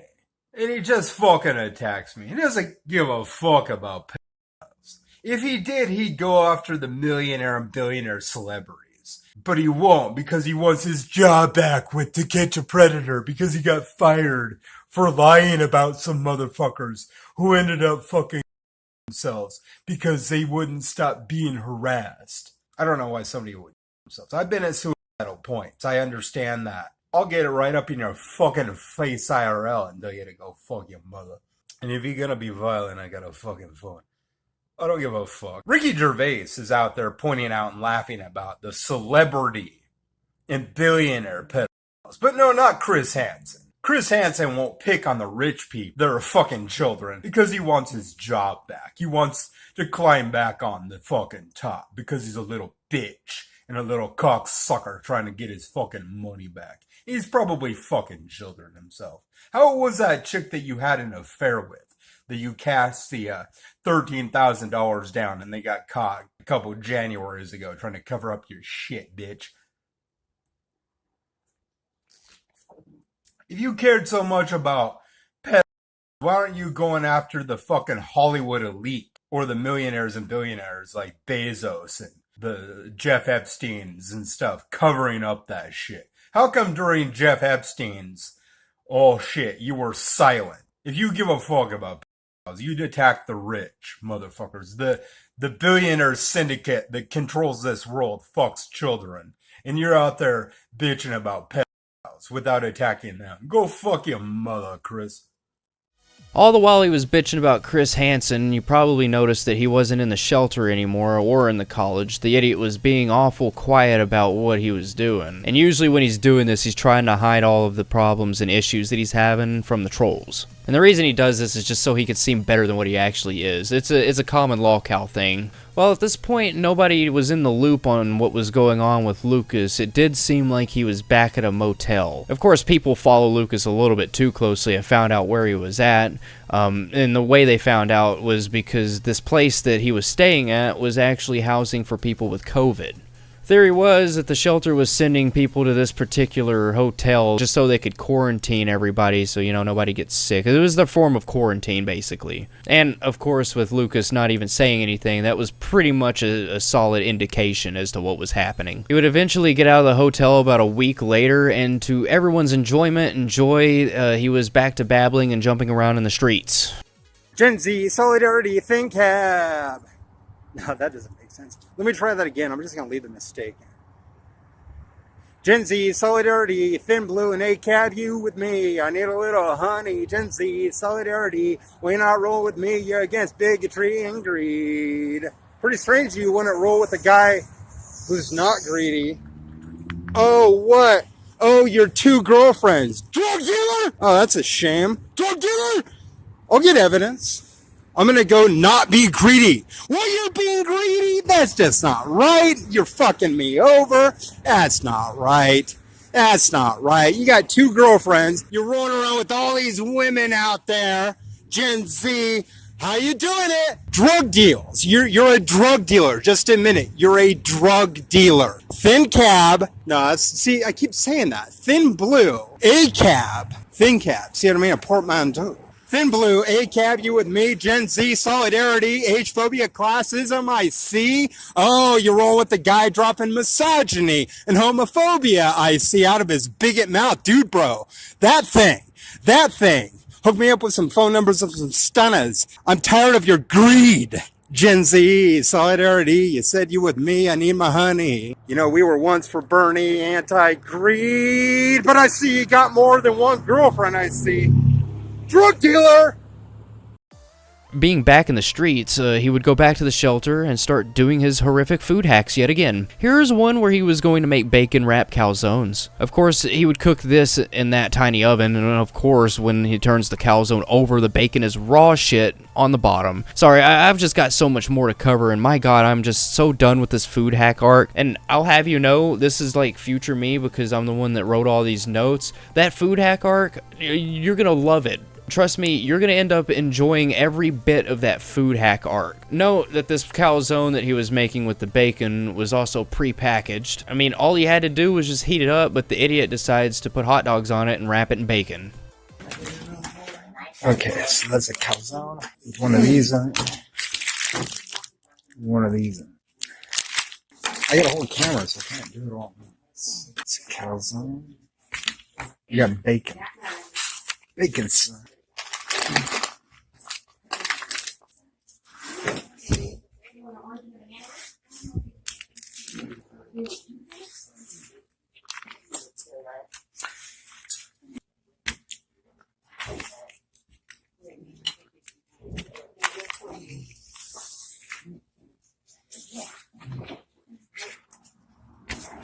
Kind of hard to do. It's like a two-hand finger.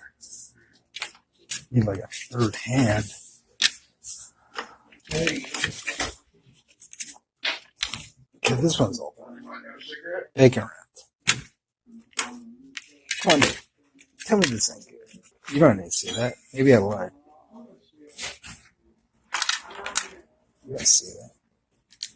Somebody complained, or made the observation, rather, that somebody may have farted in the portobello mushroom video. I didn't catch that. Maybe somebody did. I thought it was a chair or something weird. funny. Bacon with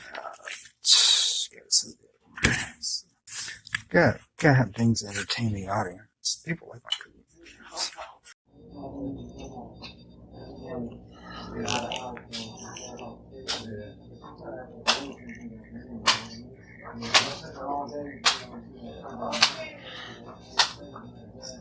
$35.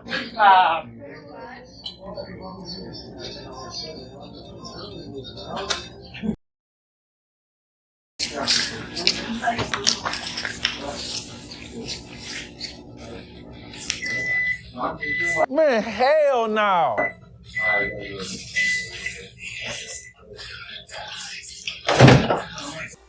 March of 2021 would mark the disappearance of the toaster. Nobody knew where the thing went, but it was rumored to have been taken away due to creating smoke. You know, Lucas doesn't clean shit, so this is the most plausible explanation. And I'm kind of upset that the toaster is gone, because now that he wasn't making food hacks, he was starting his anarchist and communism shit again. I know I opened my fucking mouth and said his food hacks are pretty overdone, no pun intended there, and boring, but my god, after researching the month of March, I regret ever saying anything. This anarchist arc is so fucking stupid. And to be honest, we've talked about his ideology and views on politics before, so I'm gonna have the editor put up 1 or 2 memes and I'm just gonna move on, because every fucking post is just like this.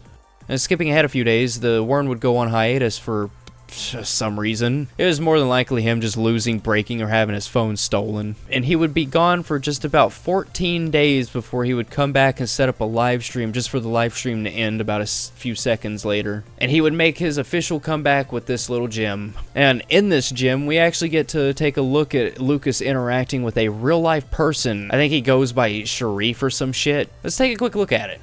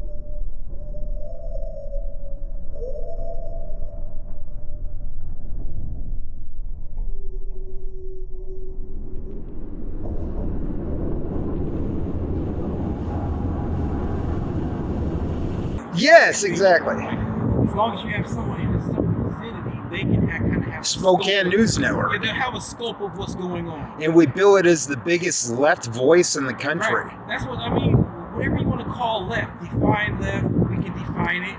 We can have a new definition of left. Even just doing this is great for my YouTube. Because left and right, it gets defined with every generation. So yeah. This generation is like, what the fuck is that? So no, man, they they're like power left. For real. Oh, they're like power left, because extra is the way that they put that shit. That's like 90% of us are extra left already. Yes, and the government isn't. The government's Democrat and Republican. It's 2021. You know, Bernie Sanders was cheated twice. Of course. Biden won, Trump won, and Bernie was in this. Remember that? He had balls. A year ago, and he got cheated then too. What the fuck? It is an era of balls. It's like spinal column up the ass. It's like, how do you fucking get this shit? That serves as good and bad, because the good gets balls, the good wins, because people like good more than bad. You would just have to do something like this. Maybe we can run you as president, and you and I can come up with some shit. I'll be your VP. Yeah, it just makes me feel lame. That's a reminder. Yeah. To keep up with this modern era, don't we like leaks? Don't we like shit? So we need authentic news at each point verified by the people. WikiLeaks. So leaking and shit like that is illegal. And this lady's walking up the road. Perfect example. It only took a few days before he attempted to spill the beans on what had happened. He was apparently charging his phone and he had gotten mugged. But the reason that he got mugged is because he claimed that he called somebody a bigot. You don't do that. He lost his wallet and he needed to get a new ID and a bus card. Unfortunate. I lost my phone. I was charging it and somebody stole it. And then this guy that was in the corner, he said he paid 20 bucks for me to get it back. So that was really weird today. Sharif and I went on this massive walk. I got a number to call to get my ID because I can't seem to find that. So I have to make an appointment to get my ID and they'll give me a $5 voucher. So I'll get a $5 check to get my ID. It had the wrong address on it anyway. I got a new phone because I got mugged. I got in a fight with a guy. I called him a bigot. And so his buddy the next day stole my phone with his knife up the road after I did a 24-hour ban and was at House of Charity, then came back to Cannon. And then today there's a barbecue at a park. I have to get my EBT card too because I can't find my wallet, and the whole weird thing, I lost my wallet too, so I just need to get that and a bus pass. And of course my ID card from school.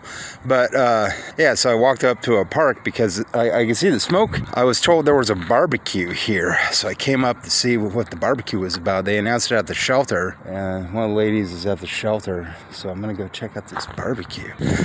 I saw smoke. There it is. You see the smoke? Of course you don't see the smoke, but I can smell it. I see the smoke. He said they were making it was like 2 people and they were making hot dogs and hamburgers, so a lot of people mobbed up here. Apparently the park is open as the beautiful people go past. I'm redesigning my board game. It was a dating game. Now it's a dating game for aliens. It involves love. It involves homosexuality. It also involves heterosexuality and a plant-like species that breeds and has it takes bits of wound. They advance their species quite a bit as they change the way they breed. Hey, what's happening? Are you the guy having the barbecue? What are you making? Some guy said like your brother. Is your brother at the homeless shelter? Said you're making shit. Oh my god, look at all this shit. This guy's making a whole bunch of shit up here. This is dude's brother at the homeless shelter. Look at all this shit this dude made. This guy is rustic as shit. I love this shit. Look at this shit. Man, he smelled some barbecue and he wanted to immediately start begging. I don't know, maybe it was somebody that he knew that was cooking it. Also, a board game about dating and breeding aliens? What is the demographic of that game? Oh, wait. Gen Z girls, right? Of course, if you think the mugging was a real event that happened, it more than likely didn't. It was just a simple case of getting a 24-hour ban from the shelter and having to sleep somewhere outside. The likelihood of his phone just getting straight up stolen was very high, so that's probably what happened. That or he dropped it in the toilet. That's my theory. Now, one thing that Lucas managed to do is surprise me. He made a video on how to MacGyver a spoon to eat Yoplait, and my god, it's so informative. I mean, just take a look at this spoon and tell me you wouldn't eat from this. That thing is so fucking clean. I swear to God. Of course, I jest. I would never take any advice from Lucas, like, ever. Okay, roll 4. I usually do everything in one take, but I keep hitting the button. So this is take 4, but we're doing the spoon for a Yoplait, a convenient way to MacGyver your Yoplait yogurt. See, it's like a spoon, but it's really more of a shovel. So we're shoveling the food in. You ever find yourself, oh, I'm going to eat the whole thing and talk about life. Last video was 22 minutes. I'm going to just shovel in some Yoplait. I'm trying to get a place in town, so I'm back at House of Charity because I'm in contact with SNAP and Spokane Housing Ventures. And it's closer to walk to if I got to walk there. I'm thinking about doing that on Monday. I was talking to a lady there, but I got my phone stolen. So I'm trying to get back a hold of her. I had $1,200 saved, but I'm out on the street still. I'm over at HOC. I'm not really on the street. I'm at a shelter. I came back into town because of SNAP. I'm trying to get a hold of them too. I'm just going to go in there with the attitude of like $600 a month. see what I can get. I can survive on that. I was surviving on $210, but I'm going to get a job as soon as I get an apartment. I don't know where. I was thinking a grocery store, though. It'd be an easy enough job. It'd be like working at a convenience store, but I wouldn't have to be freaked out all the time. Rosar's would be a good place to work. You got to think of the jobs when you're in high school. I'm like, I haven't worked in 20 years. I've been on disability, but I want to get a part-time job because I'm bored. I'm going to title this something like Teaching Your Girlfriend How to Eat Yogurt or something. YouTube, might outsmart you. It's going to take you a while to eat this yogurt this way. I'm about halfway done with it. 4 minutes. I'm really savoring it. A longer one of these would be awesome. I think I can get most of it. I'm just going to get my finger in it and get gritty with it. A couple hours ago, they had macaroni and cheese. And like hamburger, it was pretty good.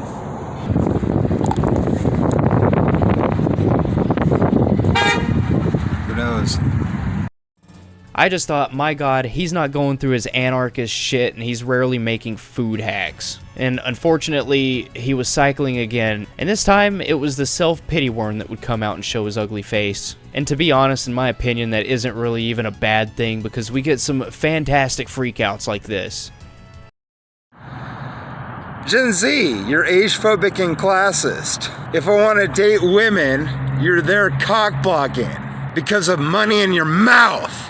You're not dating me because of money in your mouth. Bernie Sanders. And yet, you go in any city in the United States, Gen Z's not lining up to date us because we're too poor. You talk this big game about classism and billionaires and millionaires, but then you go to the homeless shelter, you're not dating us. That's the problem. The problem is you're liars. I'll buy you an Incrediburger, but you gotta sit there and talk to me. You gotta not talk to me like baby when you have a boyfriend.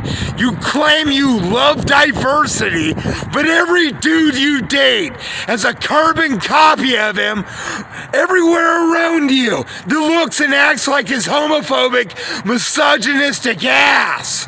Occupy movement.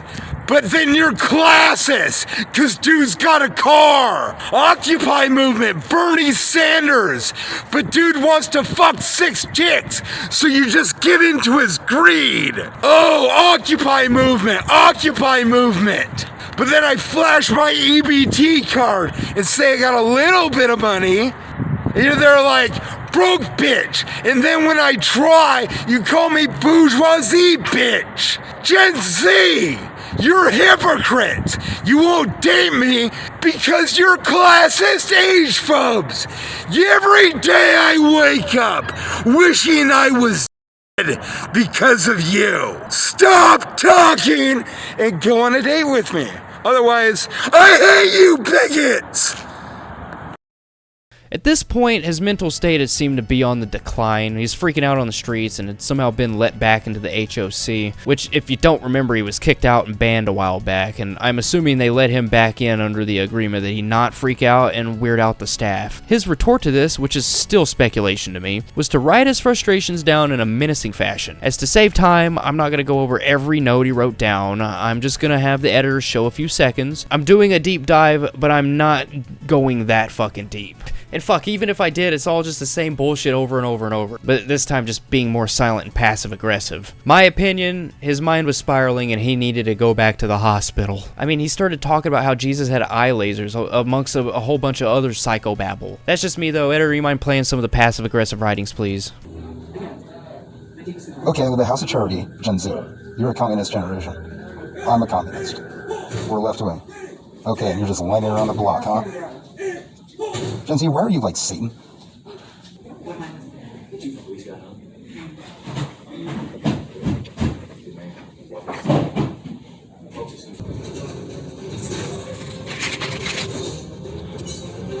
You have to consider the fact that Generation X sperm is more electrical. It's reached a certain level of aging.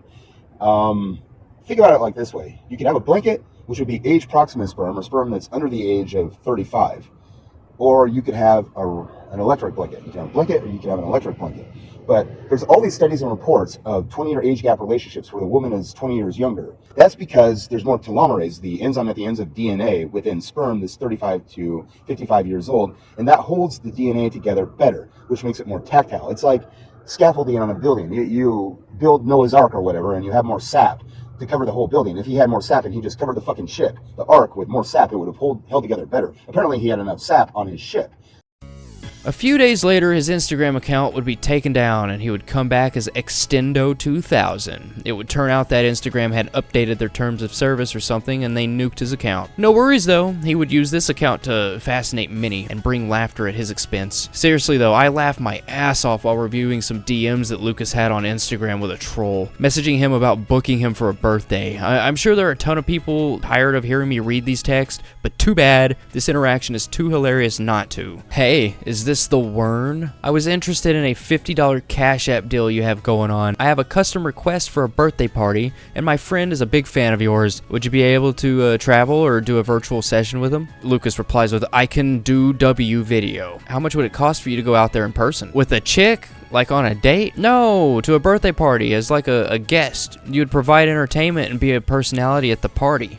In Spokane? Yeah. What would I be doing? You would socialize with guests, provide anecdotes, provide entertainment, kind of like a party promoter type of deal. Are there women and food? A place to sleep that night? Oh my god, Lucas, really? There would be women, but I don't think there would be a place to sleep. We could spring for a Motel 6 or something like that, though. Cool. And a ride? When's the party? What kind of people? What kind of food? Party is April 20th. We could get you a bus pass or pick you up. Either way, we could get you there. What kind of people? Are you asking like ethnic group, age, sex? Food will be pizza, Bud Light, Coors, you know, classic birthday food and drink. Sounds cool. How old is your friend? Is it at a house? My friend is 35 and he has many of his friends and neighbors coming over. Yes, it's at my house. I usually do podcasts for $100 an hour. We would want you in person. Podcasts are a little too formal for our taste. What would be the rate to have you in person for 3 hours? Well, I've been paid $100 an hour just for online gigs. I mean, he has women there too, like there'll be like 50 plus people there. How old are the women? Like 18 to 21? He has his younger sister, a few of her friends are in college, his mom will be there, and mostly women of his age or above. Rolls eyes, I'm only into the young ones. There are some in the 18 to 21 age range, his younger sister is 16. What some? Are they single? Well, she has 5 friends who are either in high school or in college that are going. Maybe a few more who are in high school. Yes, all are single. A few more might be able to come if they aren't going to be on the debate team competition that week. This isn't a trick. Are they hot? Well, they are all pretty good looking, but I'm talking about the 18-year-old and 21-year-old, of course. Yeah. How about $100 if you can get me a ride to and from there and a motel room after that for the night? Or a place to stay, like his place. Costs less money. Her 16-year-old friend is also having a birthday that week. Would you be able to go there too? No, she's too young. No, for the party, she wants to book you as well, and we would be having that party April 23rd. We could get you the same deal, $100 food, drinks, transportation. 16 though, too young. Too young to have a birthday party? She wants to book you for entertainment. She and her friends will be there, same deal. Her mother will pay you for it if you're able to do it. Too young for me to be there. Why too young? The mom will pay you, and all you'll be doing is providing entertainment. You just eat, drink, tell jokes, and talk with people, nothing else. For the 16-year-old, I can do the one on 420. I take all payments over Cash App. I mean, the alcohol would be for the adults, so you wouldn't have to worry about that. All the kids get is soft drinks and water, you know? I would if she was 18. You would be breaking her friend's heart. They really want you there. They think you're hilarious on video. For in Genesis 1:18, it says to be fruitful and multiply, and from science, we know the healthiest ova is 18 to 21. Ova? What, is this one of your bits? They want you to be at the B-Day party. They were willing to give you $150 and let you keep leftovers too. Lucas, the mom said that she would get you a case of Bud Light too on top of the $150. Really consider this. Lots of money, free food, transportation. It will be sweet. All you have to do is just be entertaining and socialize with the partygoers.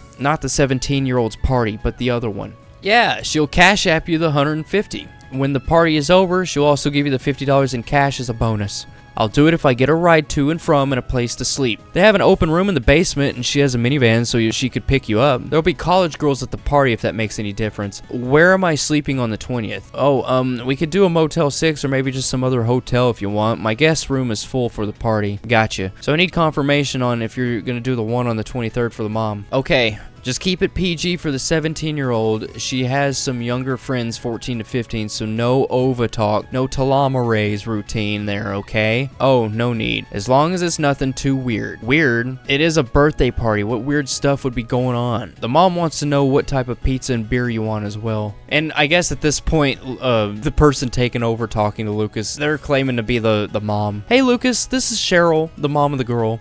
I wanted to know your pizza preferences. I don't have an Instagram, so I asked Lauren to let me use his to talk to you. Papa Johnson. Oh, fuck. Papa Johnson is fine. Papa Johnson. Ooh, I'm gonna start calling Papa Johnson at Papa Johnson. Fuck yeah, dude. Okay, and no nonsense or sex jokes. It needs to be clean for my daughter. Beer, any. Yeah, I'm mostly just a conversationalist and a listener. Okay, sounds good. She is really excited to have you there. She thinks you're super funny and cute. Does she? I see. Oh yeah, she adores you, and she likes guys with long hair and blue eyes. Well, okay, I take payment over Cash App.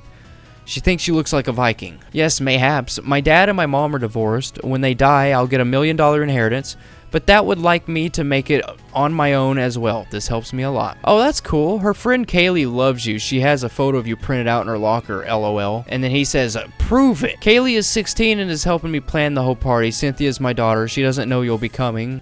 Okay, thanks, Lucas. Cynthia told me one thing, though. She really dislikes it when people steal pizza workers' wages, and she doesn't like grifting. So fat like you will always have to know it isn't in the cards. This conversation is also on Kiwi Farms, you jackass. Yeah, I'm the jackass, you stupid homophobe. You deserve no happiness, bigot. I hope really consider your words towards others in the future. Well, don't steal pizza and I wouldn't have to, bumcell. Homophobes are degenerate trash, so are classist, agephobes, and ableists.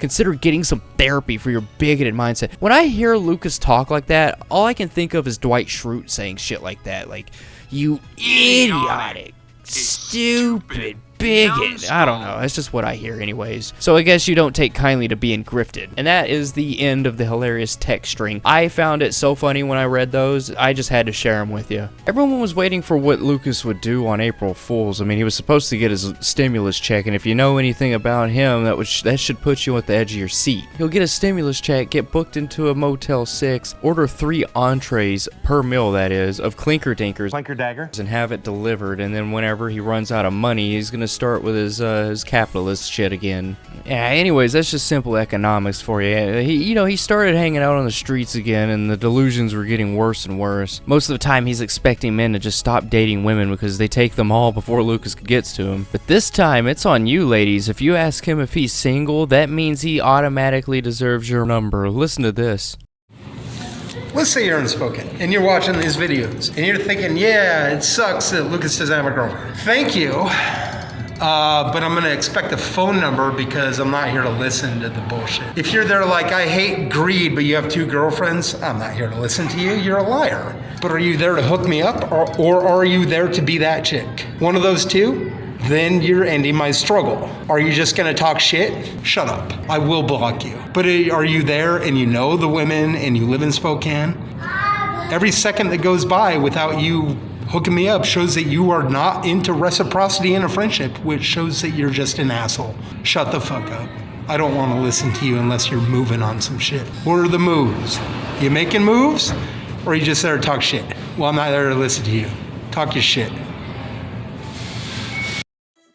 And one thing to take into account is that stupid-ass hoodie and yellow shirt that he's been wearing in all of his videos. I haven't played every video that he'd made that week just for the sake of time, but there was about 14 videos that he made in that time frame, and he wore that hoodie and yellow shirt the entire time, which means he didn't change his clothes in over a week. And guess what? It wasn't even an April Fool's joke. He's just that fucking gross. What I find gross and also funny is when the Wern gets all red-faced from anger. I mean, there's just something about those flat bill fuckboys and the Gen Z women ageist that just gets him going. I mean, I swear every time I see him angry, I just can't help but feel the dopamine getting dumped into my brain. April would see Lucas get his stimulus check, and you know what? The dumb idiot would go straight to the dispensary and go buy himself a new motel room as well. Of course, there was also some gloating and creepiness to come from it too. While he was out and about, I also wanted to take the time to show you this little selfie that he had with a member of the Outcast Owls community, Skeletor the God. There was talk of Lucas Lucas being on his show, of course this came with mixed feelings from everyone watching the train wreck that is Lucas's life. It was noted this round of motel shenanigans would have those dumbass memes start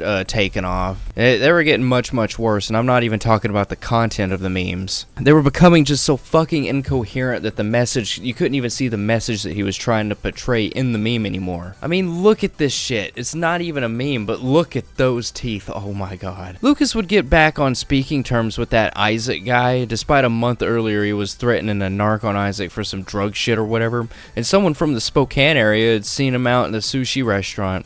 They weren't able to snap a photo of Lucas, but they did notice he was frantically typing on his phone, which is weird because the idiot would suddenly go quiet and nobody would know why either. And 2 days later, another person would see him walking out on the main street in those thin blue pants that they hand out for free at hospitals, and a bag full of random shit too. Allegedly, he didn't seem to have his headphones or his phone, and much to the happiness of people, it was thought that Isaac and the hobo crew that hangs around him had more than likely robbed him, pants and all. Which, if that's true, my god, somebody fucking touched his pants. That's like literally all I can think about is that somebody touched his fucking pants. And they more than likely need to amputate the hand that touched him. I mean, it was either that or he'd shit himself and then just abandoned the pants altogether for somebody else to find. It could have been either one. And this drought of Wern content would cause people to go searching to make sure the fuck wasn't dead. I mean, as they usually do. I mean, he wasn't in the nut house, he wasn't signed into a shelter, though that was probably due to him being banned from almost every shelter in Spokane. But what they did find was that he had caught a charge. This is a report on Lucas. He had obtained a misdemeanor, and it looks like he was trespassed. Maybe he was spazzing out. Someone had the police show up, and you know, it wasn't in the cards for anyone to know, but there was a FOIA request submitted. And while we wait for the FOIA request, I'm gonna kindly remind you that Lucas went to college. You remember that? But I'll have you notice, Lucas hadn't talked about it in a while, and when Lucas doesn't talk about something, it's more than likely because he's not doing it. Looked like he had abandoned the idea of even going to college during his battle with the Rona.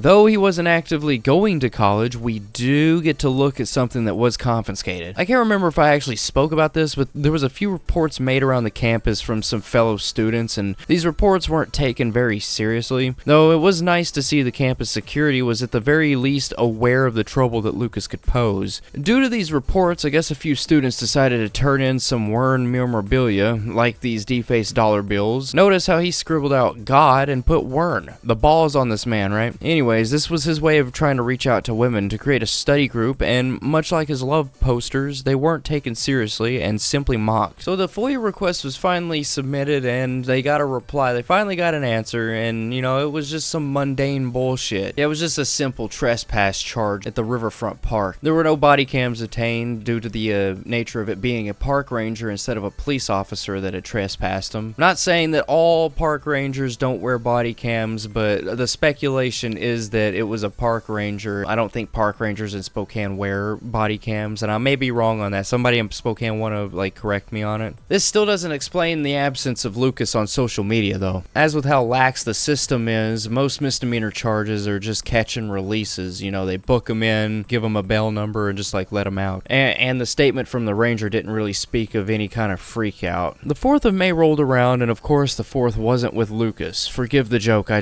had to do it to keep myself sane right now. But the 4th came and Lucas was finally spotted. He was seated at a Twig's restaurant and was fixated on the waitress. Of course, the person who saw them couldn't snap a photo as they were with friends, but at least people knew that he was still alive and kicking. 2 days later, Lucas was sighted yet again on some stairs at the Grand Hotel. He was extremely sucked into whatever he was writing, and of course him writing on paper most likely meant that he had no phone. His only other way to get onto the internet was through the use of computers at the library, but at this point it's safe to say that he was banned from there. So, no internet for the Farface. And of course, without the internet, he would go back to the tried and true way of catching women. Yes, I said catching. The only way to pick up women. He started posting more signs on telephone poles. Of course, it's just the same shit that he spills on about time and time again. So, let's take a look at it. Now, due to some glare and some wrinkles, this one's kind of hard to read, but I think I can manage to make this out for you guys. You're hungry, bet. I'm single, anti-bigots. I'm Gen Y. Only I seemingly always get Gen Z. Words to laugh, which as in... God damn it, dude. I can't read that last word. Words to laugh, which as a something, brightens my day. YouTube Lucas Werner. I've also looked into the midlife crisis. Let's talk it over at Twigs. Honey, my treat. I'm a 41-year-old guy. I don't venture beyond 420. And the occasional acolyte, I'm thinking that's what he was trying to say. The high telomerase content of 18 to 24-year-old eggs and 35 to 55-year-old sperm might explain this red love. Anyways, you get it. If you want to try to decipher any more of it, you can just pause the video. This is the clearest image I could get. Now, this is the very same sign that would be taken down later that evening by a local hero. Here's a photo. All the while mocking Lucas too. You see, Lucas tends to be extremely attached to these signs. I mean, he works so hard to come up with the word salad, and I'm pretty sure that when he makes these signs, he's like a 7-year-old laptop with 4 gigs of RAM trying to run Adobe Premiere. If you don't get that example, just know this, the laptop just won't do it, okay? He more than likely uses up every brain cell writing this, and all that hard work just gets ripped down the same day. I'm sure it makes him tard rage. I mean, I'd be pretty upset, but you'll never see me be Lucas. Now, this segment I like to deem as the collection of signposts, because the idiot just had nothing left to do with his life but to just write shit down on paper and post it on signs. So we're kind of gonna do like a lightning round of the Lucas Werner, because there's so many of these things, so we're gonna do like a little lightning round just to document them. Now, the 12th of that month, there would be another sighting of the Wern post. Of course, it's all the same shit, just telling the bigots to fuck off and how the Spokane girls are depressed and that he can fix them. I'm not gonna read it. You can just pause the video and read it if you so wish. The third one would be found on the 26th, though a few people thought that it may be a copycat. My opinion, it looks like his past notes, just lacking the drawings of sperm and whatnot. Yet another was found on June 2nd. Funnily enough, this was a poll that Lucas had posted one of these on before. June 13th, 2 more of these signs would be found. Here are those. Note that the second one has been through some weather of some sorts, probably rain, so that means that it had been up for at least a day or two, as it had rained that Friday. Oh, you thought that I was done? Hell no, here are 7 more that was found within 3 days. Of course, these are more or less illegible. Also, here's a map of all the places that these have been taped up. Note the lone one. Don't know why that he would travel that far and only post 1, but here we are. The 27th, there would be 3 more signs found, not far from the others. Note that the last one being written on bright pink paper. Guess he was trying to use his head on that one, or it was a fluke, using color to catch those Gen Z eyes, you know. July 5th, the 16th note would be seen completely by accident and seemingly north of where he had been posting these things, given the probability, not so much an illusion, that no neighborhood would be spared from the Wern. Lucas had been internet silent for about 2 months, and it was making the audience itch and speculate on why exactly he went dark. Was it because he had a court date the next month and was decided not to make videos? Why didn't he have a phone? These are answers that everyone would eventually get, but how much longer were they gonna have to wait is the big question. Well, he had been off of the internet for about 2 months at that point, and things would take a turn for the worst, at least for the people watching him, because he would go back to the nut house on July 13th. And thankfully somebody recorded an 8-second video.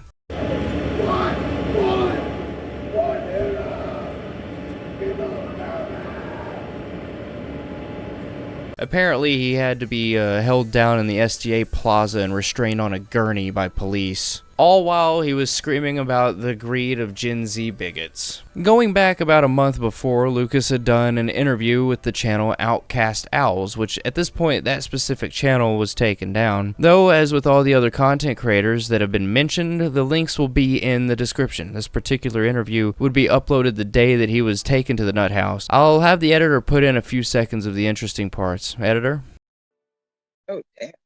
Well, hold on, because I don't know anything about your family. Like, you know, people think, we have not done a bunch of research on you, Lucas. Mm-hmm. You know, we live here locally, you're here, so why not meet up with you? Right. But both your parents are, you know, not step parents, right? They're both the same parents. Your actual dad was a mailman. Yes, he is. Okay. Okay. So, what was he? How did your parents meet?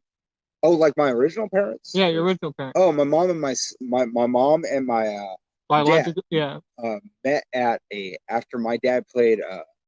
He played in the city league just for the fun. He was one of these athletic guys. But he kind of looked like this cat here. but just like real trim. He looks like a male model. Mm-hmm. What was your like when you graduated from school? Like, you know, after you tell us about, you know, your relationship in high school with her, but like when you got out of, what was your plans of getting out of high school? Like, you know, High school, I wanted to be a teacher because I thought, you know, I'm pretty good at that shit. Like I got along well with kids. I babysat the neighbors.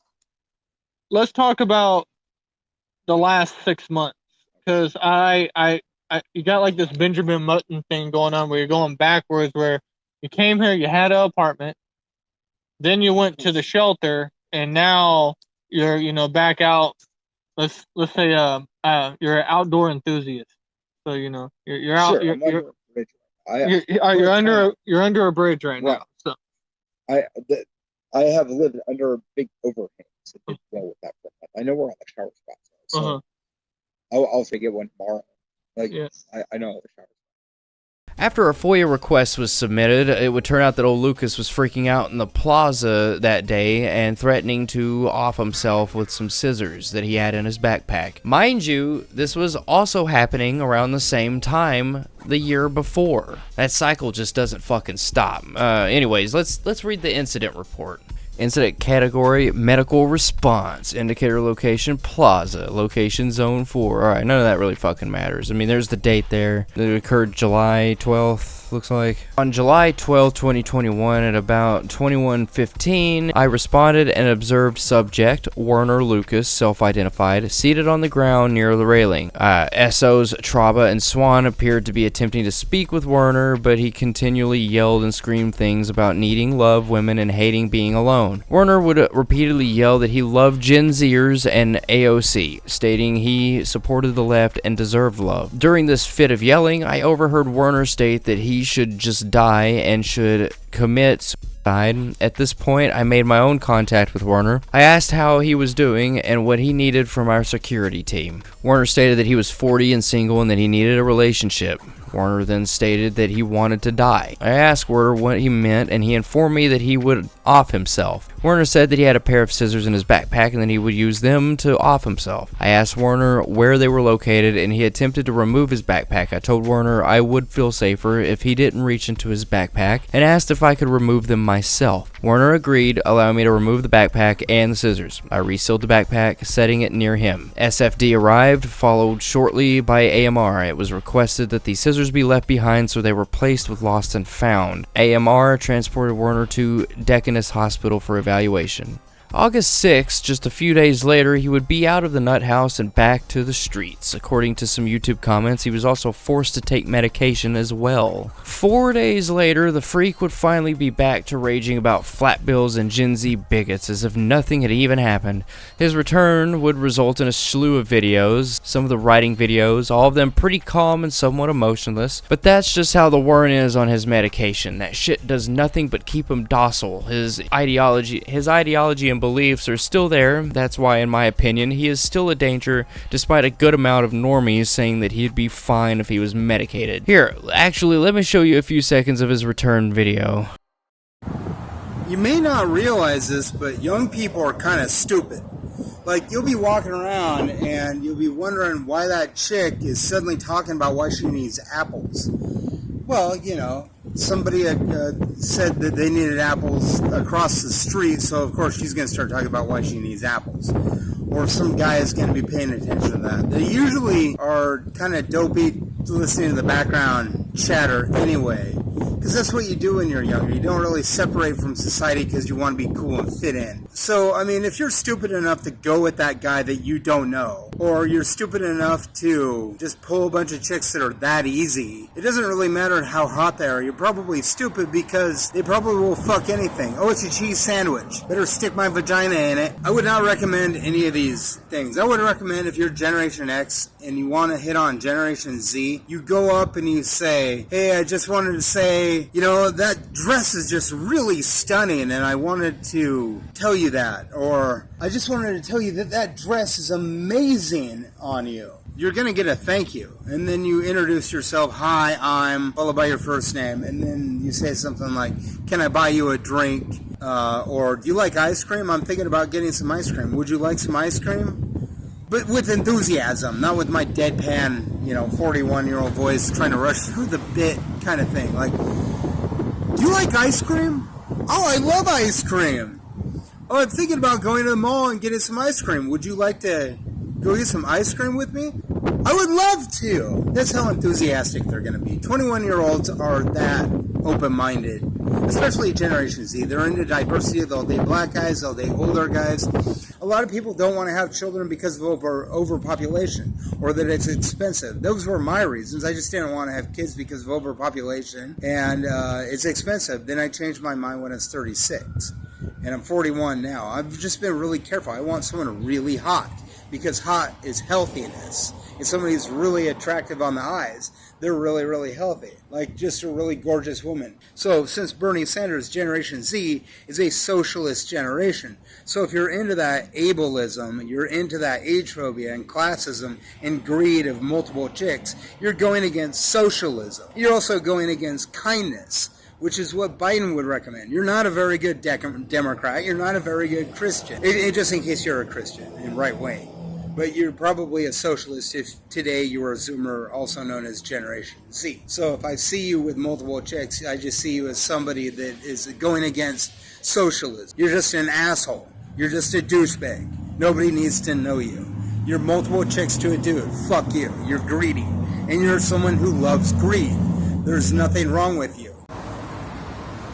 Okay, here's the difference. Let's say you're Generation Z and a female, and I came up to you and I asked you out on a date. I'm clearly Generation X. I was born in 1979. What would you say? If I'm black and did it, oh, you would probably do it. But if I'm Generation X, you know what? I'm a good person. I'm a Democrat. I'm a socialist. I march with BLM, but Generation Z, it still seems to me like you're still bigoted. Except it's all about classism when you go to the bars, right? Because the guy's got a car, so you'll go 2 or 3 at a time to him. Because reasons. It doesn't really matter. It just seems like a very bigoted generation. It doesn't have to be a bigoted generation, because all I'm doing is offering pizza. Why the no? What does it matter, right? I guess I'll just wait around for the 9th year in a row as you get ready to go have pizza with me. Why do I want to date younger women? The midlife crisis, I don't know. It's supposed to increase your feelings of well-being and chemical equilibrium. But if I were your age, you would do it.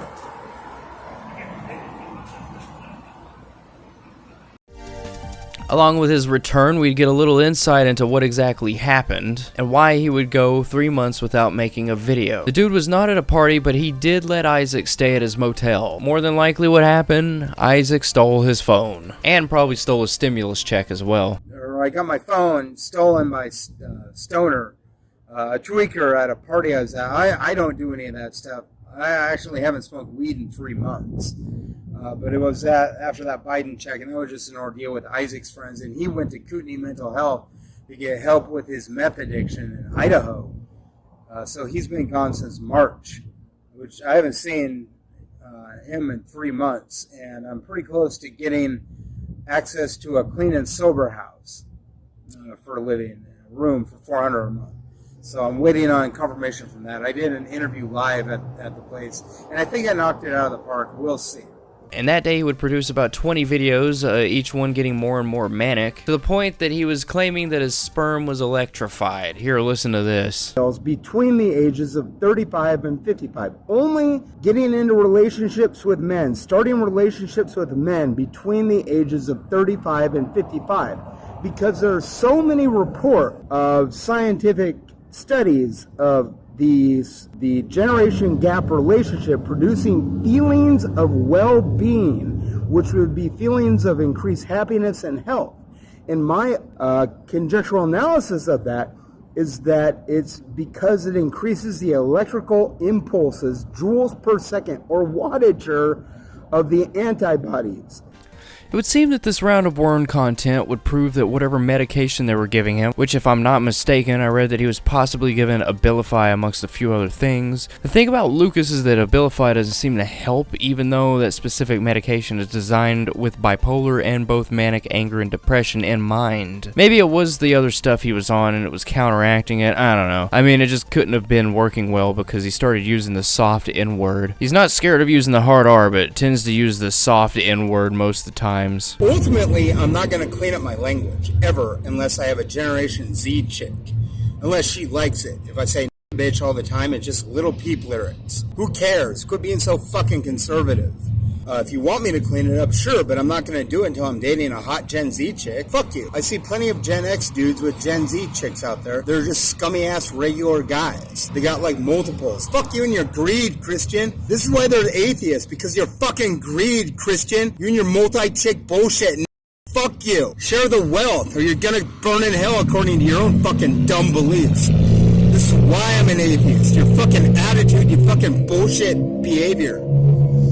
I hate it. I hate your fucking greed. I'm gonna start buying cigarettes and keeping them on me just so if people ask me for cigarettes, I'm gonna pass them out. Instead of being a fucking greedy or greedy ass fat boy with multiple chicks, you and your 7 chick per week fucking bullshit. Fuck you, greedy ass I wanna fucking fuck Gen Z chicks too. I'm Gen X too. I deserve it too. You ain't giving away any motherfucking shit. I'll draw out my fucking mouth until you fucking comply.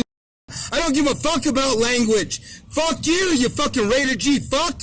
And that's all I gotta say about that. Peace the fuck out. And I'll keep cussing until you fucking comply. I wanna date Gen Z. Oh, language hurts you. Fuck you, you rated G cunt. And he walks around in the middle of the night singing this shit at the top of his lungs.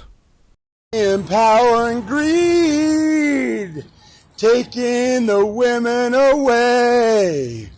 Fuck to your pollution machine. We're socialists. Money and power and greed. Generation Z. Fuck to your pollution machine. We're socialists. Money and power and greed. Taking the women away. Generation Z. Fuck to your pollution machine. We're socialists. Money and power and greed. Taking the women away. Generation Z. Fuck to your pollution machine. We're socialists. Now, more than likely you didn't notice it, but something was different. Did something seem off to you? Well, if you didn't notice, Lucas's voice was getting more and more hoarse. This man had been up late at night and early in the morning screaming bloody murder. At this point, he couldn't have been on his meds. There's absolutely no way, no chance. And the thing about this, the more videos that he was uploading, the more hoarse that his voice would actually get. I mean, shit, I'm already on a roll with the editor. He was probably pretty pissed at me because I'm just throwing this shit around like, Pokeball, go editor, you know, do this, do that. You're a fucking gopher, dude. You better get the fuck to work. Get back in the basement, editor. I swear to fucking God. Look, if you can get this out pretty quickly, get this shit edited, I'll give you an extra slice of bread, alright? And trust me, this video that I'm gonna have the editor play, it's gonna make you laugh. It's basically Lucas yelling at a statue about a religion. Gen Z! We're tired of your money, your power, and your greed winning over the hot little Gen Z chicks. This is about your dirty fucking umbrage, and it needs to end. Who am I? Your worst fucking enemy. Unless you give me that phone number, hook it up, or we are not friends. That's how scary I can be. Fuck you, capitalists. We're socialists. Fuck you. Evidence or fuck off. Atheism rules! Why can't I convince you of anything, Gen Z? Why? I'm an age gapper. Are you just a bunch of Republican atheists? It doesn't make any fucking sense. You go with the greedy guys multiples at a time. You go with every other dude but me. You go with the Gen X dudes on Post Street and this Tango. And I've been preaching age gap love in this pattern for 5 years because of my love. What are you? What are you? Just conservative atheists? I am Gen X. I don't know what to do. I don't have the money to know what to do. What would Bernie do? What would AOC do? How do we solve this soulless world? What is the matter with this country? How do we change this? You just seem like fascist meets atheism because there's no way I can convince you. I'm in such trouble trying and trying. I'm tired of your fucking noise and your hypocrisy and your greed and your money and your love of power. But so are you, and you give it multiples and multiples. 7 girlfriends a week. I can't check it with your Christianity. I can't check it with your socialism, communism, or anarchism. You just keep going down this hypocritical road. Why? What do we do to reach your soul and your heart? In your minds, what do we do? Why do I have to be in love with you? Why can't I just let this go? You're like fascist atheists. It doesn't make any sense. And I'm an atheist. As soon as I say you're not alone, you go somewhere else. As soon as I say we need the people in power, you just ignore me. It doesn't make any sense. It's like fascism meets atheism. It doesn't make any sense. Gen Z, you make no sense. Oh, God.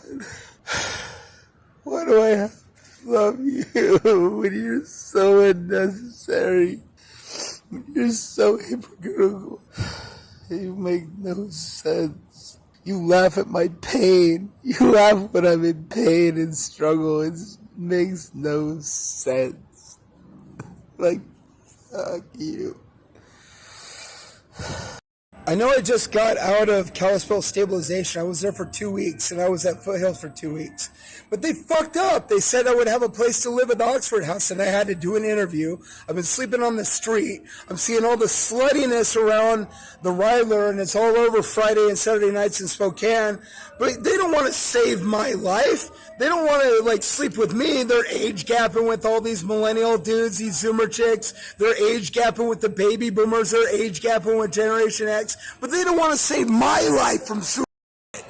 I don't understand. They're usually so nice and generous and cool and kind. But these hot women don't want to save my fucking life after I preached age gap love for 5 years between Generation X and Generation Z. And now it's mainstream on Post Street and all over this town.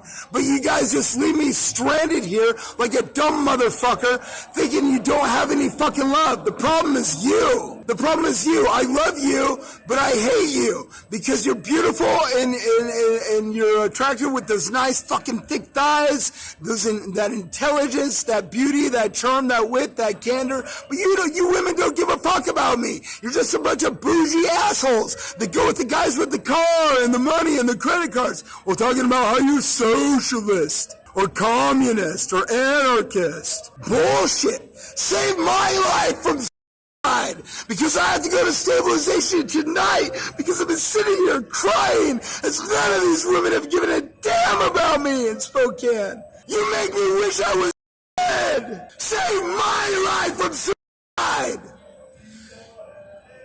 These videos and his rage would cause him to end up in the loony bin yet again, and that would make it back-to-back visits. I mean, that has to be some kind of record, right? There was a lot of theories that he was doing all of this on purpose to get put back in. I mean, it is free housing and food. Also, I don't know if this has ever been covered, but the dude at one point said that he met women in there, so it's like it's meant to be for him. I kind of wish that he'd get a permanent stay just because he's a danger and aggressively stupid. Anyways, I hope somebody visited him when he went back in, and hopefully they didn't bring any women with him. Here, take a look at this.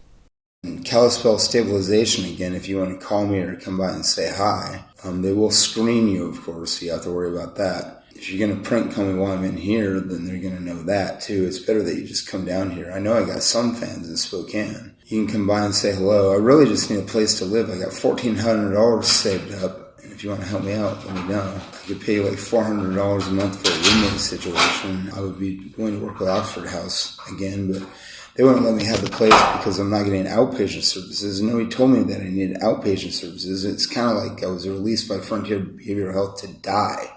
This isn't fair. I need a place to live. I need a place to sleep at night. I need to be able to sit and be able, like anybody else, just have a roof over my head. This is getting really bogus. I've been sleeping in the woods because of them. You preach this line of unconditional love, but you don't show it, Christians. Maybe if you showed it, or anybody showed unconditional love towards me, I wouldn't be in this situation. Maybe you should forgive everything that I've done. It's been a year and a half of homelessness. I have to work with SNAP or something, but I can only be here for 30 days. I wish somebody would care. It would be nice, because I need a place to live. I have the money for a place to live. I guess I can work on SNAP housing in here for 3 days, but as soon as I get released, I'll probably get released to be sleeping back on the street or in the woods or something, because nobody seems to care about me. Nobody cares about it. It's your jobs in the wellness community, mental health and housing in Spokane, to actually care about people and to get them housing. $1,400 saved right here. Let's move on something. Need something from maybe SNAP. Something. Somebody generous out there who wants to hook me up with a roommate situation. Be a guest over at Kalispell. I don't care if I don't know you, but I can sign a paperwork that says that I'll accept anyone as guests, and I'll do that. If you want to be a guest towards me, they'll screen you, of course, to see if you're not holding a gun or something, which is something I got to worry about. I'm not going to deal well with somebody come and murder me. But if you have an apartment or something, at least bring some proof of that you got the apartment. Quit fucking around on me out there. I'm tired of going to the bar scene and seeing everything that I want, but I can't get it because I can't get an ID, even though I got the money to do so. I don't have a permanent address, so I can't do anything fun while I watch all of you have fun. Come on, Gen Z. Come on, anybody. Help me out here, please. Help me out. Help me get an apartment or place to live in a roommate situation or something. Quit being greedy and selfish. There's this huge reputation for people among liberals in the left like we are being generous. Be generous then. Prove your generosity. This isn't funny. If you're laughing, you have a mental problem called Schadenfreude. This is serious. This isn't me as the comic. This is me as the activist. You got a problem if you're laughing at me, bud.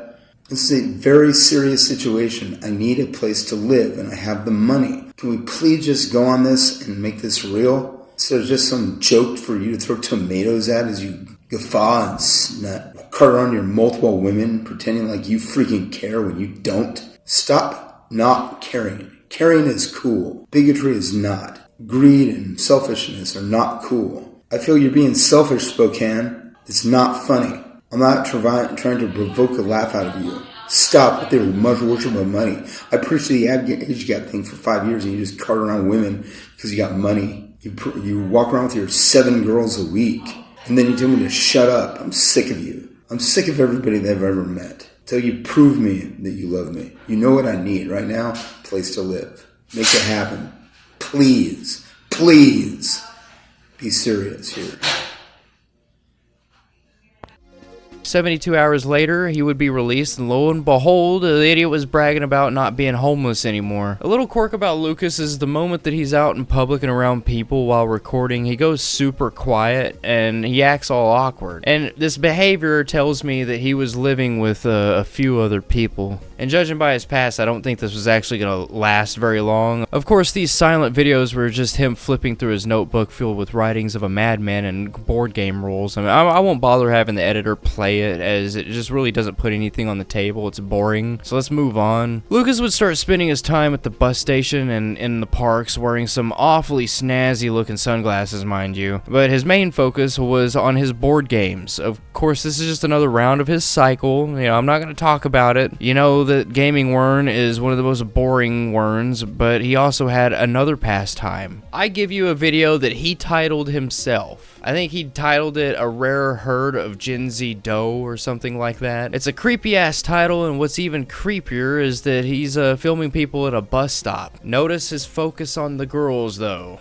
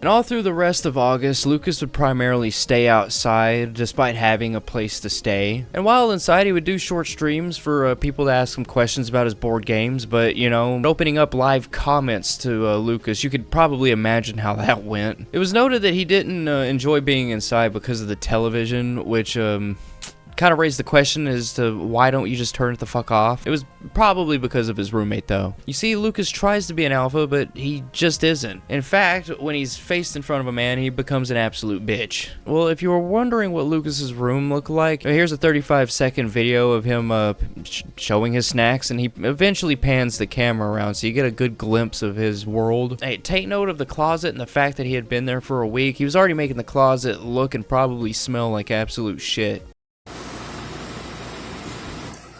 I'm not even going to eat more than one of those snacks. Are you crazy?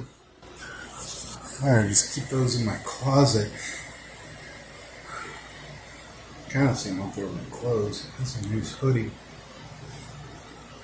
New hoodie. Bring a little to the left there. Dirty clothes, got to get those in the bag. I think I'll just eat one of these. I'll finish this hamburger. I'm not gonna mukbang it. Are you crazy? If you're also wondering what other things he eats other than snacks and 7-Eleven pizza, let me introduce you to this horrid dish. Whole-ass green beans, unmelted shredded cheese, black olives, pepperoni slices, and spicy mayo all over the fucking tortilla. What gets me is the whole-ass green beans. The least you could do is cut the tips off the green beans and melt the cheese. Of course, the Malin place, the place that he was actually staying at, sorry, I forgot to mention that, but the Malin place, it was confirmed to have a toaster. Yes! Yes! Yes! Yes! Yes! Of course, it's in their best interest to keep Lucas away from the thing. But, you know, Fat Fuck McGee here also has to eat food, so it's only fair. Another thing about Lucas's piss-poor hygiene is his oral care. I've shown you images of his teeth. I mean, he has fake ones. And the ones he has left are just... they're the worst. Not as bad as Nick Bate, but still. Anyways, he's so smart that he thinks his tongue is ribbed for her pleasure. Dude, it's actually thrush. His tongue it's all kinds of fucked up, and he's so idiotic that he thinks that's by design. Terrible. I want to show you guys my tongue because it's really weird. It's like, it's got ridges on the sides. I mean, it's ribbed like some sort of weird sex toy or something. It's all bumpy and stuff. I don't know if women are into that kind of thing. Like some sort of weird ribbed sex toy tongue. Fuck if I know. I bet you had some questions about the Wern and his modes of transportation. Well, guess what? I got you on that. He rides the bus. Nah, I'm just kidding. You probably had a question like, why does he walk everywhere? I mean, he had his ID stolen or lost for almost 6 months, if we were talking about the timeline at this point, and he couldn't even spend a couple bucks to get another one. Let's say Lucas is healthy-minded and actually had access to a car. Would the man drive it? Well, let's let Lucas answer that. This is a video from October 1st. I haven't driven since I was 18 years old. I just gave it up, you know what I mean? I'm 42 this year in November. If you want to send me any donation money over Cash App, I'd gladly take it. Or I'll do a $50 case for you where I'll just like air out your side, which is what I've been trying to do for a while anyway, and I've done that. I earned like $300 doing that. I think I have enough going on to where I can grow as a person. And I mean, I did well in school at college. I did well writing and doing that kind of thing. I'm trying to get a job. I just got off the phone and they're mailing the stuff for my ID card. I finally got that squared away. I'm trying to progress. That's what progressives do. We try to progress. So I just want to say, if you were my chick, if you were my girlfriend, and this was an IRL relationship, and you're interested in Spokane, my email address is lu@gmail.com. If you talk horse shit to me, or I don't like your response, or you're mean, I'll tell you that, or I'll just block you if you're mean. There's no reason to tolerate people who aren't nice to me. I don't know why you would. That's why that block button exists, because if you just harass me, I don't want anything to do with it. Hello, Gen Z. You like to stroke your own egos about how generous you are. Oh yeah? To me, you're just a bunch of age-phobic classes. Where's my hot Gen Z girlfriend at? You're a generation of bigots and fake assholes just like the millennials and Gen X were. And I'm Gen X, you fucking bigot asshole fascists. No, I don't believe in God. What do you think I am, stupid or something? His mental state was starting to go a little off the deep end. By the 9th of October, he didn't seem to ever be in the Malin place, tending to lurk outside in alleyways and on the porch. What's funny about his little episodes is he was talking the usual about Gen Z bigots and religion, but now he was on a hooker kick. Just talking about how all the Gen Z girls are hookers and no matter what he does, he just can't get one. Buddy, you could just pay for one. Whatever. The delusions were getting so bad. I mean, take a look for yourself. Here's 3 videos for the price of 1. Oh, it's just about money. I get it. Is every woman in this town a hooker or a porn star? I live in a boarding house, so this joke works. Isn't a hooker someone who takes money in exchange for sex? So if you're fucking a guy with even an apartment, see where I live, it's to a room. It's like a dorm. So what you're saying is that you're only gonna fuck guys who have their own apartment. But isn't that money in exchange for sex? So what does that make you? You're a hooker. You're a bunch of hookers. How are you not a bunch of hookers? Of Spokane, quit being selfish. Introduce me to some hot women, please, of your generation. I don't want you to go down as the most selfish generation in Spokane's history. I really don't, but I'm gonna keep telling the truth. You're selfish unless you do this for me. Please help me. I've had a girlfriend in 9 years and you laugh at my struggle? Fuck you. Please introduce me to my hot next girlfriend. She gotta be your generation. If this is going to be another snow job or a con job, forget it. I'm sick and tired of the bullshit. Damn, Gen Z, it's your planet.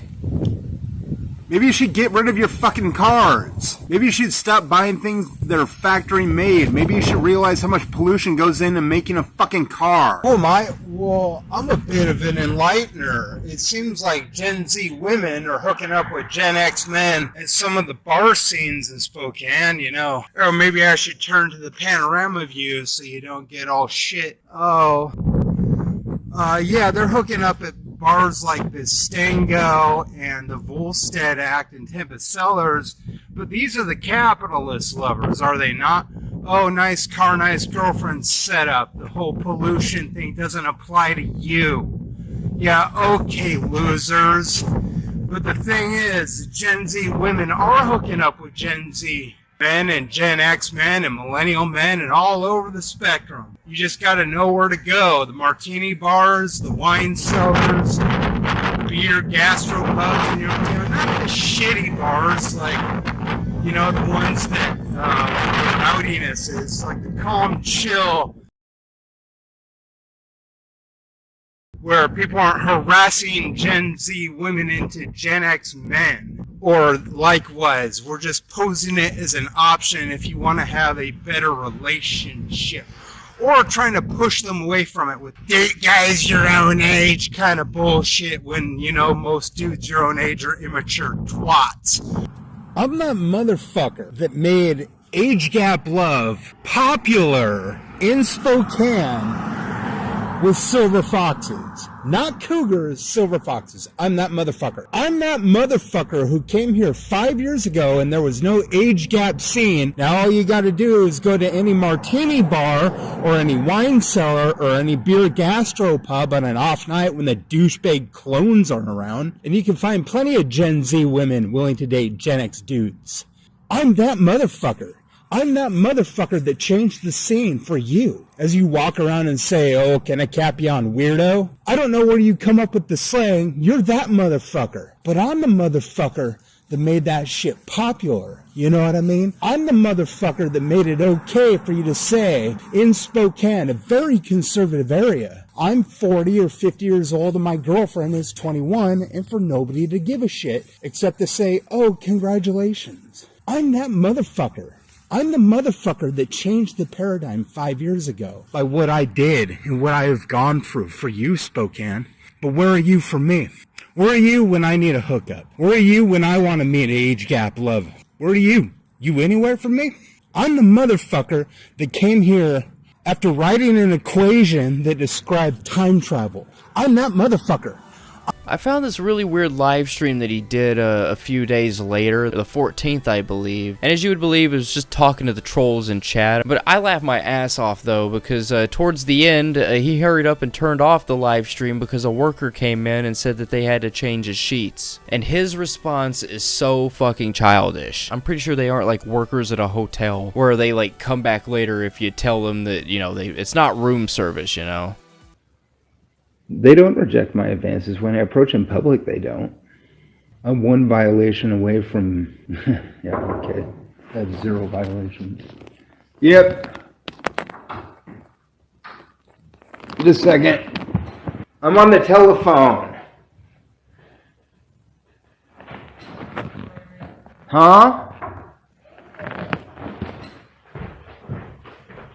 Hey. Okay. Can I do mine myself? Yeah, let's do it. I'm doing a live stream on my YouTube channel.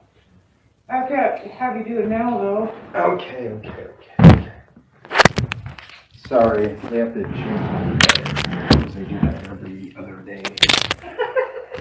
Okay, Smarty. What do you do? It's because the schedule's all messed up. See my desk? All that crap on it and disorganized. That's a sign of high intelligence. Hey, this one looks pretty good. Who's your roommate gonna be? I don't know. Who is my roommate? Do I have a new roommate? No, do you want a roommate? No. I know. Actually, I think I'm gonna just end it on a good note here. We've been in this live chat for 32 minutes, so peace, you guys. A look into the Malin place would find exactly what everyone thought. The Malin place was in fact a living facility, more akin to a nursing home, and that there was a specific person that was in charge of giving Lucas his meds. This would most likely be the main reason that Lucas is hardly ever seen inside, and most nights he's just freaking out and is probably sleeping outside to keep from having to be given his meds. In fact, with further inquiries, here's a document showing what they would have to do if Lucas would refuse. It basically says that in the event, they would have to call whoever was the power of attorney and notify them. Afterwards, it's basically open to their judgment, and if not, then medical staff would have to decide based on their own evaluation. It's pretty open-ended, and with the Malin place being as lax as it is, who's really to say? At the end of October, Lucas finally got his ID. It had been several months since his last one was stolen, and by God, it was such a tough time for the man. You know, not being able to look for a job despite not having one for about a decade, not being able to get into those Gen Z honey-filled bars to creep on the ladies, you know. This was actually a surprise to everyone. Lucas was taking steps to get better. In fact, a majority of people thought he was just going to never get another ID again. While living in the Malin place, the rule is that they took a good majority of your income. Old Lucas had about $100 left by the 27th of October, and he was spending money on food, as we've seen in the past, but this time it was on Hispanic food and Twig's Pizza. Mind you, he bought multiple pizzas, and each one is priced at about $17. And I believe he ordered Hispanic food as well, that one being around, yes, $30. He's fucking rich, and you're all fools. I'm kidding. Come here, give me a hug. No, I'm kidding. I don't want a hug, but I do congratulate you on making it this far in the video. If you're enjoying it so far, could you, I don't know, maybe hit subscribe? I really do hate shilling, but I do really appreciate it.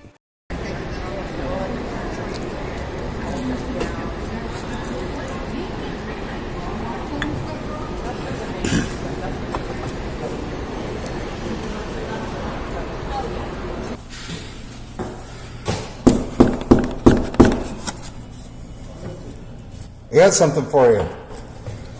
got something for you. Pizza. Hey. It's bacon. Check it out.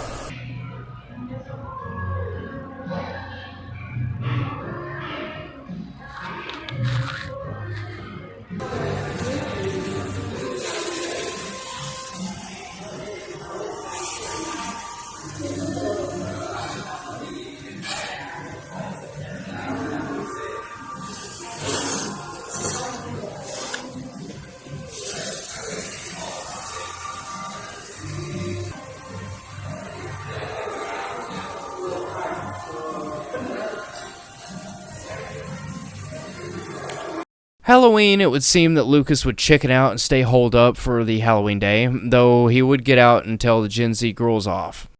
And how's Gen Z tonight on Halloween? Just another party in the Delta variant?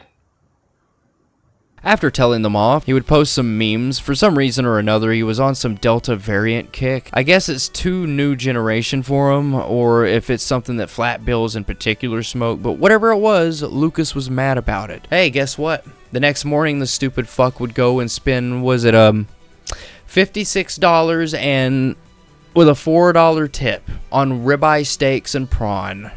Dude's living lavishly, and it's only the 1st of November. And I'm sure that his savings had to be all but gone at this point. I seen that he had, wait a minute, $60 left. And all of it was spent on steak and a tip. And take notice here that Dum Dum ate the garnish lemon, rind and all. I'm sorry, I just wanted to point that out.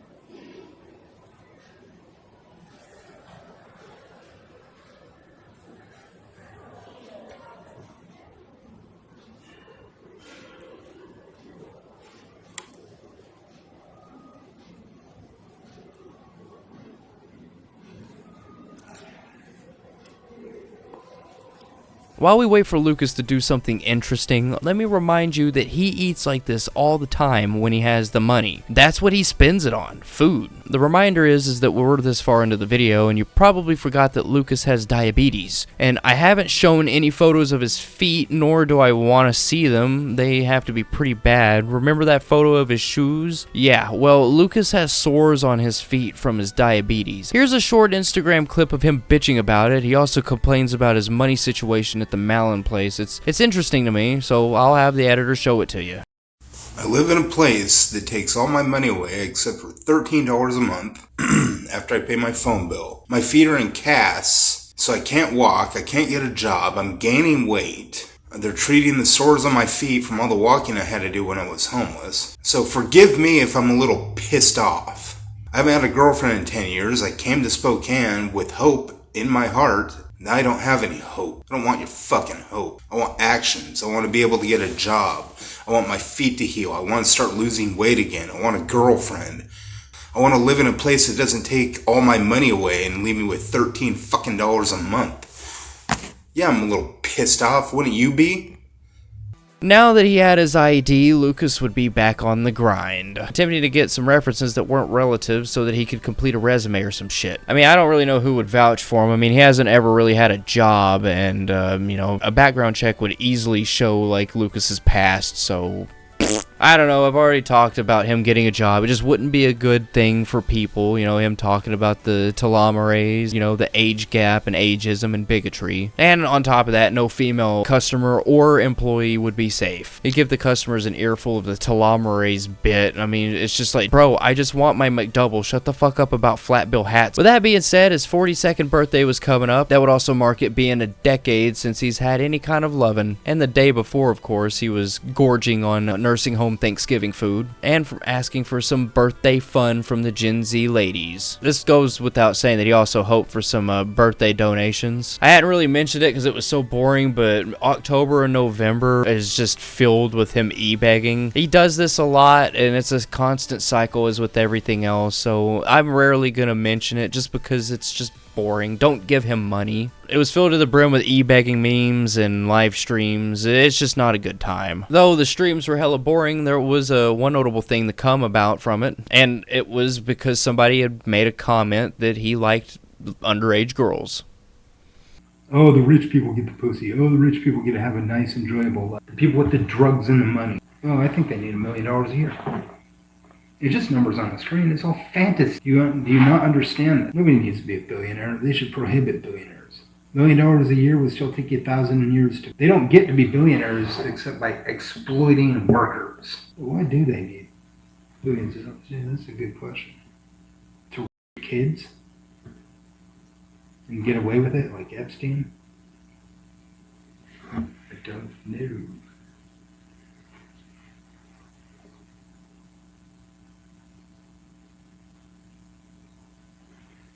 I'm not trying to pick up preteens. Are you? Get the hell out of my face. I'm about to punch this computer screen. If you don't shut up, I'm gonna knock you, freak. Get out of my face. How about this? Your mother.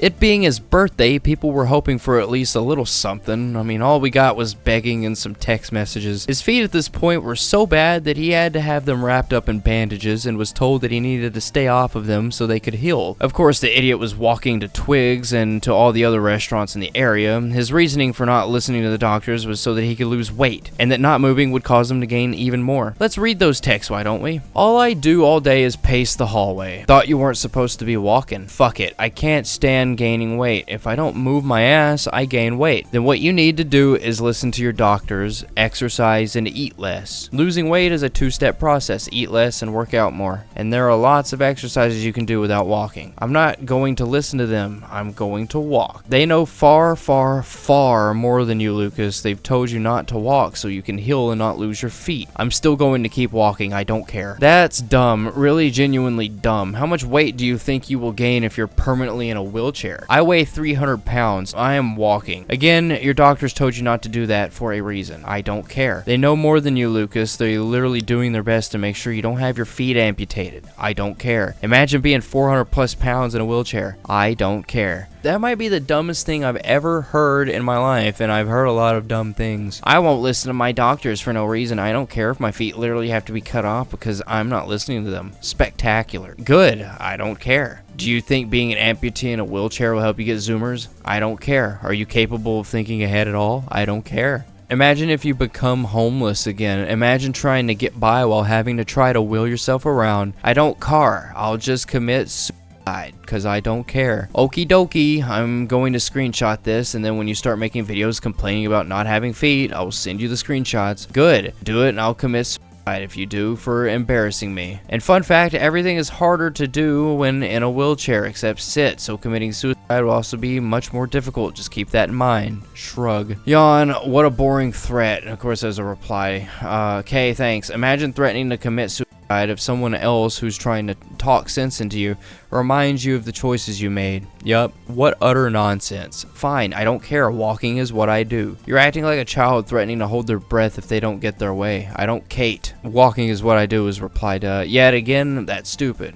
Care. I don't care. You will when you no longer have feet and Zoomers are even less interested in you. Doesn't matter. They aren't interested now, so who cares? Right, they are interested now, so is the solution to become more or less attractive? Here's a hint. It's the former. Another activity that the Wern got up to on his birthday was shaving. Remember that little bit I talked about? Showed you the picture where, you know, his ex was shaving him? Well, this is why. My man can't shave at 42 years old, and I can almost guarantee you that he dry shaves, no water, and more than likely goes against the grain. Yeah, I mean, he might not, but that's just my headcanon. And also just for documentation purposes, here's what his mother posted on his birthday. And this would mark the most exciting thing to happen to him on his special day. December would look pretty bleak for Lucas. It would seem that the idiot was back off his meds yet again. Of course, this was just a theory, but it did seem like he was way more manic than, say, when he streams. Methinks he's due for another loony bin visit. I mean, just look at this fucking shit. Begging is real. The man just wants a good Christmas, I guess. I don't know. Remember how chill he was a month ago? So, my friend and I went to the bar the other night. I didn't strike out.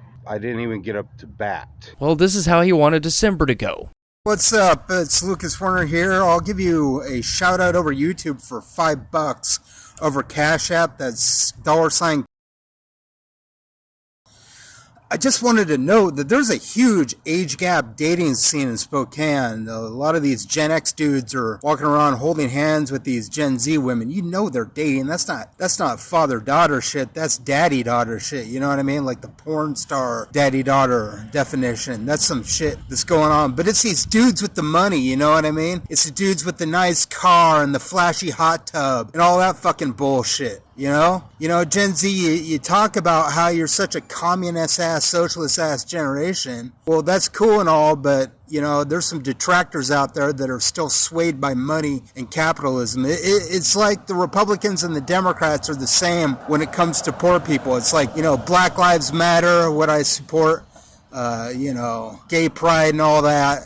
all that good stuff, human inclusion. But then when it comes to poor people, it's like, fuck the poor. But here you got Biden on the other side, and he's standing with the Kellogg's workers in solidarity. And you're there like, oh yeah, clap, clap, clap your hands. But you're still flocking to the guys with the money and the nice cars and the nice bank accounts and the nice hot tubs. That's fucking bullshit, Gen Z. You're better than this. You know that? You're better than this. Stop with the fucking money worshiping bullshit, or I'm gonna have to pull your Bible out and quote how you're fucking retarded. Yet another thing I want to show you, just because this Malin Place arc is pretty dry in terms of good content. I mean, look at this very spicy mac and cheese with what looks to be hot dog slices and mixed veggies. That is pepper. A lot of pepper. Too much fucking pepper. I forgot that fuckhead here had Rona and Thrush, so his taste buds are basically gone. But this is just fucking stupid. You can see the pepper. I mean, guess what you can't see? Salt. I can almost bet you all my money and the amount of pepper on that shit that he probably put the same amount of salt on it. Great for you, beat his feet, bro. All that walking to lose weight just seems to be doing you fantastic. While Lucas was on a begging streak, there was a photo dump of some of the Werns texting back in 2015, and it just shows you how he actually treats women the moment he doesn't get what he wants. And if you ever feel any pity for this man, don't, because, well, I mean, fuck, look at all these texts that have no responses, so he just keeps messaging. Lucas, take a fucking hint, man. Anyways, I'm not gonna read them. I'm still tired. You can pause the video and read them. Anyways, Christmas rolled around, and as you can probably imagine, or even haphazardly guess, that this was what he was thinking about. The rest of 2021 would be spent stuffing his face with pizza and posting some incel memes, say like this one about a fight developing. He posted this to his community tab on YouTube. And New Year's of 2022 would be pretty dry as well. Pucus just posted to his Instagram. Of course, it's all just the same bitching and moaning about not having any money, blaming it all on capitalism. You've seen it 100 times in this video. No need for me to cover it again. Though he did post this video blaming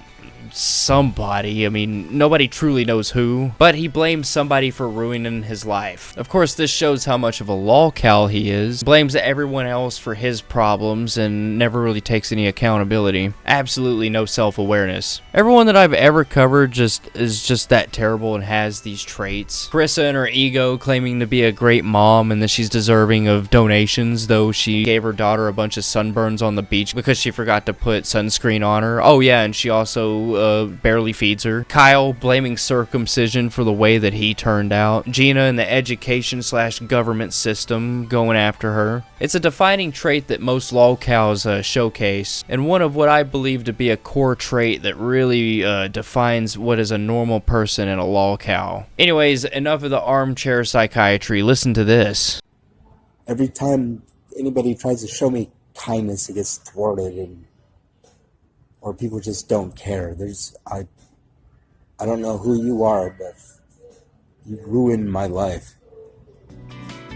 On top of his life being fucked up because of the trolls, Lucas was seemingly getting restless in the nursing home he was living in, claiming it to be pretty stagnant. It's a nursing home, man. Don't really know what's confusing about that. Go and play bingo or some shit, I don't know. By the 12th of January of the new year, he had amassed so many stupid posts on Instagram. Here's a screenshot if anyone cares. I know I don't. All I know is that Lucas had gotten comfortable, and of course with comfortability comes drought. And there was a small little voice in the back of everyone's head saying, "Is this the final saga of the Wern?" The cycle seemed to have slowed down, and it really looked like Lucas was back to his depressive state of mind. It was confirmed via text that his world was slowly crumbling around him, and for once, it kind of seemed like he was starting to gain some form of awareness. Of course, he was in a housing situation that he couldn't necessarily sabotage. His e-begging wasn't working, his board games never made any sense and were pretty much unbeatable, and his food hacks were shit. In fact, he would upload a video looking like he had been outside crying for a couple hours, and when questioned about it, he's just claimed that he was dealing with some YouTube trolls or some shit.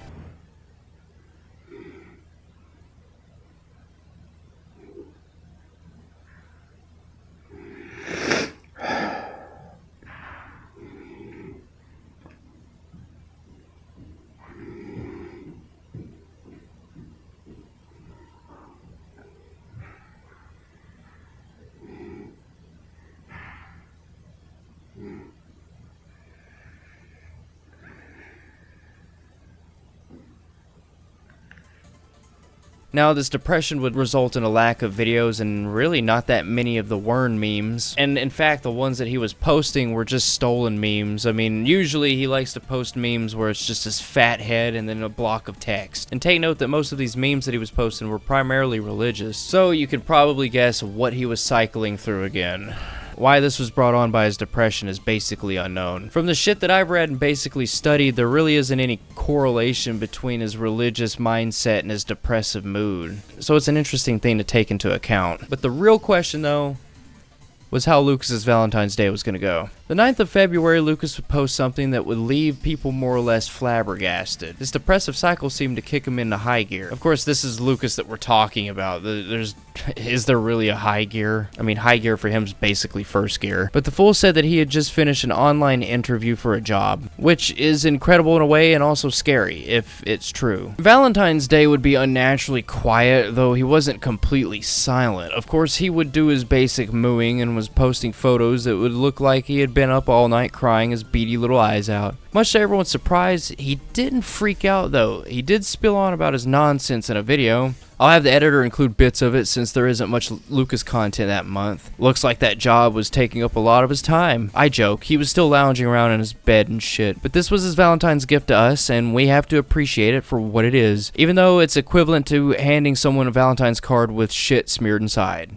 Gen Z women aren't as age-phobic as you might think when it comes to dating. I've seen plenty of Generation Z women holding hands with, like, baby boomers and Generation X dudes. I don't see what the real problem is, other than the fact that I don't have enough money. That's probably the only problem, is I just don't have enough money to date right now. So you deny me, even though I'm against the patriarchy and I'm pro-feminism, you deny me based on money. But hey, you know, whatever, that's okay. You're just gonna go with the rich old dudes anyway, right? It doesn't matter to me. I mean, you might think that that's the typical guy, is he's 6'3", has tattoos, a ball cap, makes $90,000 a year, drives a BMW, but they're not even all that classist when it comes to dating. They're not age phobic and they're not classist, as you might presume. All you have to do is go to a bar, get your cake up, and start a conversation by saying something about her that she did about herself, like her style of hair or something like that. Women love compliments about their clothes and their shoes and their hair and stuff like that, because they put the effort into that. Like, I just really think that you're very beautiful is enough of a compliment, or I just thought you were pretty and I wanted to say hi is enough of a compliment that they'll smile. And then you go from there and you just introduce yourself. They're not age-phobic in classes. I'm not going to keep beating the same horse to death. The real problem are these young dudes that are cock-blocking. I've been in situations with like young anarchist women or women that were transitioning to male, but you know what I mean, bisexual or not, still had the right body parts. But it was like Isaac cock-blocking my very approach. If you're a dude and you got to say something to me, don't. Because you're in the way. If I say something like, yeah, it's been really hard to find a girlfriend, that is not for you to step in the way and start talking. I don't give a shit about your fucking advice because I didn't ask for it. Learn to be polite. Don't cockblock me, you little bitch.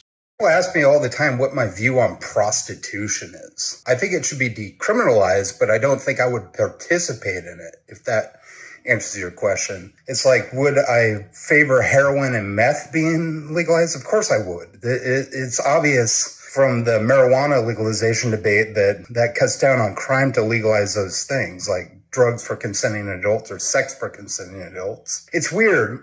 I had a buddy and he had this excellent take, which I learned he ripped off from Bill Maher, which was pretty much his whole job, would to rip off half the things that Bill Maher said. And he said, well, pornography is legal and it's the same as prostitution, except there's a camera present. But that does hold true. It's the same activity. You know, it's not a legitimate form of work. Being a landlord, you're out there like, well, they keep you housed. Yeah, but they're not getting real income for that. Housing should be a human right. Landlords aren't doing anything other than getting passive income from being a landlord. They're not doing it to supplement their entire income. It's not like it's a main job for people. So I got no problem with prostitution being legal. It's more legitimate than landlords. I got no problem with doctors being paid the same as janitors. And I got no problem with drugs being legal. It doesn't mean I'd participate in any of these activities unless I absolutely had to, including doctors and landlords the most. But that's not the debate now, is it? It just to kind of to deplatform Luke. You're not going to be able to do that.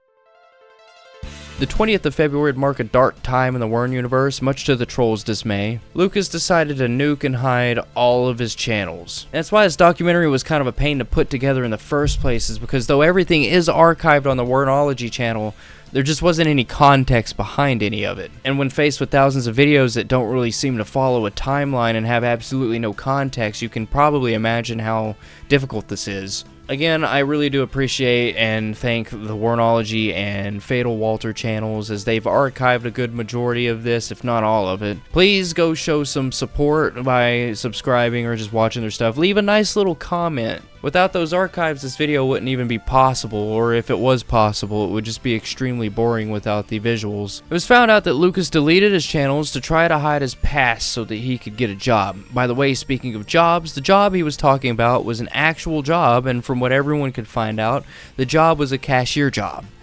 How many more times am I going to say job in this paragraph? But of course, with Lucas being as diabetic as he is, he just couldn't stand there for 8 hours, so he was actually unable to work until he had gotten some diabetic shoes. So that was kind of nice to see. You know, he was at the very least trying to better himself. Don't get me wrong, he deserves no praise, but just like in my Kyle Perez documentary, it's nice to see some kind of effort from these losers. You don't get a lot of that kind of behavior in the LOLcow universe. With the channel gone, the trolls were left with questions on whether Lucas would be back up to his old antics, or if one of the more believable reasons for the channel termination was because of his health getting so bad. One of his main reasons was because the Wernology channel was in fact archiving all of his shit. So he claimed that he would not make any more YouTube videos until the Wernology channel was gone. I don't know, something must have clicked in dude's head, because March 1st he would post this really shitty looking salad, but to everyone's surprise, it was surprisingly lean, you know, other than the pepperoni, and it wasn't drenched in spicy mayo or ranch. Lucas was still attempting to find a job, but when questioned about it, he was still complaining about his beatus feet. Of course, there was no end in sight either, according to his Instagram comment. He didn't really want to get a job, he just wanted to lounge around and do what Lucas does best, being an absolute loser. Speaking of being a loser, here's some nasty ass cabbage. I'm unsure as to why I'm covering the food he's been eating. There just isn't much more to look at due to Lucas deleting his channels, but I'll take this over his stupid ass political and religious memes. I mean, at least it isn't boring. I mean, to me anyways. Notice he eats it with a spoon and has 2 glasses of milk. Wonder if the idiot got his fork privileges snatched. I also want to point out this, what looks to be extremely undercooked pizza. This is ham and pineapple, or maybe Canadian bacon and pineapple, I don't know. It just looks like if you took a taser to it, it'd start jumping around or something. With Lucas not having his YouTube account, he decided to open his Facebook back up. And of course, he was cycling back to the shitty memes and religious ranting, which I guess is better than not having content, but it just isn't as good as his nursing home food. Oh, thank God, I thought he was done posting the shitty food. Here's a cursed sandwich. Again, it kind of looks like it would come alive if, you know, it was given any kind of intervention. I guess he was getting a little flack for his food, so he decided to post this a little bit later, using that embarrassment to beg for even more food. Classic Lucas. And you know he was hating this too. I mean, shit, this is so far removed from his regular eating habits of expensive steak and clinker dinkers. Clinker dagger? Clinker daggers? Clinker daggers. Clinker dagger. I mean, look at this bologna sandwich with allegedly clam chowder as a side. Bon appetit, Lucas. I guess the man was feeling some sort of goodwill because he decided to give someone some Monterey Jack cheese. But when you look like this, I don't know anyone sane enough to take anything from him. April Fools wouldn't be a time for tomfoolery for Lucas. He was starting up his begging cycle again, and this time he was actually being a little sneaky about it. Little sneaky boy. Maybe even considered smart for Lucas. He was posting about what he was being served for breakfast, lunch, and dinner, but would say, hey, I don't have to eat this if you DoorDash me something like Red Robin or TGI Fridays. In fact, this would work so well that he would eat whatever slop the home would cook him, most likely go back for seconds if given the chance, and then would get DoorDashed a meal or two, more than likely eating those as well. I will never understand the mentality of people that give in to Lucas's madness. I like to think it's just a bunch of Karens that feel bad and don't know who he is or what kind of person he is. Whatever and whoever does this, please stop and get yourself evaluated. Though I will say that some some of these are in fact trolls, so that makes me feel a little bit better. Say like how someone was going to send him nachos just for it to get canceled for troll reasons, making Lucas extremely upset. April 3rd, Skeletor the God would pull up on Lucas and do an IRL stream with him. Not much was gleaned from the interview, but we do get a few interesting screen caps of Lucas, actually noting how large and bald he had gotten. In fact, here's a rare and possibly genuine smile from Lucas. Now, the stream was met with mixed reviews from everyone following Lucas, many of them thankful for getting a modern and in-depth look at Lucas finally. From all the way to his bald spot to the gut that he had obtained due to not being able to walk on his Beatus foot. I'll go ahead and add this in as well. Lucas was attempting to apply for more jobs. Looks like he was able to walk around and stream finally. So it would seem reasonable that he could stand around and flip some burgers and greet people at Walmart for a few hours. One of the things that we talk about over and over again is Lucas's greed and lack of self-awareness, to the point that he openly claimed that he had a great DoorDash hustle going. But one thing that always irked me is the fact that he can post some shit like this and claim that hardworking people don't get paid enough, yet he just gets free money from the government and gets free DoorDash. Fuck, with this logic, Lucas should be one of the richest people in the world because, you know, he doesn't do anything but mooch off of others. I mean, come on, the 6th of April, he had nachos from the home and begged for someone to get nachos from Adelino's. On top of those two things, he was also gorging on jalapeno chips, and earlier that day, had some chicken tenders. The dude was living lavishly, and I bet all the trolls were just simply jealous of how bougie Lucas was being. In fact, he was being so bougie that he claimed to be on the grind and that he had homies, essentially attempting to use his newfound hustle to get some of those Gen Z honeys. I guess he thought that not only could people send him food, maybe that they could just provide a woman for him too. You know, while we contemplate that, let me show you just how idiotic this man is with money. Here, I mean, look at this. Here's his thought process when given something as small as $10. Friend sent me $10, so I bought a bunch of Venom energy drinks by riding the bus this morning instead of having DoorDash send me a 2-liter of Coke for $12. I mean, come on, this is the best way to spend the only $10 you have in your name. On top of all this, I guess he was just feeling pretty productive because he also filled out Section 8 housing paperwork. So it looks like Lucas was attempting to get out of the nursing home he was living in, and you know what? Go for it, Lucas. You make better content when you live by yourself. Something I found pretty funny was the bit of trolling that he was getting through DoorDash. April 14th, he would get a DoorDash that was just a pizza with whole-ass tomato slices on it. Didn't even have cheese or sauce. But you know, he more than likely still ate it. And what's even funnier was that he was told he was going to get a DoorDash on Easter from a person named Judas. Obviously, it didn't show up. I mean, if you didn't get it, you know, Easter, Judas, ha ha ha, betrayal. You remember those energy drinks? Well, guess what? Lucas actually drank all 10 of them, not to mention a 6-pack of coffee in about 4 days. And as you know, he had to go begging for more money, even though it was mid-April. So we all know that Lucas is in peak form when he's got his own place and is by himself, and we would be graced with a little compromise. Here's a Facebook post where he apparently checked out of his new place. The catch was that he was going to have a roommate. Can't wait to see how that works out with an unmedicated Wern and a random person that has no idea what the fuck they're getting into. While he was worrying about his housing situation, he had opened up his 3rd YouTube account, which as far as I know is still up and running as of making this video. And he was using it to do really shitty shoutouts. I mean, like, listen to this 9-second shoutout video and tell me in the comments how much you think that video is worth. I'll wait. This is a $5 shout out to Disdain from Plebs, the best group on Facebook. Okay, I've waited long enough. Someone paid him $5 for that. Bro, that isn't even worth 25 cents, much less $5. But who knows? Who cares? Some idiot spent the money and it would give us some form of video content. If you were wondering how his job search was going in early May, he would make yet another excuse for not working. And this time, it would be glasses. And would you know it, he didn't have an appointment until July. Doesn't he know that bad eyesight is a form of a telomerase shortening? No, he doesn't know this, but that is an actual fact. Now, ladies in the comments, can you tell me what you think of the Wern so far? Hey, he's getting a new apartment and he'll cook for you. Why wouldn't you want to be with him? Lucas, you're a delusional fuck. End of May, Lucas would reassure everyone that he would be back to cooking again and only had 11 days before he'd have a stove. Man, please get back to cooking. It's the most interesting thing that's happened in literal months of research.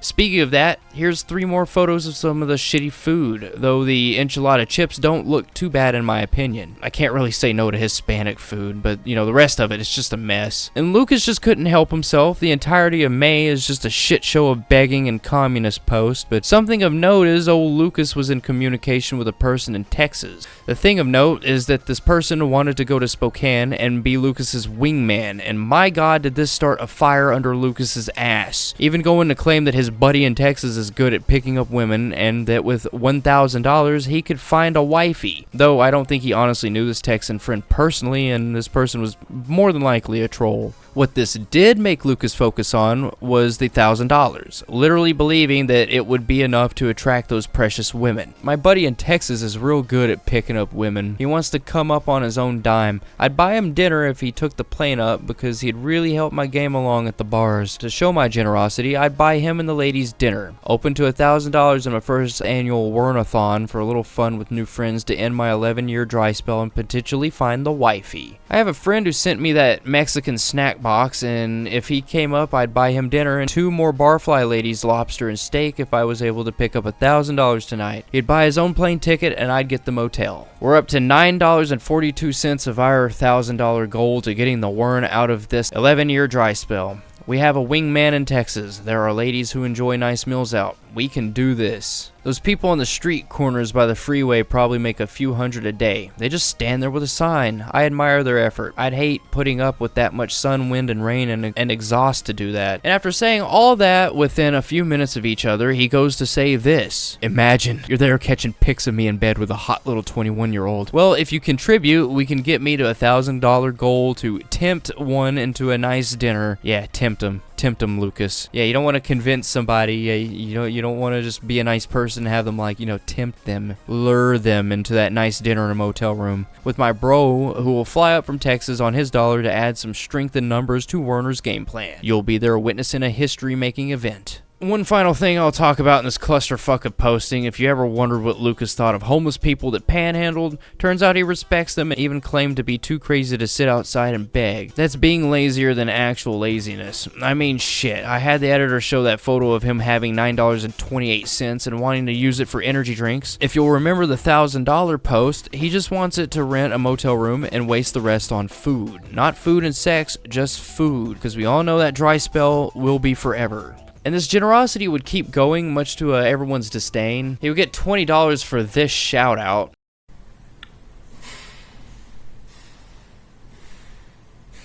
That's a quick shout out to Akim and the Don on YouTube. That's the link to that podcast, episode 12.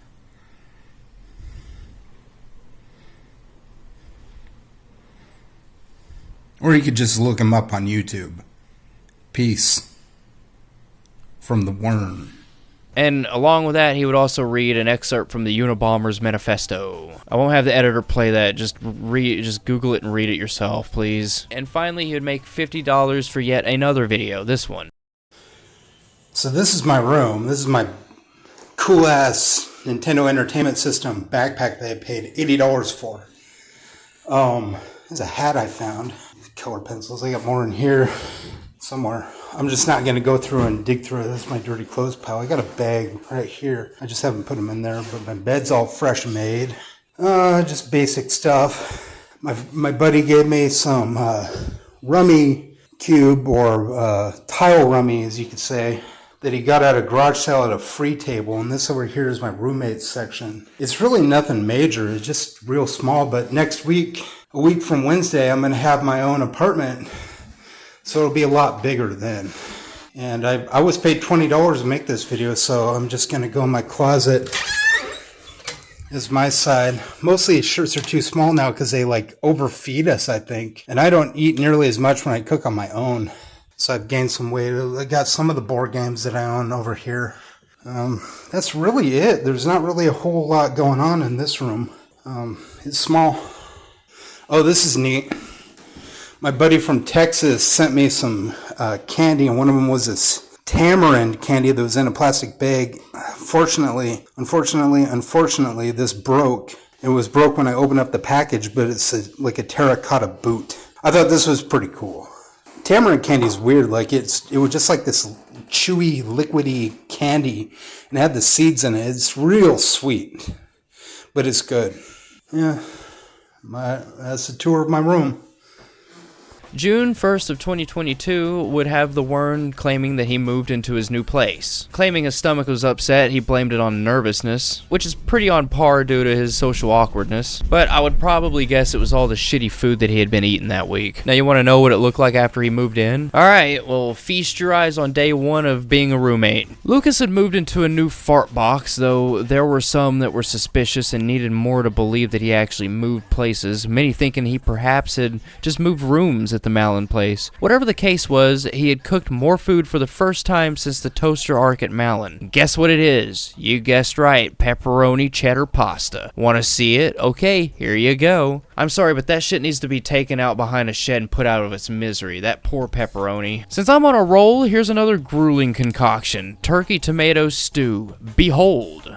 It wasn't very long before the fool would let everyone know what the living situation was exactly. Seems to be in connection to the Malin place. I mean, he talked about it in a Facebook post where he was complaining about not being able to have guests past 11. Going on to say that he'd have a girlfriend if that wasn't the case. There was even more confirmation from a Facebook message. I guess someone was attempting to pretend to send him food or something like that. Anyways, he was still at Malin, just at a different room where he moved to an offshoot of Malin. Funnily enough, this info would come not with food, but a transsexual hooker at his door, and my god, is that a fucking great troll. He was catfished on multiple levels, you could say. Every time something makes me chuckle or even laugh out loud while researching this shit, I just have to put it in, even if it is just a side note. But here's a Facebook post where Lucas is excited to have a job after 20 years. Somebody commented and say that jobs make the world go round. Of course, Lucas just had to be so blunt and honest and answered with this: fuck that, I just need more money for pussy and sushi. Never change, Lucas, please. Never change. By the 24th of June, he seemed to be back to his food hacks, and I just could not be happier. I thought we would never get past the communist posts and e-begging, to be honest with you. In fact, do you remember when he claimed the Malin place was overfeeding him? Here's a little tidbit about him and his friends eating about 3 blocks of cheese. Though I'm gonna be honest, I don't think he actually had friends to help him eat it. Campo de Montalban.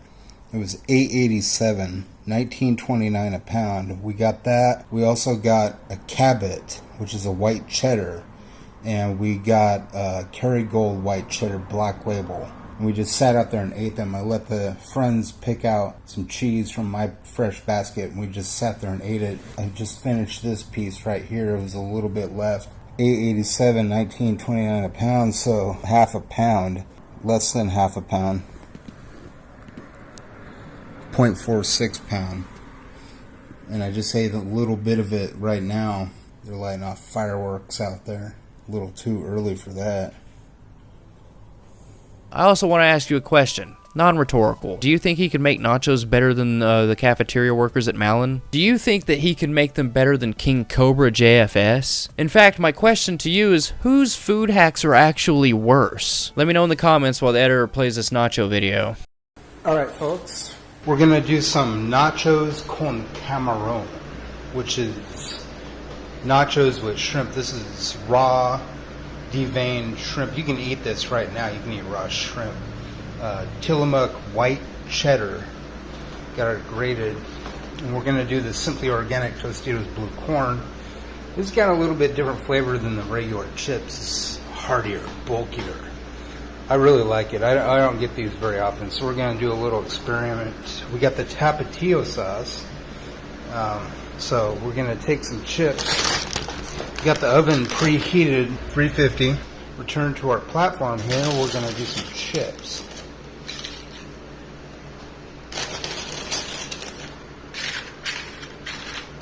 Get this 2-layered. Let's do about half the cheese. Actually, I think we should do the shrimp first. Like, we'll do half the shrimp.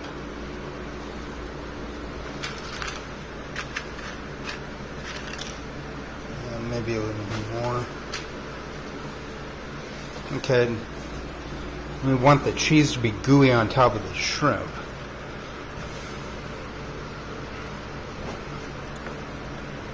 That's gonna melt and fulfill the desire all over those chips. Not a single chip is gonna be unexposed to the virus that is bacteria. That is not a true thing because I just made that up and that's not scientifically correct. Dope! But we're gonna put some bacteria, because cheese, with some shrimps, camarón, making nachos camarón. We're gonna do a couple layers on this. I'm not sure how long I want to put it in the oven for, maybe like 15 minutes. Check it then. But I'll come back. We'll do part 2 and show you what it looks like after it came out of the oven. I'm going to keep a tight eye on it. Oh shit, they're falling down. Well, that one's spoils. Okay. That should be enough chips. We're going to do the same thing on top of this. The rest of the shrimp. Scatter them about. I'm going to eat this because you can eat it raw. Last night I ordered a pizza by myself and I ate it over the sink like a rat. You find raw shrimp often in sushi, so I know it's safe. You get those little tiny ones, you put them on your salad. Oh, it's so divine. It's so mellow and buttery. People have been begging me to do a cooking video in a while, so it's been 2 years since I've cooked anything like worthwhile. I had some food bank food and some like church donation box food. They were just like diced tomatoes and penne. But this is like by my own choice what I would want to cook. So I was at My Fresh Basket today and inspiration struck me. Do something a little bit different. And we're going to take the tapatio. I didn't think it'd come out that slow, but that's lovely. Nice. See, look at that. That's beautiful. We're going to pop that in the oven, 350 degrees Fahrenheit. I don't know what that is in centigrade. You do the math if you're in another country other than the U.S. 350 degrees Fahrenheit oven. Google what it would be in Celsius. And we'll check that about 15 minutes. Peace.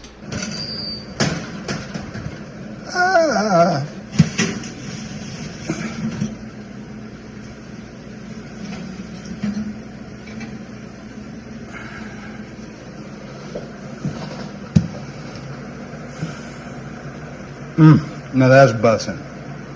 Lucas had grown more reserved, and by the time July had came around, it was speculated that Lucas had finally gotten his Beta shoes and was supposed to have gotten his glasses by then. A lot of people were wondering about Lucas's job situation, and this is what he had to say. Basically, that he was set to submit some Indeed online resumes. The strange thing about this whole wanting to work mentality, his social security is super important to him, and unless he was going to work for like, I don't know, a couple hours or a month, it would have messed with his free money, drastically reducing it. This, in my opinion, is one of the main factors in him not even thinking that a job was something he even needed in the first place, and that he's just too fucking lazy and greedy to even bother. I don't know, maybe one day we could see a working man Werner arc. For now, all we're getting is some more spurging on Facebook. One of note is this one about him tearing down Confederate statues, and women still wouldn't date him. Also take note of the post above that one. Guess he's too good for larger ladies. Now, this documentary is about Lucas, but there is some stuff I gotta cover that could possibly have some lasting effects on Lucas. So let's cover that while we wait for Lucas to do some more mooing. His mother, Myrna, had posted on Facebook that she and her husband were attempting to sell the house and move to Mexico. The reason I even bring this up is because Lucas is absolutely obsessed with his parents and their property, thinking that whenever they die, he's gonna get about $1 million worth of inheritance, plus the however many acres of land, thousands of acres of land they own. Of course, this is far from the truth. That's not going to happen. I mean, Lucas, in fact, doesn't need all that land. What would Lucas even do with all that fucking land in the first place? In this Facebook post, Myrna was developing dementia. I think it's Lewy body dementia to be exact. And as we all know, people that have dementia are on very limited time. The TLDR of this post is that she was moving and trying to sell the house and wanted to spend the rest of her life with her her husband in Mexico. She wanted to live what time that she had left with her toes in the sand and a beer in her hand. Now that Lucas is done with his job interview, let's stop talking about his mom and get back to the star of the show. So, Lucas. He was back to begging for petty cash. But despite that, Lucas believed that he had done pretty good on his interview. However, he didn't get the job, thank God, and of course would e-beg in the process of talking about it on Facebook. Imagine that. I didn't get a job. Can I have some money? Like, fuck, dude. Of course, this denial of a job would be met with a lot of bitching from Lucas. I mean, somehow it's women's fault that they don't want to date a man that doesn't have a job, especially a man that's homeless and doesn't have a job. Also, it's sociopathic to find fit women attractive. This is just Lucas's way of coping, and of course, not getting the job somehow turns into his dry spell problems. I don't get it either, but at this point, this should be commonplace behavior, familiar to you, and I just thought it was funny to point it out because Lucas is that much of an idiot. I guess the lack of anything to do and it getting hotter and hotter in Spokane, Lucas decided that now was the time to, go outside and actually do things. Problem being is that he was suffering from diabetes and, of course, he was battling his own mind. And on top of that, I believe the weather was actually around 100 degrees that day. He went swimming one day, walked apparently a mile, another day. By the way, there's 2 cats. Look at that. Oh.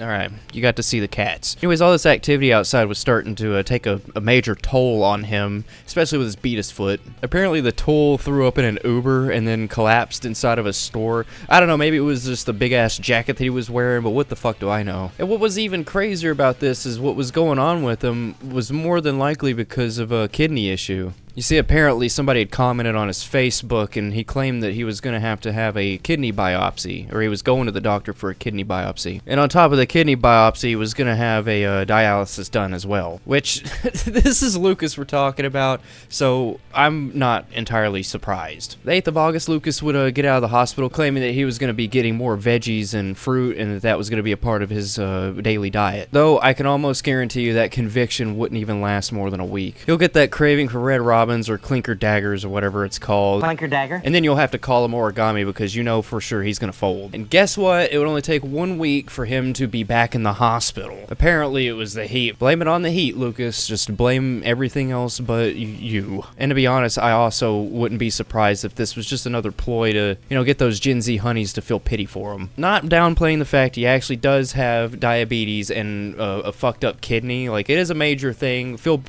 kind of bad for him that he's got those health issues, but he did it himself through his unhealthy living habits. In that aspect, and just because he's a terrible person, I also just can't actually feel bad for him. But he is a human, so you have to kind of feel bad for him, I guess. But only because he's human. And you know what? He's barely even human because of his, his age gap shit. You're really starting to thread that line in which, you're a PDF or a regular human being. PDFs aren't actually human beings, in my opinion, anyways. Under the jail for him, maximum sentence, maybe even lined up on a fence. I don't know. Minecraft in Minecraft. My point being is that this is actually something that it is a possibility that Lucas could have lied about because it's fucking Lucas. Nonetheless, a few days would go by and old Lucas would be out of the hospital and back to his regular antics. He would go back to the convenience store, grab a few things, and then, go and make some stew that was probably a little bit too thick for my taste and may or may not have contained dollar store powdered gravy. Lucas thought it would be beneficial to him to try to gatekeep his content, even thinking it would, be a great deal to unblock people for a measly $20. Of course, it'd be at Lucas, you'd probably pay the $20 and then he'd block you the next time he feels angry. It'd been some time since old Lucas decided to upload videos,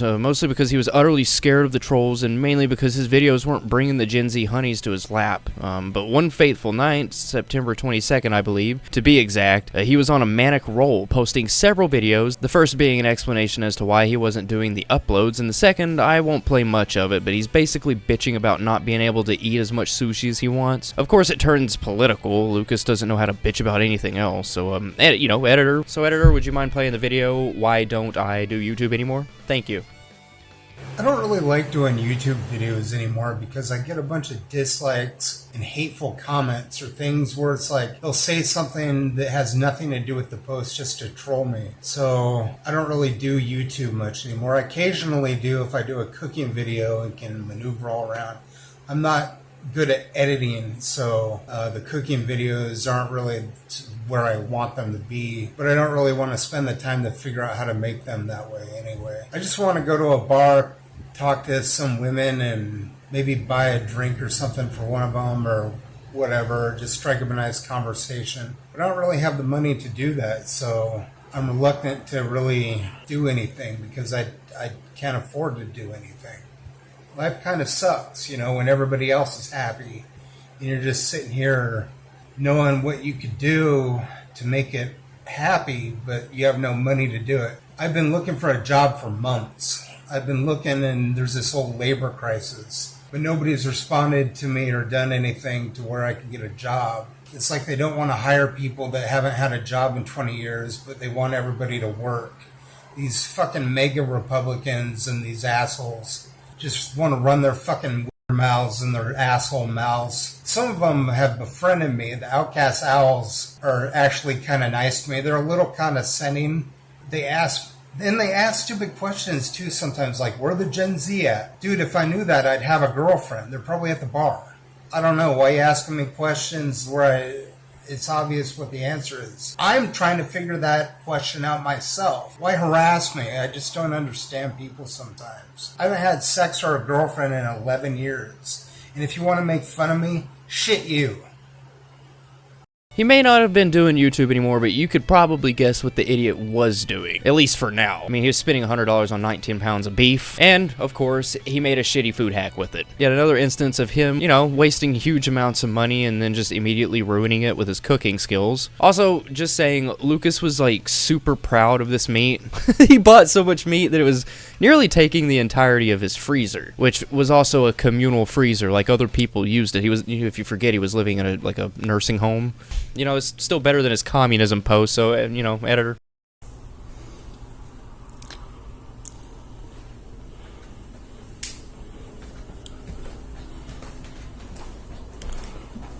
Went to Sonnenberg's today. Got 19 pounds of meat, all beef. It was $100. Potatoes, they cut up just one big russet, and a whole bag of the baby carrots. It's got thyme all over it. It's got 2 different seasonings. It's got Snyder's prime rib and roast, Morton garlic sea salt, and of course the thyme. Put some sprigs on top of that to see what that does. I put some butter underneath, but I'm thinking about putting some butter on top too.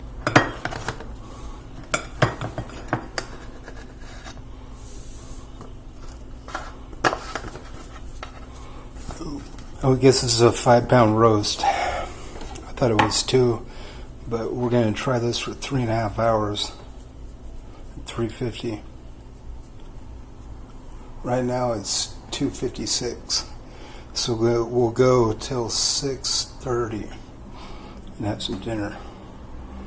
This would be followed up with some, I guess, alright looking chicken noodle soup, which was noted to have meat and veggies cut up on the same cutting board. I mean, this is a common thing for him to do, but it was even further speculated on when the next day he was complaining that his stomach was hurting. With $100 spent on food stuff, I'm kind of hoping that he was back to living his bougie-ass life with his food hacks. And of course, this stomach pain wouldn't stop him. Oh, hell no. This is fucking Lucas we're talking about. Because just a few hours later, he would make a second steak and claim it to be steak maxing. Whatever the fuck that is. I'm 29 years old and I don't understand this new generation lingo, so hey, tell me in the comments what the fuck that means, what the whole steak maxing is. I don't know. Out of all the abominations that Lucas has created with food, what do you think actually made me lean back in my chair and have the same reaction as Ben Affleck? Yeah, the amount of cheese he bought in 2018 came close, you know, just for the insane amount of cheese there was. But out of all the slop, the most disgusting of them is this. Do you know what the absolute fuck this is? We got watermelon, Captain Crunch, apples, and of course, to round out your balanced breakfast, buffalo chicken. Oh yeah, just for good measure, and some ramen. It is unknown on whether or not he put milk in it, you know, just for the cereal, but even without it,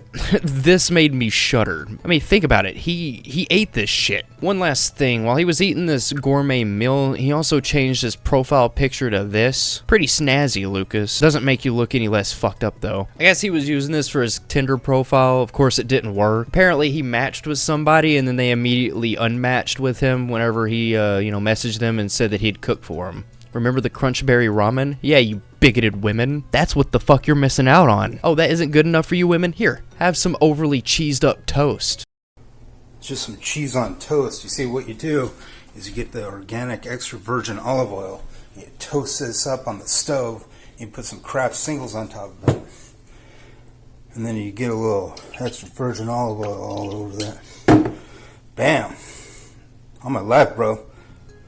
What? That didn't convince you enough? What a group of fucking bigots. Maybe this crispy ass steak could tickle your fancy.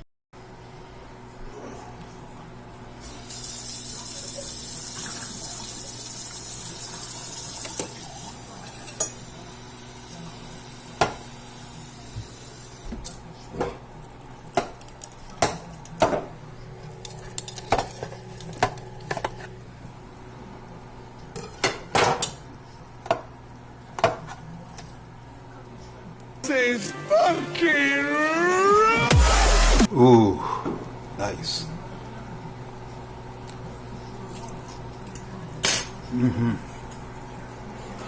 Oh, right on time. Perfectly garlic salted. Oh, man. Man, there just isn't any satisfying you ladies. But you know what is satisfying? Lucas's deconstructed hamburger. According to him, maybe this will make you slide out of your seats. Got Wern's deconstructed cheeseburger here. I put a little ketchup and what do they call that? Guacamole salsa Herdez on mine. Got the mysterious man out here eating his.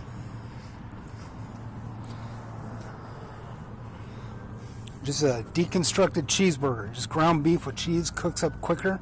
Hell yeah.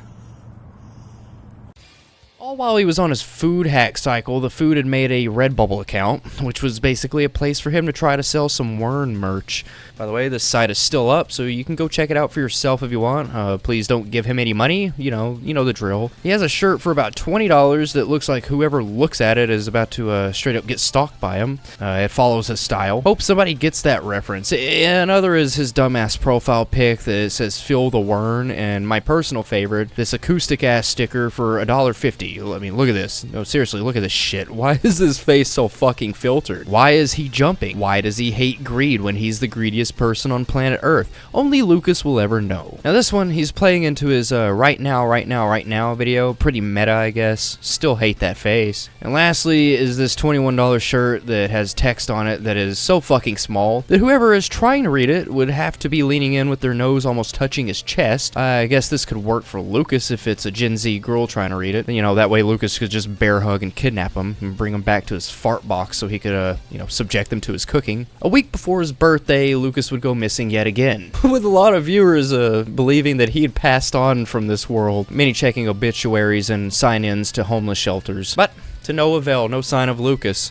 Where did he go? November 27th, and it was his birthday, and still no sign of him. Now, a lot of people were speculating on whether or not this food hack cycle that he was going through and these sudden outbursts, that maybe he was just off his meds and had got admitted back into the nut house. I mean, to be honest with you, Lucas actually does enjoy his birthday, and when it is his birthday, he can't shut the fuck up about it. He enjoys posting it online. So, this sudden disappearance was kind of a shock to everybody. But as you know, there's a lot more time in this video, so the fool will be back. But the question at the time was, how long would it be before he did come back? December 7th, not quite a month, would be the date that everyone would get their answer in his first post, which of course would be just some begging like a dog for table scraps, where he claimed that he was having problems with his modem and had to buy a new phone. Of course, this isn't really a thing, having an issue with the modem and the phone being the issue. It's either one or the other in most cases. If he had to buy a phone, he more than likely broke it out of anger or got it stolen again.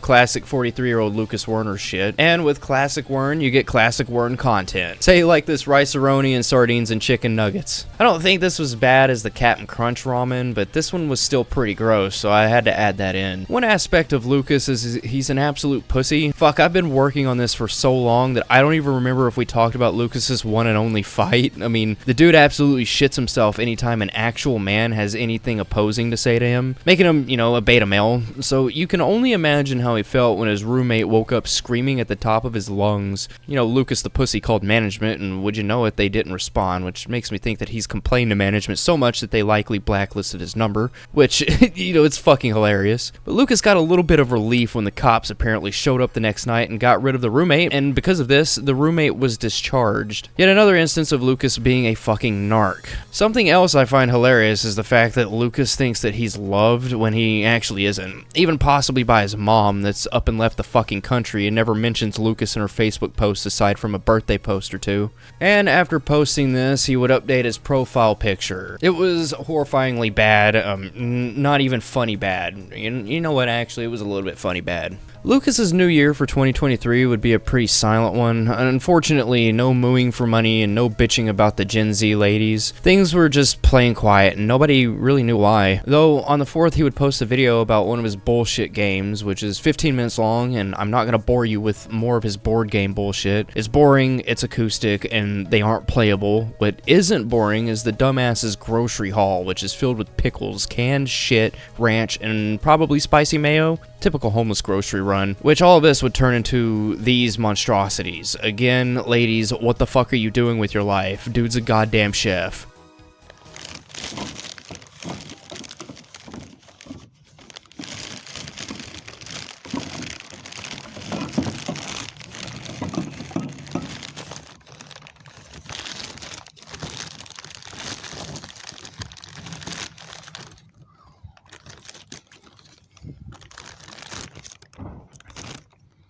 I mean, come on, banana and avocado sauce? You fucking bigoted bitches are just missing out. What lady wouldn't want to have their asshole clogged up from massive amounts of cheese? Say, like the double cheese nacho pie here. Nacho pie? More like nacho bye. Boom, fucking got 'em. Oh wait, you thought I was done? Fuck you, I'm not done. How about some cold-ass clams? Chipotle cheddar, what is it, Gardettos? And an energy drink on Valentine's Day coupled with some very bad allergies. And on top of that, these allergies would get worse even 4 days later. Which would look like he ate a fuck ton of salt and then suddenly became bloated as hell. I mean, it's kind of scary. Look at him trying to eat this burrito. Amongst his allergy outbreak and burrito feasting, I guess, his roommate finally got all of their shit out of their room, but take notice in what I can only describe as a trailer park honeymoon. He wants the ladies to come celebrate by dipping turkey dogs in cheese whiz. I guess he's pretty serious about his health, you know, eating turkey dogs over regular hot dogs. Oh god, he made oyster, green olive, pimento, and spray cheese on a Triscuit. Our boy's back.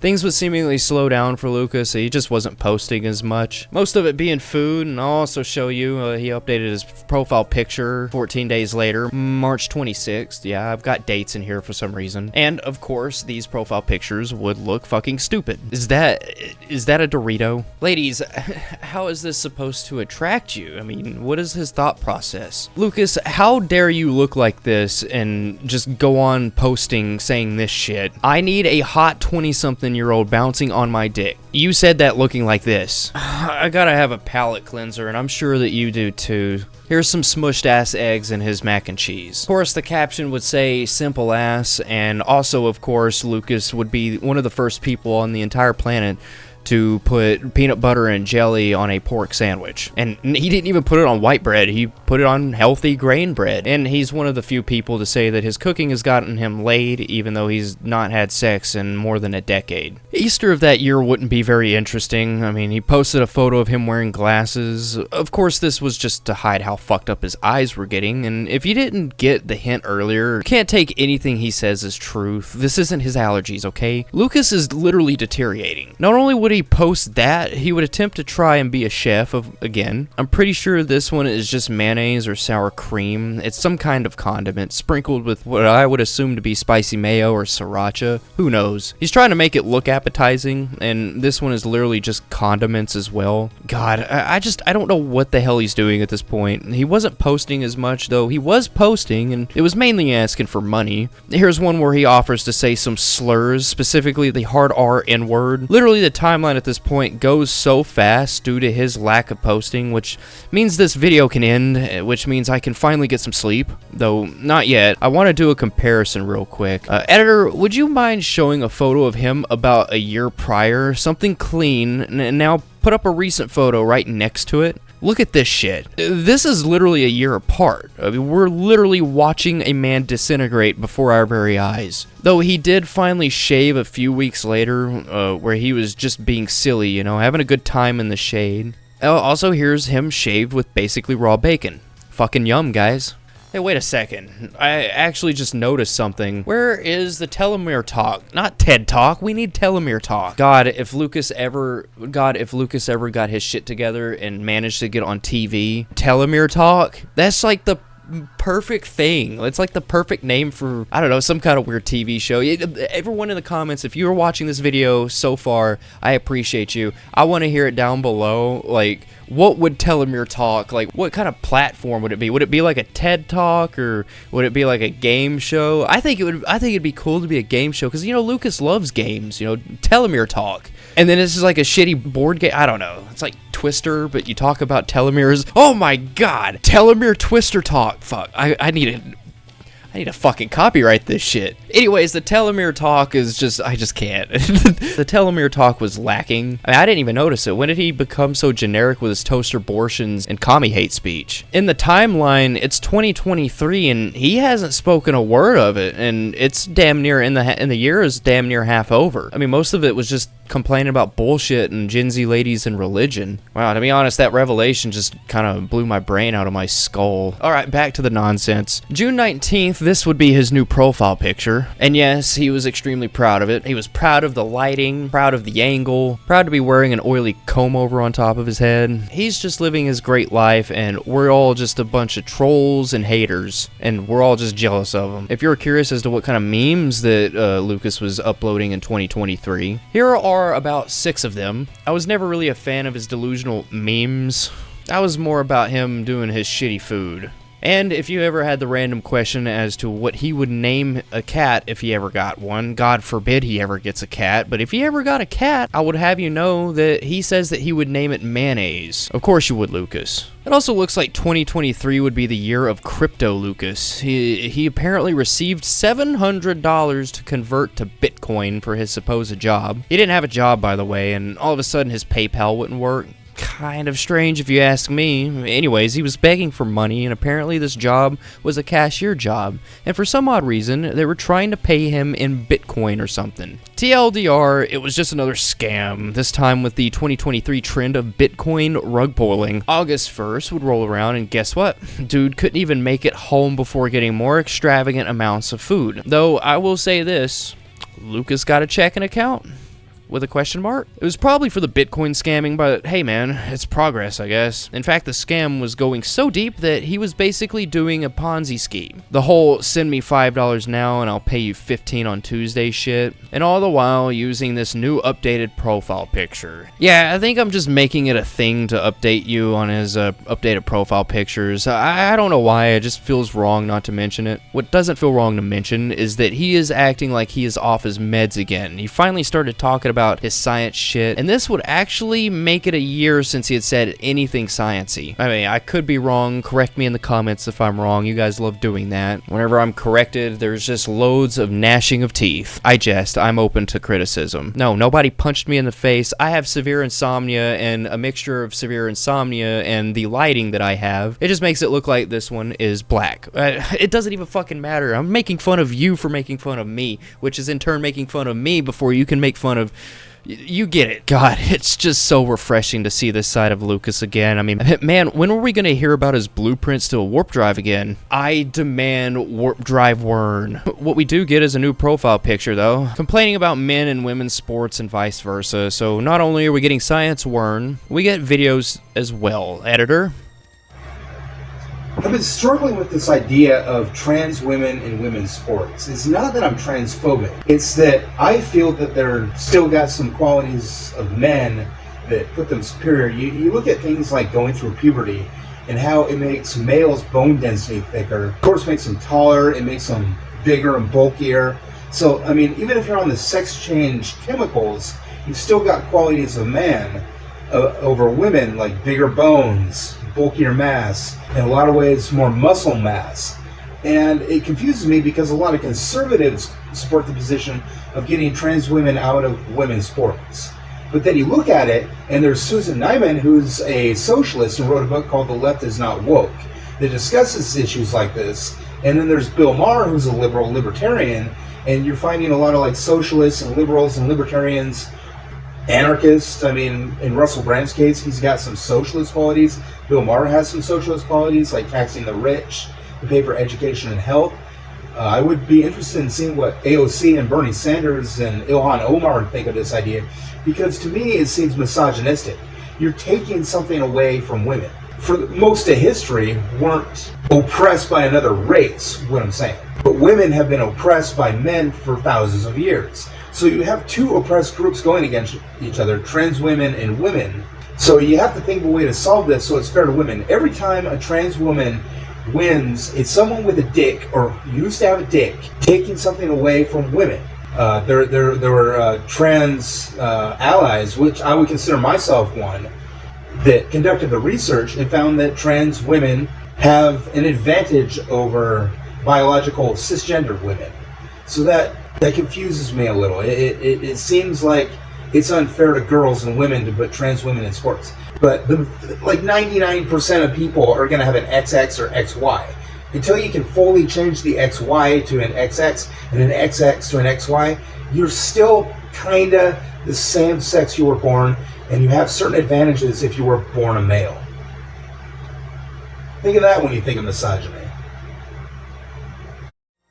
Yep, he was back to his videos, and we get confirmation that he was legitimately scammed. And how do I know? It was via this post right here. A post where he was begging and basically said that the Bitcoin shit didn't work out. Oh yeah, here's a brand new profile picture. Note the baseball cap. A little hypocritical. He thinks Gen Z fuckboys with their baseball caps and flat bills are like the worst. So here he is just wearing a hat. Suddenly it reeks of hypocrisy in here. Progress. And on top of that, he even made a mukbang, which, you know, we all love watching Lucas eat nasty shit. Or anything for that matter. I would enjoy seeing him take a handful of insulation, put it in between two pieces of bread, and take a big old bite of it. He could eat anything and I would be just as entertained. It would be a gross entertainment, but I'd be entertained nonetheless. But what's worse about all this is that he actually eats this shirtless. It truly isn't in the cards for us when we have to see this. But we have to nonetheless for research and documentation purposes, so here's a Lucas mukbang in 2023.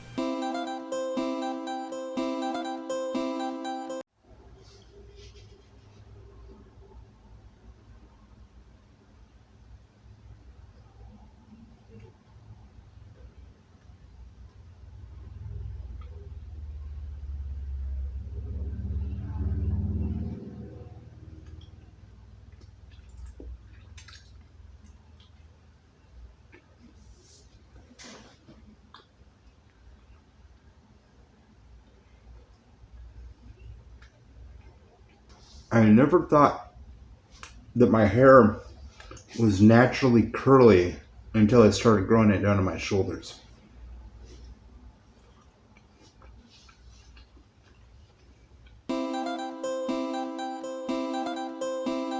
Lucas was so off his meds that he was back to begging for more money. He started begging for money in any way that he could, to a Bitcoin scam, to, you know, even trying to sell his own inward pass.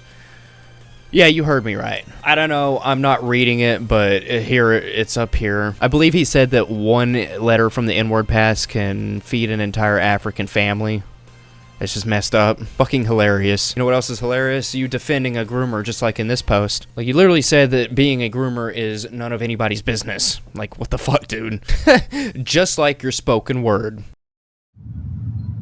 I'm an anti-hero. I get it. The impossible dream. Me today, 18, fighting against the Trumpanzees and this American scheme, this regime, this unfat seam, this thing, this whatever machine. I get it. I'm an anti-hero. Fighting against the impossible, the improbable, in trying to find my thing. Lucas was getting back into form. Remember the science post? I know you can't read it because it's too small, because it's full of rambling. He was basically back to blaming women for the way that he was, stating he's still getting unmatched on Tinder. Apparently he was asking women on there, what do women want? So Neanderthal. Man want woman. What woman want? I don't know. And tried personalizing his comments towards him. You know, nothing works, man. You know why? You're a fat incel that is homeless as shit and you don't know what to do with your life. You don't know how to adult. I mean, you honestly believe that an app where if you don't message somebody or match within 24 hours that the account just gets deleted? Like, good business model, idiot. That's a great way to literally force somebody to talk to you. You're going the forceful route, and you know what, buddy? That's rape. You were molesting people, sir. Get good, bro. Go back to talking about telomerase and atoms, please. Oh, wait, you were, and I love it. Why do I love it? Because that means that you're off of your meds. And medless Wern is the best Wern. Seriously, listen to this. There's no single shred of verifiable evidence that the universe was created by elves or hobgoblins. So it has to be true, also, that God doesn't exist.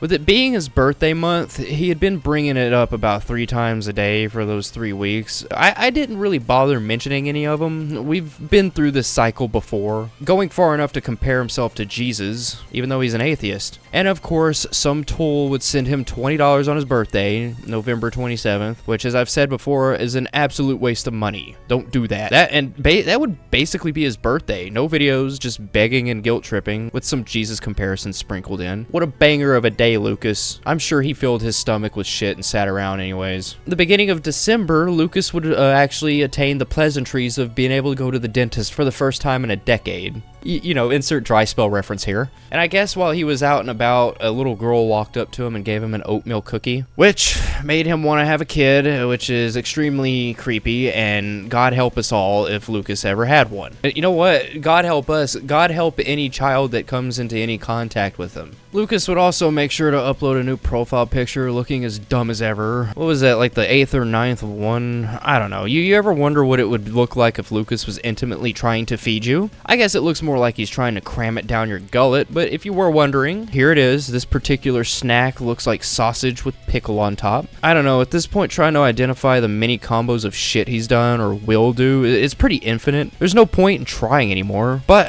eventually he would catch a new variant of the virus. Apparently he's nerdy enough to know about mutations, and he would upload a short clip bitching yet again about how atheists are good and shit. Here, take a quick listen.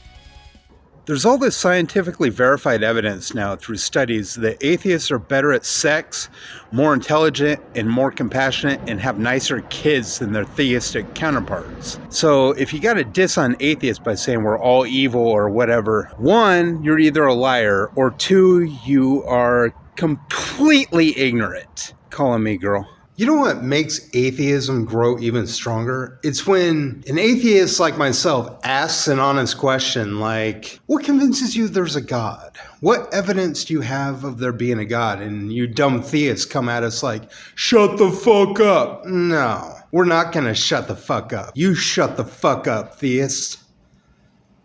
Lucas's Christmas time that year would basically just be mooing on Facebook, begging for a lady to give him a good Christmas ribbing. And this also applies to New Year's as well. Nothing really of note, and this would become more of a common thing from this point on, but we'll see how his 2024 went next. Well, I said it too soon. His new year, he would start off with him making a very terrifying post. Since you know how much I just love reading shit, of course you can catch that reference in my Nick Bait video. You know, the fan fiction I read in that video. It was awful. But if you don't, go watch that video. I absolutely just, I love it. I love having to read disgusting fanfic shit. All of these lolcows that I've covered that are men, I've seen their penises, and I don't want to. Do you know how many lolcow penises I've seen?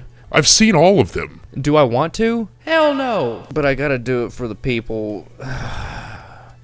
It blows. Look at that, I managed to pull off a penis joke while suffering. Anyways, let's read this extremely disturbing post. I need a Gonzaga dame to... I don't even know what the fuck that means. Hold on here. Ah, okay. Gonzaga is actually just a university in Spokane.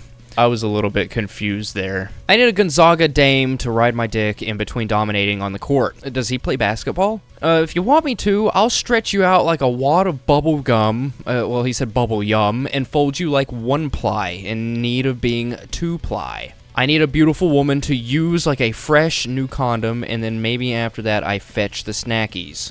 You know, in any instance, just using the phrase, use you like a condom. I don't know, there are people that like stuff. If I was a woman and I had another partner at some capacity and they said, I'm going to use you like a fuck doll, or like you know, use you like a condom, in my opinion, that's a major red flag, but that's just my opinion. There are other people that enjoy different things, and that's okay as long as you consent. And of course, no children or animals are involved. But back to Lucas. The end of January would be in the doldrums, as per the cycle of, you know, we were getting depressed Wern yet again, and again, this is about the same time as it was last year. And you know what? This would just send him back into an e-begging spiral, whether it be for money or pussy. I'm guessing that one of the reasons that he was getting depressed was because he kept getting left on red. I mean, look at the absolute charm, man. Any woman would be left breathless after reading these charming messages. Me on dating apps is kind of charming. Well, you're lovely. I do love craft beer on occasion. Maybe we could meet up sometime. I drank a flight of crafts at this little place in the downtown bus station. I don't remember the name. They had some pretty good nachos too. I don't drive. The environment is so fragile. I want to put the least amount of pollution and evil into the world, but still have a good time. Do you feel the same way? He was doing this all while going to Facebook and posting that he wanted to fuck the living shit out of a woman after eating pizza. Unfortunately,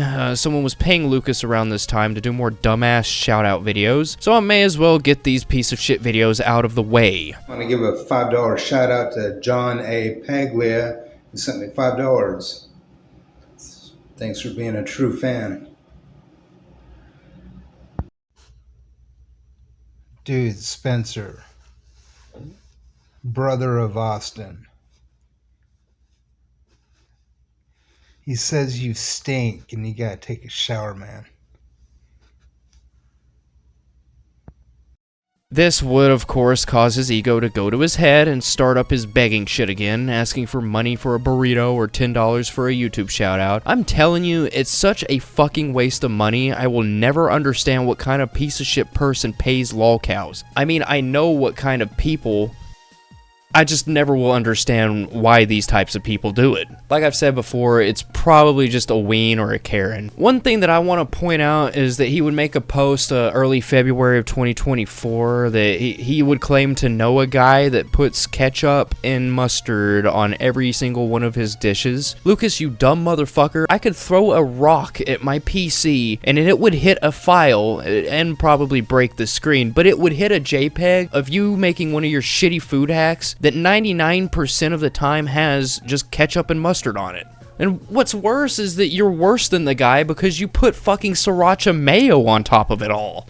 Boom, got him. Sorry to power level there. While I was ranting about his hypocrisy, Lucas had made some more posts. Of course, I'm gonna save everyone the time. You can just pause the video here.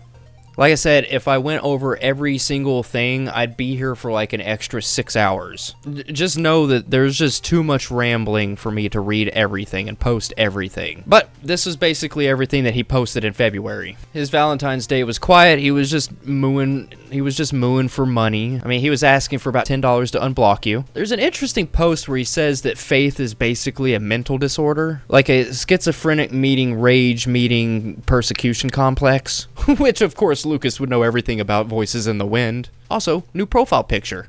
You see, I'm gonna let you in on a little secret here. You see, this video is so long, and I've covered what you would think is literally everything Lucas has ever said or posted, but it's far from the truth. I've covered what I found interesting, all of the lore that I could inject into my brain, what I found funny, and what was absolutely necessary for you to know, including the main points of all of his arcs, and I've compiled them into a digestible timeline, if you even consider this video that. I've only covered about 70% of it, and that's only because I'd be here for so long talking about communism or something you've heard heard about 100 times already, but it just isn't everything. So from this point forward, it's just a bunch of repetitive begging and bitching, so you'll probably notice that sometimes half a month or a whole month entirely may pass in between his posts. And it isn't because he isn't posting at all, it's just because whatever he is posting, it's just the same shit over and over. Anyways, I say this because the fool was talking about a job yet again, saying he met with a job counselor. Yeah, he was back on the poor me, I'm too poor for a girl, so I'll go get a job part of his cycle. And as per usual, it was spring, and when it's spring, the cows come out to moo. Not only that, he wants us to believe that he walks 15 miles away. Dude, we know you don't. April 1st, you know, he wouldn't fool us. He would get his SSI and spend some of it at the bar. He had some Evan Williams and some whiskey, I believe. Did he get the girl he wanted? Fuck no, of course not. This just goes to show you, Lucas, that your equation of if I could just go to the bar, I would get the ladies doesn't work. Oh yeah, he was back to lying about his job, thinking he was going to get about $1,000 for his job. We know this is not a real thing, and if it is, it's very strange that it's exactly the same amount of money that he was obsessed with last year. You know, that crisp, cool $1,000 that would be the key to those young honeys. 14 days later, he would post about playing bingo and losing to a large chick, bitching that her gut was hanging out of the shirt and that it would have looked better on him. Lucas, you are aware that at this point in the timeline, you're like 300 plus pounds. I mean, what the fuck is this hypocrisy? I guess his hypocrisy would get the better of him. Maybe it was karma, or maybe it was just plain luck. But his begging actually got him a bit of disappointment when a troll would order nachos via DoorDash. You know, this really excited Lucas. I mean, Lucas basically has three loves: telomerase, young girls, and food. Anyways, the troll, he would cancel the DoorDash order, just utterly disappointing and enraging Lucas. Nobody messes with Lucas's food and gets away with it. Theocracy, you better watch out. Lucas is on to you. He was also one step to getting a job yet again. Not really, just hear me out. The tool had finally got his social security card in the mail and was claiming that he was only one step closer to that self-sufficiency. Only problem was that he was one step closer out of like 10. I don't even think he got glasses, which that and the Beta shoes were some of the few things holding him back, and I actually believe he may have gotten the shoes. He'd gotten some kind of shoes. I mean, he was back to wandering in the streets again, but I just don't know if they were the Beatus ones. And I don't think that he had his glasses, so the social security card is useless. It's just something for him to brag about to the trolls. Just another cycle as usual. And in fact, he was back to mooing online trying to tempt those temptresses to his fart box for things I don't even want to think about. Also, he heard about the bear in the woods bit, you know, that dumb fucking thought experiment. You know, the woman chooses between the bear or the man out in the middle of the woods. Well, you can tell what side Lucas would take, and that side would be food. Also, this is coming from someone that has a restraining order currently on him from his ex, so based, I guess. What is actually based is Lucas allegedly got a job and was contributing to society. Problem being is that he got a part-time job in what I'm assuming to be some sort of factory job. He worked in the back, probably shipping and receiving, loading trucks up and shit. I wonder how long till he fucks his back up. You know, a lot of people wondered how long till he got fired or sexual harassment, and I'll say this to you. I don't know how many women would work in the shipping and receiving area. Not saying that women don't or can't, they're fully capable, but out of all the jobs, the one that would have the least amount, if any, would be in the back or warehouse portion, so the probability of him going after the much sought after Gen Z honeys is pretty low. And on top of that, it actually looked like he started said job on May 22nd. I don't know how loading trucks has anything to do with atheism, but you do you, boo. Like usual, it'd take about 4 days before Lucas would drop the ball and tell us all about the job, or the truth of the matter of what the job consisted of. Of course, it wasn't the ever so manly warehouse job. It was a step up from being a Walmart greeter. Lucas had gotten a job shopping for people that ordered online. I really do believe that, you know, you do your job with pride. Doesn't matter if you're picking shit up on the side of the road or you're a businessman in a bank or some shit. You always do whatever you do with pride and 100% of your effort. Yeah, that's right. People flipping those burgers. As long as you're happy, you flip those fucking burgers. But Lucas was proud of his job, and in fact, he had a point when he said it had been 13 years since he last got laid and 24 years since he had had a job. So it's never too late to dream the impossible. Except for, normal people, a job and a relationship is pretty possible. No attainable thing for nearly anyone that is level-headed and generally just a good person. Nonetheless, Lucas was so proud that he was letting it get to his head. I mean, it's like $100 more than he normally gets, though the Malin place will likely take most of it. Despite that, Lucas is already planning on what to do with his extra income, and boy is he planning in typical Wern fashion. Well, what else could you expect him to buy? Shoes, glasses, maybe some new clean clothes? Fuck no, he wants a $65 lamb chop with peppercorn sauce. Responsibility. 2 weeks later, June 11th, looks like Lucas finally got paid for his minimal time at his job. I think his payee actually paid him. Of course, he went and paid for an exorbitant amount of burritos. I believe it is 12 to be exact, and he was doing all this with friends.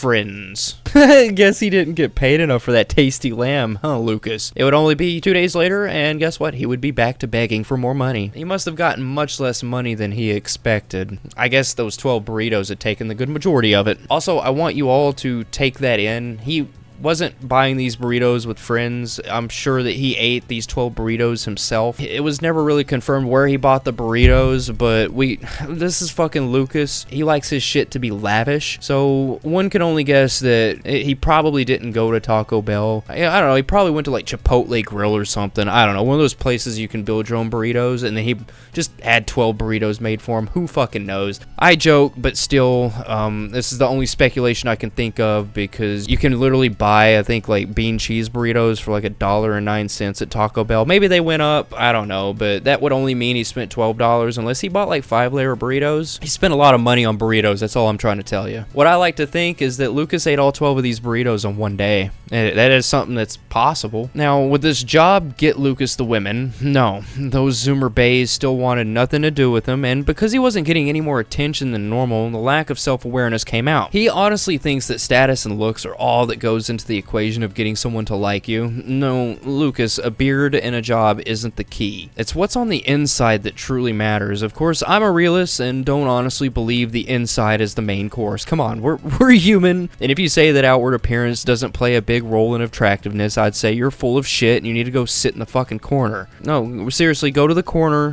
put your Bluetooth earbud in, go to the fucking corner. That's what you get for being as delusional as Lucas. Duh, it's what's on the inside that counts. No, we're humans. We're human beings, alright? A little bit of the attractiveness comes from the outside. Not all of it. It is still what's on the inside, but you get what I'm saying. The entire month of July of 2024 was pretty busy for Lucas. He's back to his communism posting, and he just so desperately wanted to spend so much money on steak. One thing in particular that he was super focused on was Project 2025, which politics isn't my forte. Project 2025 was basically an initiative to reshape the government in favor of right-wing policies. I guess he was scared that his lifestyle was in danger if Project 2025 came to pass, though I'm pretty sure that Project 2025 has been implemented since 2023, though, again, I'm not politically strong, so I wouldn't know 100% sure. But basically, July was just filled with his bullshit political cycle. And we all know that political and board game Wern are worst Wern, and the most boring Werns to exist. Lucas would pull out of his boring funk, if even for a moment, when July 23rd, he would let everyone know that the idiot had been fired. Lucas was apparently fired for being too slow at his job, claiming his accuracy was top-notch. Motherfucker, how accurate do you have to be to put shit in a bag? Yeah, I guess you gotta look through the several different brands to get the right one that they ordered, but even then, most times there's little tiny text when you order online that says, we may have to get a different brand if we don't see it. They say that just so they can just grab shit off the shelf. I know how you work. Walmart, you greedy-ass company. I can guarantee you that he probably just accepted the order and then wandered around the fucking store for, I don't know, minutes at a time looking for shit. My dude, you got fired because you couldn't put a can of refried beans into a bag quickly or some shit. When are you gonna realize that even a door greeter job is probably more than you can handle, much less roaming a store, collecting items for a customer? And you know what? What's worse about this is that you can't even believe anything the fool says, so it's probably something more in line with he was just taking too long with orders because he was too busy leering at Gen Z honeys in the store or something. We can only guess at this point. Lucas would make a video, of course, not talking about getting fired that day, and as usual, it's all about the bigotry of Gen Z. Lucas is getting back into form, so this looks promising. You gotta love Gen Z, man. Anti-bigot to a fault. Not even a fault, to a great thing. Like, so much so that they'll even go to protest this shit. Like racism, homophobia, transphobia. That's great. Good for them. I'm glad somebody's finally standing up for people. As a liberal, I understand this sort of thing, and it's bullshit. I'm more of a progressive. I'm probably more socialist leaning than I am a liberal, because the leftists seem to hate liberals. But I'm kind of old school. I wouldn't say I'm a traditionalist, but I like the label liberal, and the whole like communist socialist thing doesn't really help much. I'm more of an anti-communist, anti-capitalist sort of thinker. I guess you could say I'm more of an anarchist, but that doesn't fit the description either, because I'm more of a democratic socialist when it comes to some things. I don't know. I'm somewhere on the left too, and I'm seeing a lot of ageism from Gen Z. From an anti-bigot generation, this seems to be a detriment. I've offered everything. Just a steak dinner with me, a lobster dinner, it could be pizza, just a sit-down dinner with me, but no interest because of my age. I'm 44 and I'm interested in women between the ages of 18 and whatever. You know, I'm a pan-agealist, so they'll say, why don't you date women your own age? I have several times, and it doesn't work out. Women older than me, it doesn't work out. And I've never dated anybody younger than me, so maybe I'll try that. See, there's this whole thing where like cougars are accepted, right? Like my last girlfriend could have technically been called a cougar because she was 18 years older than me, and I had no problem with that. I still have no problem with that. I have no problem with age gap relationships, and I think people that protest them are fucking bigots and are just akin to the Nazis and need to get slapped. But I'm not gonna say that I'm gonna perpetuate the violence. I'm just saying that that's a shitty fucking attitude to have, and it really needs to stop. Nice steak dinner with me. What do you say? Maybe give up the ageism, change your mind? From an anti-bigot generation, I expect a whole fuck ton lot better. What a first date with me would be like? Well, we would probably meet at the restaurant that I chose because I'm the one paying for the date. If you pay, you can choose. Or we could just get pizza or something. But I know some good pizza places, and I know some good steak places, and I know some places that serve all sorts of different kinds of food. I mean, this is a town of 229,000 people. So there's a lot of places to go eat. I would like a first date instead of just hooking up, because I would rather like get to know you first. And if I want to get to know you, just tell me who you are in the comments section and why I might want to date you. If you're between the ages of 18 and let's say 40, let me know about you in the comments below, and I'll decide whether or not to take you for a steak dinner or not. I'm mostly interested in between the ages of 20-ish, so we can have a drink, like 21 at the very bottom, and let's say 30. So instead of 40, let's say 18 to 25. Let's say that because you're an environmentalist generation and I don't drive a car. I'm trying to do my part, Gen Z. You know what I mean? Like, I don't care if you drive. It doesn't bother me, but I'm going to do my part not driving, so we're going to have to meet someplace. I could probably afford a car in a couple months from working. I have a job now, but actually I'm looking for another job right now, but that's neither here nor there. I'll still be able to afford like a steak dinner pretty soon. I'm just going to get another job because my last job required a lot of speed. It required me to be very fast, and I just wasn't fast enough, so I decided to quit to not hold down the team, and so I'm looking for something else right now. But I have a job coach and a job agency that helped me get the last job, and we're building a resume right now and all that, blah, blah. So I should be able to get a job pretty quickly again. I just want something where I'm not like running around. I'm thinking about security or a hotel or something like that where I can maybe like chill a little bit on the job, you know what I mean? So we're looking for that. But my first date with you could be a steak, it could be a lobster, it could be pizza, it could be anything you want. This is a big enough town, Spokane, Washington. If you're not in Spokane, Washington, I can't date you. I don't have a car, and I'm not gonna send you money and, you know, stuff like that, and I'm not gonna go like out of my way to come and see you. You're great and everything, but you're gonna have to come and see me, and I don't like long distance relationships. I don't like that heartache. I like being around my mate a lot. So if that's you, tell me more about yourself in the comments below, and I might buy you a fine steak dinner or pizza or something like that, and we'll go have lunch or dinner sometime. I'll pick the one that I like the most. At this point, I'm also under the assumption that Lucas is off his meds. I mean, he was uploading shit like this. Think about it, girl. You're 18 to 25. First date with me. Nice steak dinner. Or whatever you like. Look at those menacing eyes. Side note, this is a 15-second video, and he doesn't blink once. Not one time. And his Facebook was just seething with Gen Z lust and bitching about greed. But he was back to roaming the streets talking about how much he loves food. Let's just say that I restrained myself from viewing his love for food as nothing more than bored addiction and a vehicle to bait women. But the way he talks about it, it's almost lustful, which I wish I never put Lucas and lust in the same sentence, but I guess it had to happen. Anyways, here's Tubby talking about how nothing compares to food, though he's always saying that sex is the most incomparable thing on planet Earth. I guess food comes first on that list now. In my mind, nothing really compares to a $110 medium rare porterhouse steak. And I had the ribeye, which is $99, but there are other things on the menu, I agree, and you can choose other things on the menu, and there's pizza places and nacho places and all sorts of different Mexican places, and there's a Brazilian restaurant downtown that I hear serves pretty good sausage. That seems interesting. That seems something that I would check out. But nothing, and I'm a big fan of sushi. Sushi is my number one top favorite food of all time, compared to even pizza, and I love pizza.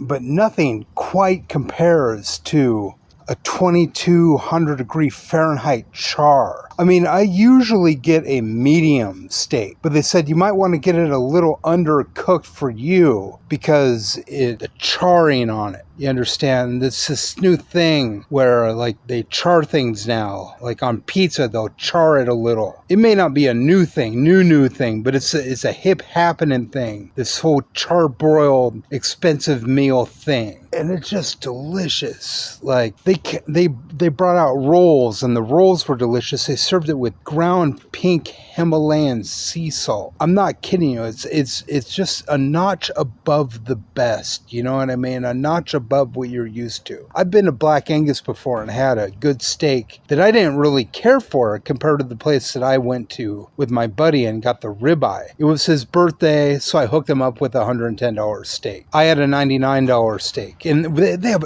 other things on the menu too, like veal ossobuco and foie gras, which you can get on your steak for $28 seared on there. They have gorgonzola, and I got mine with the peppercorn sauce, which is $8, and you put it on. Their sides are amazing too. They've got like asparagus cooked a couple different ways with like different sauces on it, and like creamed things like cream corn, gourmet cream corn, and cream spinach. And like my buddy had a $5 tureen of Cougar Gold mac and cheese, and I had the iceberg wedge salad with blue cheese dressing, which was $18. And I'm not trying to talk about the money much. I'm just saying, if you're gonna spend that kind of money, you're gonna get what you pay for. You understand? If you buy a $300 pair of shoes, you're gonna expect those shoes not to wear out for a couple years. And the memory of that steak, if you only do it once in your life, try a $100 steak. I implore you, a nice 28-ounce prime rib, or no, I'm sorry, not prime, porterhouse, not prime rib. A prime rib would be good too, but I'm just saying that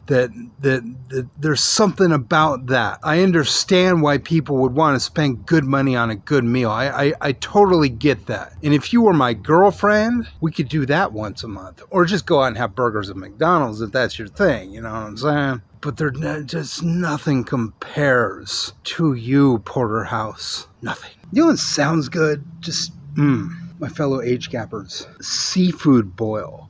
Where they come out and like bring you a big plate of like lobster and crab and clams and crab and mussels, and just you nom on that for a while. Oh, if you were only my girlfriend, because I'm going to go whether or not you like her or not, baby girls. We've already been over his rapping skills or lack thereof, and this video is so long that you've more than likely forgotten about that aspect. So let me remind you that Lucas acting like a lunatic out in the streets, looking like he does and sounding like this.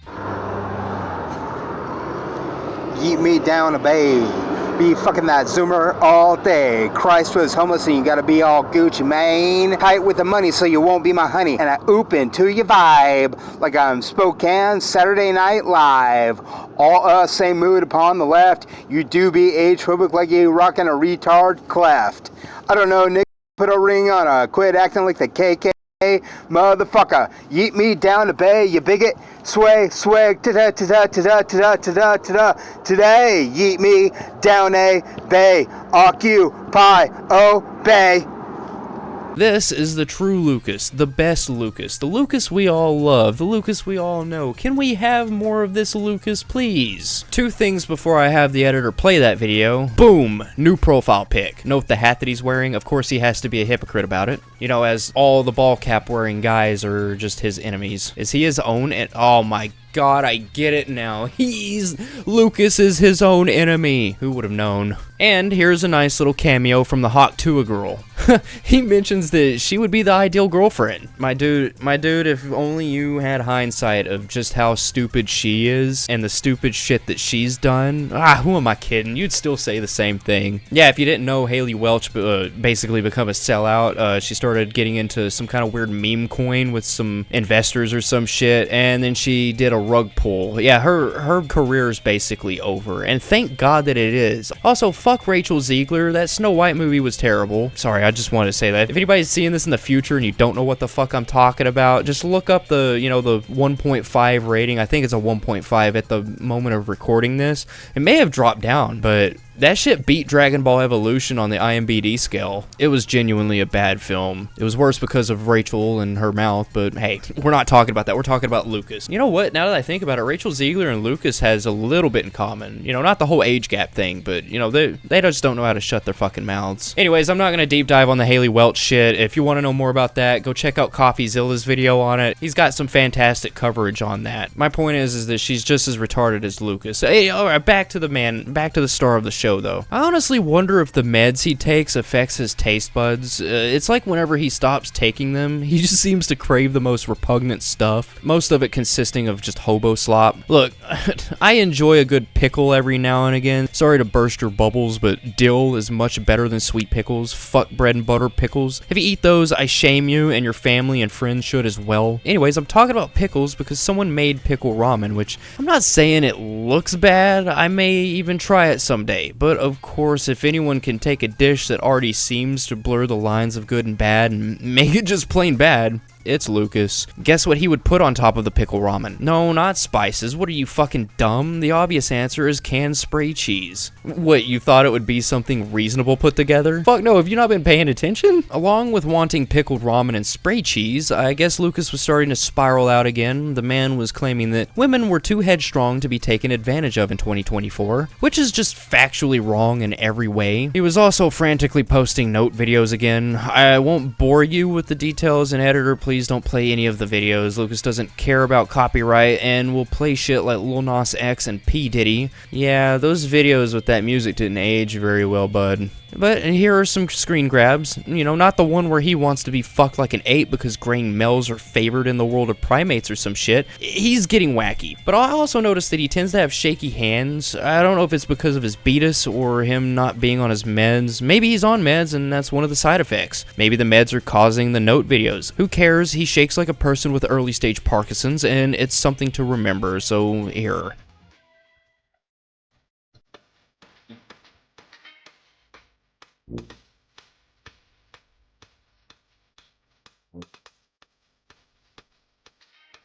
Not only was he making dumb note videos, the fool had also made a TikTok and would promptly get some warnings for being a greedy little shit. I don't know, I hate TikTok, so I wouldn't know too much about it. Currently, he has 1 video and 70 followers. Like I said, he kept getting strikes or some shit, and looks like he ultimately abandoned it. Speaking of abandon, everyone thought that Lucas's parents had 100% left him to his own devices, but it would look like in mid-September he would go out with one of his parents and have green curry and salmon. Yeah, it's a wholesome moment for Lucas, especially with with how mundane his life has to be every day he wakes up. But as usual, there can't be a good moment with Lucas without him making it absolutely gross in some way. Guys, look at this fucking stain. How dirty do the outside of your ears have to be to leave lasting stains like that? What the fuck? What's interesting about this encounter is Myrna's response to it. Here's a post where she recounts her trip to Spokane, talking about Lucas's living situations, but also confirms what Lucas wouldn't. He does in fact have stage 4 renal failure, which of course limits Lucas's life expectancy. Hold on here, I believe the general consensus is, yeah, 5 to 10 years depending on your age, and mainly what you eat. And also, this is Lucas, so we all know what Lucas eats and his lifestyle. So it'll probably be lower than 5 to 10 years. The end of September, I guess Lucas was getting even more desperate for more money, so he decided to go drop off his resume.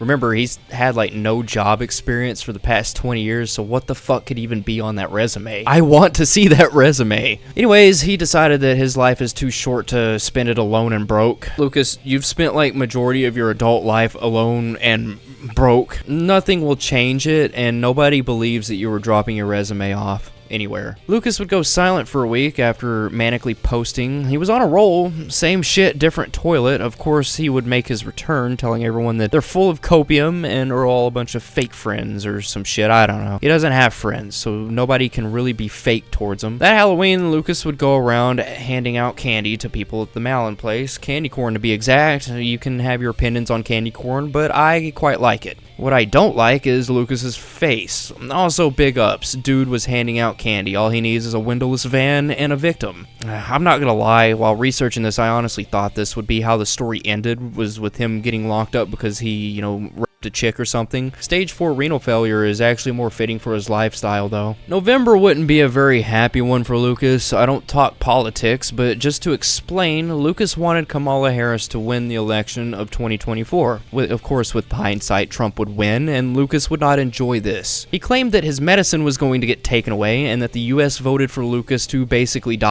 in Minecraft. But as we all know, anything that negatively affects Lucas is an absolute banger of a W for everyone else. That's right, Lucas, we're rooting for you, but we're also rooting for your deterioration. In fact, update to his health, November 15th, 12 days before his birthday. I guess his kidneys were acting up, or he gave himself food poisoning. I wholeheartedly believe that he was spending about 20 hours in bed and throwing up, but don't worry, you forget he lives in a nursing home. It's not like he wasn't going to get taken care of in the first place. Later, he would post saying he was in the hospital with a bacterial infection in his leg. Getting out a week later, he was also checked out negative for a MRSA or a MRSA flare-up. Notice I didn't say negative for MRSA, because that never goes away. Thought you could fool us, Lucas, but I'm a smart feller, not a fart smeller. Lucas's birthday would be a bit more engaging than the previous years. Most notable of the engagement is him waking up and being utterly pissed about a woman that lives in the nursing home with him, claiming that they told him they didn't want a boyfriend, then promptly hooking up with yet another resident and becoming their girlfriend. Lucas described himself as shaking so bad because inside he was an exploding sun. Lucas, you're shaking because you're basically dying before our eyes. He apparently hung out with her every day and respected her, went on walks together while he told her she was beautiful. What shows just how crazy Lucas is that he went silent for a couple days after this and came back saying that he was in the nut house yet again for some Minecraft tendencies. Minecraft being super.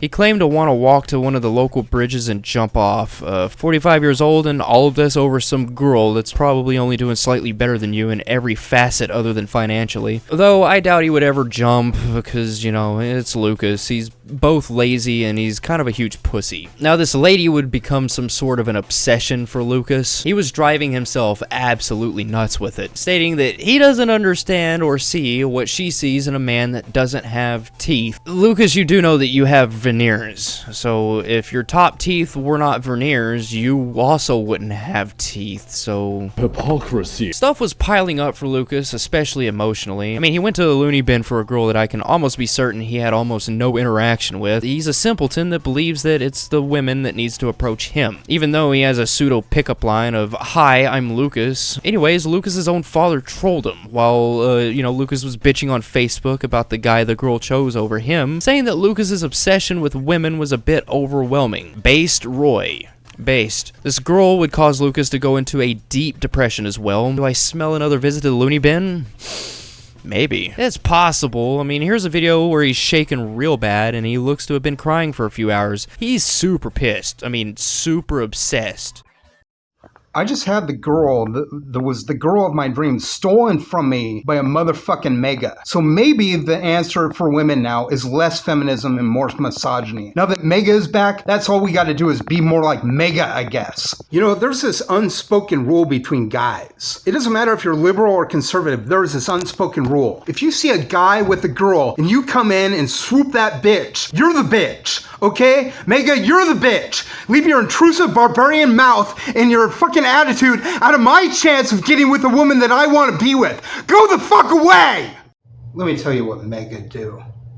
You be walking around chilling with homegirl, and Mega will come in like the barbarian piece of shit he is, talking to her like she's his girlfriend, when you're working on it through a gentlemanly path. She'll say to you, well, I don't want a boyfriend, and then go fuck with Mega, because Mega comes in like Mr. Charming when you're with your girl that you want to make yours by offering her dinner or something like that, something gentlemanly. But he'll just come in with a handshake while you're with her, and then he'll start kissing her on her right in front of you, and they'll start making out right in front of you. They'll invite her to do shit with them while you're there trying to improve your relationship and build a friendship first. They'll be there girlfriend first. Friendship will not come, only girlfriend. They don't work on the level of respect that we leftists do. They come in with their bullshit and their pride and their fucking greed, and they come in and they convince your girl to go with him. Fuck Mega. You little maggots need to back the fuck away. I'm so sick and tired of you. We're all sick and tired of you. You lost the popular vote. The tariffs and the deportations will raise prices on gases. You're misogynistic cows. Go fuck yourself. Is that what it is today? You gotta be like Mega to get the girl? Fuck you. There's a saying in Germany. It says if you're at a table of one Nazi and you sit down with them, it's a table of two Nazis. And I kind of take that as a sage piece of advice. If you're dating Mega, you are Mega. I don't care if you're a liberal or a leftist. Smooth move, Ava Braun. Smooth move. Here's the thing. She told me she didn't want a boyfriend, so I withdrew all physical touch. I didn't even give her physical touch at all because she said several times that she didn't want a boyfriend. And then Mr. Mega comes around when I'm at the hospital for a week with an infection on my leg, and she's dating him. Don't tell me you don't want a boyfriend. How do you think this makes me feel? Upset maybe? You think just maybe a little? Upset maybe? That you lied to me? That you changed your mind on me just to be with Mr. Mega? The redneck bitch? Really? With no teeth? You're like Ava Braun. And in case you don't know, that was Hitler's girlfriend. I don't like Mr. Steal Your Chicks. You don't get to just walk up calling her honey and babe when the chick is with another dude. You don't get to just walk up introducing yourself, calling her beautiful when the dude's clearly with her and they might just be an item. You don't get to do that. Go the fuck away. Man, I'm telling you, the next time a chick tells me that she doesn't want a boyfriend, I'm not going to listen. Because every fucking time the chick tells me, oh, I don't want a boyfriend, it's just an opportunity for the guy to try to change her mind because women are fickle and weird. And you have to fucking try to change their minds because they don't really mean that. It happened to me. I was hanging out with homegirl, you know what I mean? And as soon as I was like told I didn't want to have a boyfriend from her, I backed off and still remained her friend, and she loved that. But Mr. Steal Your Chick came up in his redneck garb and stole my fucking woman away. So I fucking hate you, Mega. I fucking hate you, Mr. Steal Your Chicks, with a fucking passion. But you know, it's my fault because I didn't listen, right? Well, I did listen, and I lost out on having a great chick because she told me she didn't want a boyfriend. I ended up in the hospital because I had infection on my leg. I tested negative for MRSA, which was nice, and the infection healed. And then I got back and I learned that she was with some other dude. I was like, I couldn't say anything because, you know, it's just going to cause a fight. And I can't cause a fight because I'll lose a fucking housing. But I was told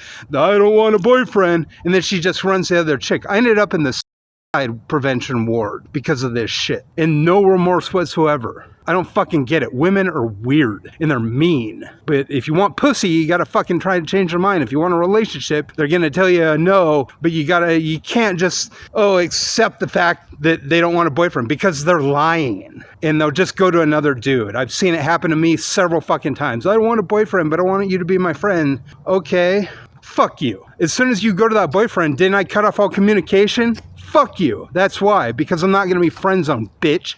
You know, before you go into how this guy must be more handsome than me or whatever, he's got no fucking teeth, okay? Both these motherfuckers have a history. Obviously, she went to the guy that can get her the and not me. She misled us. She said she didn't want a boyfriend, and so I hung out with her, and she was fine with that because she kept inviting me to go have a cigarette with her, and I don't smoke or anything. I just kick it with her. And then she went with a guy that can get her a connection. I mean, it's obvious when the guy's toothless and a little redneck. I mean, you could say, oh, don't be creepy because I'm 45 and she's 25. But he's 46 and she's 25. Maybe you should shut your creepy fucking mouth and stop projecting your fucking bullshit on me, because I'm not here to hear it, you see? I'm not here to hear your dumb Republican jack noise. I don't fucking care, you know what I mean? It's a difference in morality. You don't like women. You see them as sex objects only. You're just not a quality dude. And she's not a quality woman, so I'm over it. I don't care. Don't fucking talk to me about what you fucking think it is, because it's wrong. You're just wrong.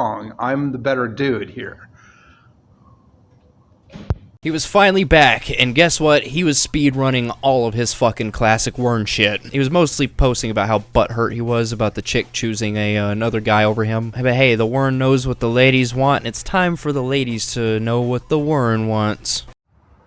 Here's a nice tip. If a chick calls you bro or dude, don't fucking talk to her. She's worthless. She's not gonna be your girlfriend. If you wanna be my girlfriend, call me daddy. If you don't wanna be my girlfriend, don't fucking talk to me. Have that attitude. Have the attitude of the girls that you want have to be respectful towards you. If the girls you don't want are in your friend zone or whatever, that's fine. But if some chick that you want calls you bro or dude, be like, you don't need to call me bro and dude. Call me daddy, honey, or babe. Baby also works, because I'm not playing the friend zone shit. Go away.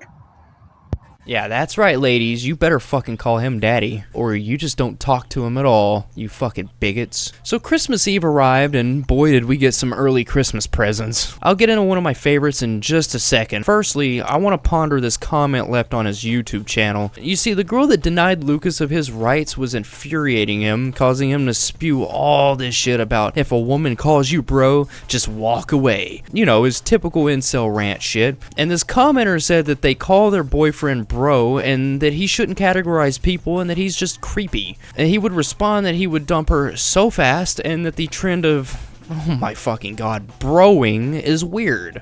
And also later saying that he would kick her to the curb. Now on to dessert, not the curb, it's dessert time. I want you to close your eyes and imagine what it would sound like if Lucas was one of those relationship advice guys. I want you to imagine what he would have you say if you walked up to another person you were interested in at a bar. I'm pretty sure it would be something stupid. Hi, I'm insert name. Whatever, we were given the early Christmas present of not having to close our eyes and imagine. Haha, those of you that closed your eyes, why'd you do that? Come on. Anyways, enjoy this bullshit. Okay, so you're interested in a woman, right? So what do? Well, who was the greatest philosopher of all time? Socrates. And what did Socrates do? Socrates asked questions. Tell her she's beautiful at least once a day. It softens the blow a little bit, especially when you want to ask her a favor. It's sneaky, it's underhanded, but it works every time. Here's another trick. Spend half your paycheck just on her or your family. Entertainment purposes and such. Buy them something that they like. It could be cookies for all I care. It could be a carton of cigarettes. It doesn't really matter. Just half your paycheck on something that she really likes. And she's yours for that entire month. After 3 days to 7 days, don't do what I did. Don't stall. No matter what she said to you, ask her out. You want to be my girlfriend? The first thing you should do if you like a chick is maybe get her a gift of some sort. Like food or money or something that she may need, something that she may want. That's a good open. Once you get to know her a little bit, you ask her out. So you want to be my girlfriend? It doesn't matter if she said, I don't want a boyfriend.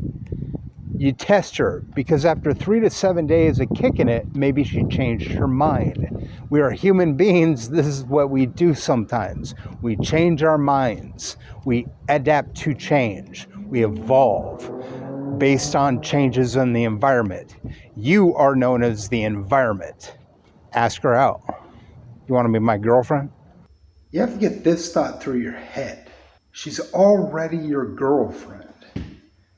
Don't do what I did. Don't think of her as your friend. She's already your girlfriend. No matter what she says, in this instance, you walk up and you go, "Do you want to be my girlfriend?" And if she says no, or she calls you buddy, dude, bro, or the N-word, just walk the other direction. If she says honey, baby, babe, daddy, she's yours. And if she says yes, kiss her. Put your tongue down her throat and kiss her. That's what you do. That's how you do. Here's kind of a trick one that I learned once. When she said something like, "I don't want a boyfriend," say, "That's cute. Do you want to be my girlfriend?" When she says, "What did I just say?" you say, "That's cute. Do you want to be my girlfriend?" Here's a good one. You walk around with a bag of weed and a pipe, and you just find some chicks. You smoke them out, and you take them back to your place, and you do the deed. Chop, chop, smile on your face now, boy. Hey, you're sexy AF. You want to go to the bar? How? Happy Christmas Eve. Here's another neat trick. You go up to her in a bar and you say, "Hey, what's up? I just wanted to say that you're really beautiful. Can I buy you a drink? My name is whatever your name is." Do it with a grin on your face. Chop, chop. You can even adapt it. What was the one I had? It'll come to me.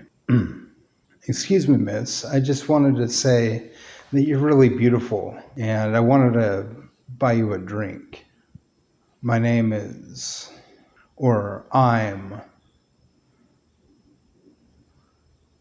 The Wern's 2024 started about as happy as he could be. If the liberal and leftist women in Spokane are just going to date the mega redneck, the Republicans of any stripe, whatever you want to call them, the Republicans, then we're fucked. Maybe you should get back with where you belong. Hopefully these are not the most quality of women to begin with. Because what quality woman would date a party that voted 172 times against the Violence Against Women Act? What woman would date a guy who was against a woman's fundamental right to choose in the case of an abortion? What quality woman would date this human, subhuman filth? And it's several women that I know. It's like 3 women that I know at least that are liberal or leftists that are dating Republican guys. So that's fucking bullshit. You're just traitors to your own cause. Each one of you is Ava Braun. I don't like being around you because you're Ava Braun. He was out and about in the cold and grumpy as fuck. He was out ranting about liberals and leftists and Republicans. Same monkey, different circus. Ladies, you're gonna love this one. Maybe bitches just want to get hey fucked. You know what I mean? I've had a girlfriend, I've had a hoe in 14 years. What do you think I'm using this fucking language? Because I care about you? Shit. You treat me like garbage. You think I want to hate fuck you? Shit. He was on a roll, making quite a few videos. Most of them is just him bitching about liberals. He was walking around in the dark and just all around wasn't in a good mood. What I noticed is the headphones. I wonder if old Lucas was hearing voices in the wind again. I'm telling you, he was on one about that one chick. He went to the loony bin and was then walking around ranting about politics. I think it's fair to say that 2025, it's pretty promising. January 1st, 2025, what will Lucas start the New Year's with? If you guessed a real cringe-tiered poem about being friend-zoned, then you guessed right. Don't go near the friend zone, man. They tell you you're not obligated to plot and plan. She tell you she doesn't want a boyfriend. You'll say okay if you're stupid and want your ultimate end. Here's your line to get out of it. "Oh, really? Want to be my girlfriend?" If she says no, walk away. You're not obligated to play mind games. If she says yes, don't be scared. That's your dame. That's your flame. Mouth and mouth of that babe. Don't go near the friend zone. What's there to know?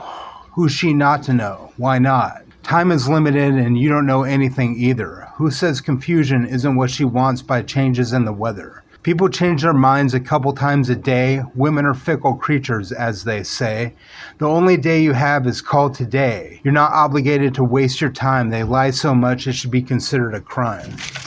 And a man can change on a dime. Yes, a man can change on a dime. Ain't nothing sworn to secrecy with me. I'm going to deliver brutal honesty. No matter what you think or believe, I remember this was my life. I remember this was my life. Yes, I do. But if you guessed the cycle would come full circle yet again, you would also be right, because he started talking about the telomeres. I'm almost done, dude. I'm almost done. I'm almost done. And what's sad about all this is most of the videos are gone. I mean, there are a few of them that still survived and are on the Wernology page, or on the Wernology channel. But he was more than likely purging videos in case he got a job in the future. But this comment, man. Seeing him trying to recommend older father telomerase to someone is just... It's just... Man, it's almost nostalgic at this point. And guess what? The fucker would even do another attraction sign.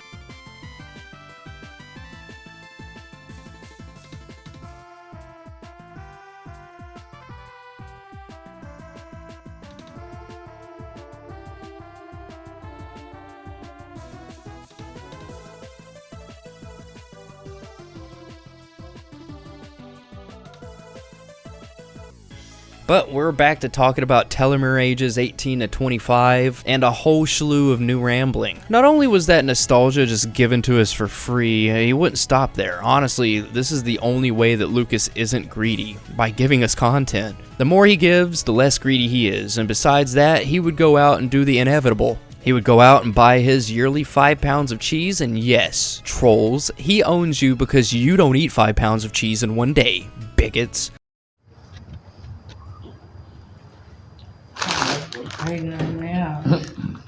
Got 5 pounds of cheese from a food bank and they're sharing it with people.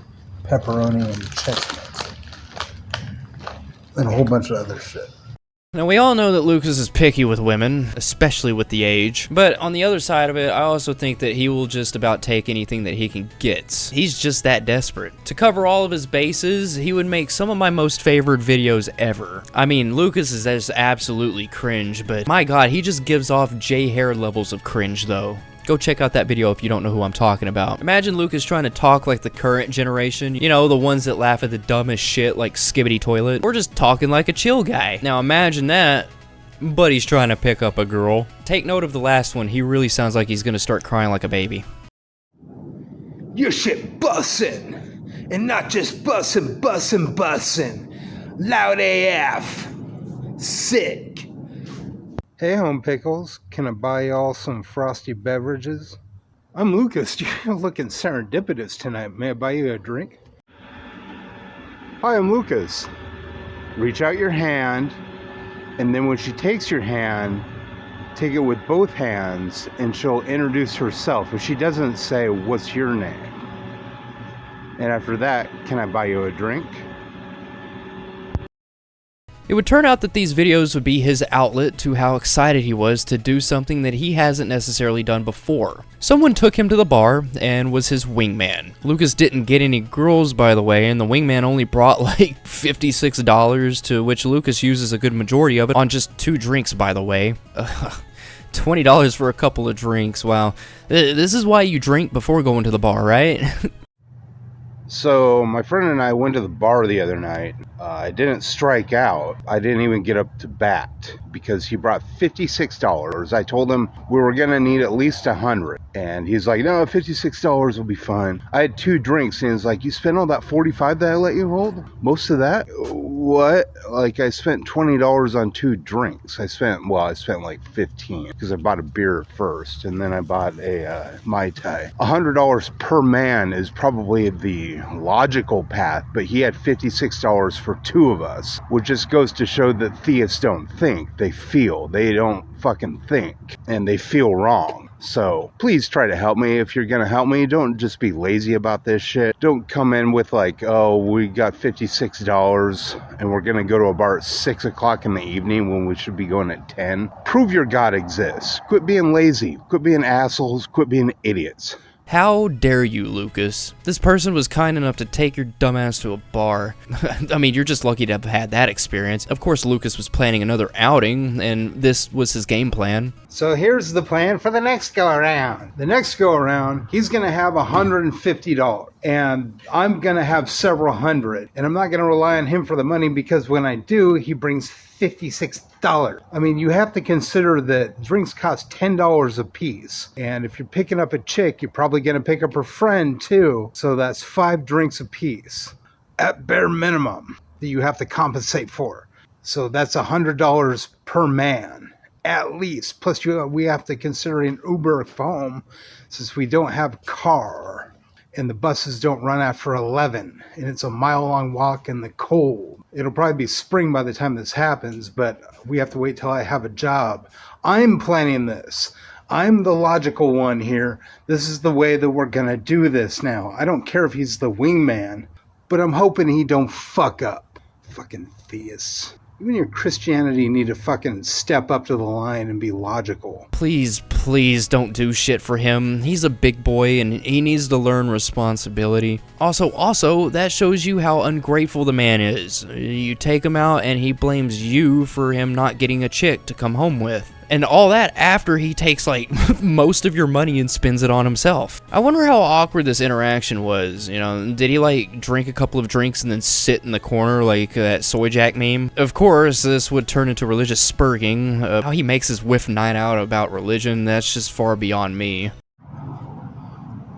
No, seriously. What God would send us on a mission to find chicks and then leave us empty-handed because my theist friend, who said that he prayed on it, only brings $56 to the bar, and we go at like 6 in the afternoon? What God would have us forego reason? What are you talking about? Are you insane? You need like $100 per man if you're gonna try to find a chick at a bar, because you gotta figure he's gotta find one too, even though he's got a girlfriend. We might have to swoop a table of 2 or more chicks. It's just good to have $100 per man to do these sorts of things. Please think, if you're gonna try and prove your God exists, at least have the money and the wherewithal to do the right thing. Come on. Are you serious here? Are you fucking kidding me here? What the fuck, theists? And if you thought that was bad, I'm sure it's all but confirmed that Pucus was off of his meds. He was screaming about theists and failed bar attempts. Wanted a Minecraft because some hobo lady. Walking around at 3 a.m. in the dark, just screaming out, telling everybody they're bigots on the phone. But most notably, the headphones. He was cycling and apparently going on about trees and squirrels demanding sex. Peep this lawn. Look at the trees. Dignified, integritous. Probably the oldest thing in this lawn in the trees, right? But the youngest things are the squirrels. And the squirrels depend upon the trees, the old trees, for food, while the trees depend upon the squirrels to poop out their seed and spread further life around wherever. So you have the young and the old working interdependent of one another. This is another example of an intergenerational pattern within the universe. 2025, I guess, was the year of Malin Place hookups. That is, everybody but Lucas. But Lucas wasn't having it. He was just condemning the Malin Place, saying that it was just another brothel that he wasn't able to participate at. And as we all know, if everyone else is getting some and Lucas isn't, he'll stoop so low as to even blackmail you. And, you know, call the police unless you give him some of those Gen Z honeys that you keep hoarded up in your room. And boy, January 16th, he was getting extremely uppity about it. We all know how he acted whenever that one chick rejected him and chose to go date a crackhead instead of him. So we all know that he was absolutely irate over the Malin Place hookups. Everybody hooking up in this damn group home but me. Fucking hate it here. And they're friends too, but they never help me. It's like all about their fucking needs, but not mine. They don't fucking care. It's just like, oh, there's a pretty girl. I'm gonna go talk to her. But then another one comes along. Maybe I'll take 2 this time. Oh, okay. Whatever. You fuckers hate me. And I fucking hate you. You're not good friends. Bullshit. 3 of these guys are getting Gen Z pussy in the group home. One of them's a Gen X dude. The others are Gen Z dudes. What about Lucas? Where's the love for Lucas at? You think there's a fucking God? Where's the love for Lucas? You want to kick it at my place and like watch videos on my laptop? Where's the love for me? Huh? Where's the love for me? Oh god, January 19th, and he would be back to making more signs.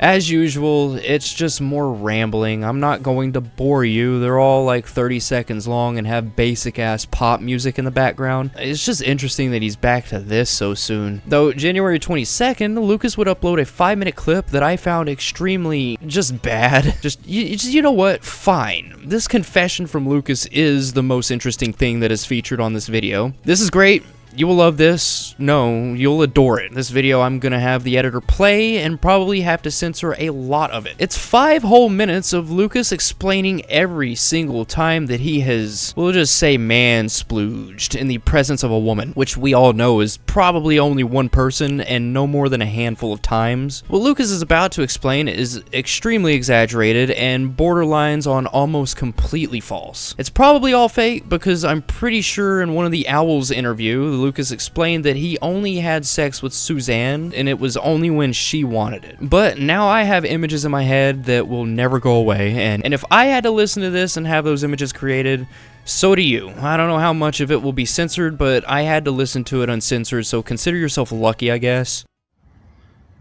What's my sex history like? Well, I've had penetrative sex with exactly 2 women. Once when I was 27 and lost my virginity, and then again when I was 31, and well, before that, because I was in a relationship with her for 1.5 years, and she let me right inside her because she had a hysterectomy, so she let me just right inside her. So that was pretty cool. We fucked on a logging road once. We fucked at the airport in her car one night, so that was cool. We fucked in the shower a couple times, fucked in the kitchen once. So we've done all that. Fucked in the living room a couple of times. Fucked in the bed a lot. The rest I've had encounters. The woman that I had sex with when I was 27, the lady was 27 as well.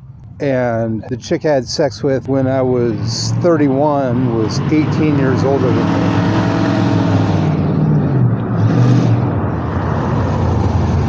We celebrated her 50th birthday together. And I've had encounters with younger women. I ate out an 18-year-old. Well, no, she was 25. I ate her out. I was like 30. I finger-bagged an 18-year-old black chick in the back of her car when she was 18, and I was 34. On this chick's ass that was 35 at the time when I was 34. So I've had sexual experiences before. I'm not a virgin. I just haven't had sex in 14 years. I haven't had a girlfriend in 14 years. I came to Spokane 8 years ago. I hit on a chick at Starbucks. They kicked me out the next day. I macked on this troll that was from Kiwi Farms named Burrito Queen that got me to come out here, and I think her name was, but I don't think she really was, I don't think that's really her name. But that's why I came to Spokane, was to meet her, and then she didn't show up. And I just decided to stay here because I was homeless at the time, and I didn't want to go back and didn't have access to the money to go back and didn't really plan well, but just decided to throw caution to the wind anyway because Spokane was a warmer climate in the summer, and it's really not that bad here. It's probably what you'd expect anywhere in Washington. But it does seem like the chicks are really into the rednecks and the hicks. And that's really disorienting. Especially even the liberal and leftist chicks, for some reason, are into the redneck Republicans. But I kind of grew up with that. I know a lot of leftist and liberal chicks from where I grew up in a town of 3,000 people that dated Republicans. And I have no idea why. So that's mainly why I didn't have a girlfriend in high school, because Montesano, Washington, Aberdeen, Washington, had a lot of like Republicans and a lot of guys that were like fishing and hunting types. And I wasn't into a lot of sports, so I didn't really hang out with them. And I didn't play a lot of video games, so I didn't hang out with them. But my buddies had video games, and I sometimes play with them. And they were 2 years older than me. And in the time period that we were hanging out, I didn't have a girlfriend. And then I got a girlfriend from Facebook, Suzanne, who I was in a relationship with for a year and a half. And eventually my best buddy at the time decided not to talk to me anymore and blocked me on all social media, including his phone. Because I jokingly asked if he was a Hindu or something because I was high and he doesn't eat beef. So I was posturing to him in my stonerness. And he got real mad and blocked me after 16 years of friendship, which really pissed me off and made me sad and made me hate him kind of because what a pussy. So I fucked that pussy. I guess. I don't know. February 3rd, Lucas would pretty much baffle everybody, and he did so by uploading a video where he was actually hanging out with a guy that he claims to be a Gen Zer. I think my notes say the Gen Zer's name was Michael. And in this video, he would have Michael explain what an ollie is. If you don't understand skater language, an ollie is one of the most basic and important tricks that you can learn on a skateboard. I've been covering so much and have had so little sleep that my notes actually have, like, how to do a fucking ollie, which I didn't. I don't know why I even did that, but my point is you have to learn to do an ollie before you can do any other trick with a skateboard, and Michael is going to explain how to do one. A little tidbit about me, I like to skateboard. I also longboard, I'm pretty sure there's a longboard. Yeah, there's one like right there, there's one right there, there's a longboard. So anyways, enough about me. It's pretty uncommon to see other people in his videos, much less someone that he refers to as a Gen Zer. Editor, if you don't mind, play the Michael video. And go. Alright, so he's gonna explain some shit that I can't do. So on a skateboard, first trick you're probably gonna learn is an ollie. Very simple. All you have to do is the fundamentals are just popping the board back with your back foot and then sliding it up with your front foot while doing a jumping motion all at the same time. Now with an ollie, you want to be on your tiptoes and the balls of your feet more than just your whole entire foot, because that will that'll cause you to basically use all of your leg, and you don't want to do that. There's a difference between popping with just your whole entire leg and just your toe. Right. See? So when you pop it with your toe, it flies. It pops a lot better. So. He's got a really cool skateboard. It's got the Grim Reaper and a rose on it.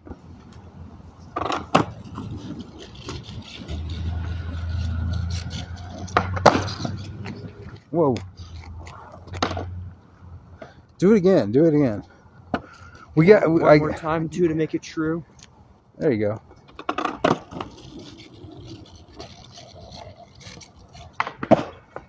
He didn't do it. And yeah. Do it till you get one. Do it till I get one? Yeah. I don't care if it's like 7 tries. We got enough film in the camera, so to speak. Does that one count? Yeah. All right. That's an ollie. 3 of these guys are getting Gen Z pussy in the group home. One of them's a Gen X dude. The others are Gen Z dudes. What about Lucas? Where's the love for Lucas at? You think there's a fucking God? Where's the love for Lucas? You want to kick it at my place and like watch videos on my laptop? Where's the love for me? Huh? Where's the love for me? Not only that, but old Lucas believes that dating sites just don't let women join. I don't understand it, but Lucas claims that for a dating app to work, you have to have one woman for every guy that signs up. Lucas, 1, they're not keeping women from dating sites or joining dating sites. 2, if you really wanted this to work, you'd have to have 6 or 7 women for every wern that was on the site. So your odds are still kind of fucked. And also, it's because it isn't because of the lack of women, it's just because of you and your shitty personality.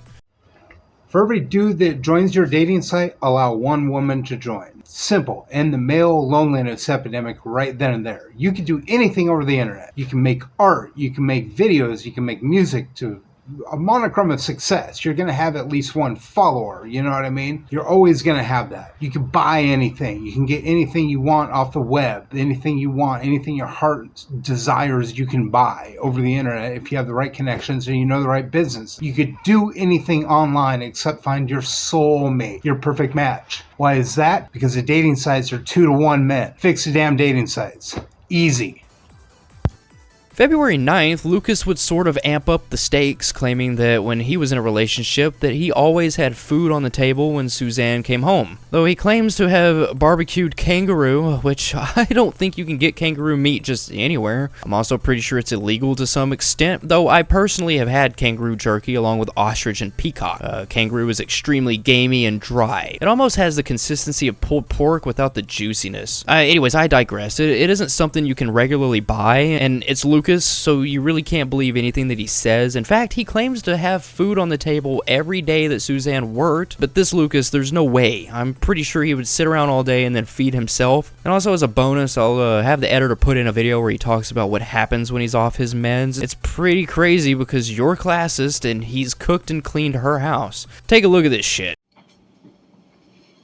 I was a good boyfriend. I really was. When I last had a girlfriend 14 years ago.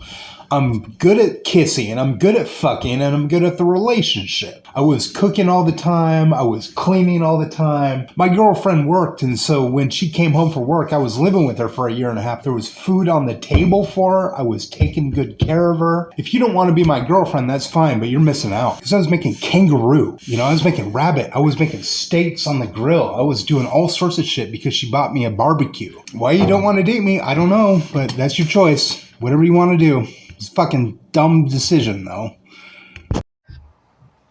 Look, it's your decision, but if you're not dating me, you're missing out. Not only was I doing all the cooking, I was doing all the chores while my girlfriend was at work. So if you're going to be classist about this, well, fuck you, because I was there doing stuff. I was actually working, kind of, as I was cooking and cleaning her house. And you wonder why we broke up is because I slid a glass across a wall at a Mexican restaurant high on caffeine, 6 liters of it, and I fucked up. That's just the only thing. I fucked up. You know what I mean? I didn't throw anything at her. It wasn't like really big deal, but like she called the police on me after like 1.5 years of loving me. So, I wasn't on my meds because of her decision. She was like, you should get off your meds. You shouldn't be on the psych meds anymore. Well, that was a dumb decision, wasn't it, Suzanne? Duh.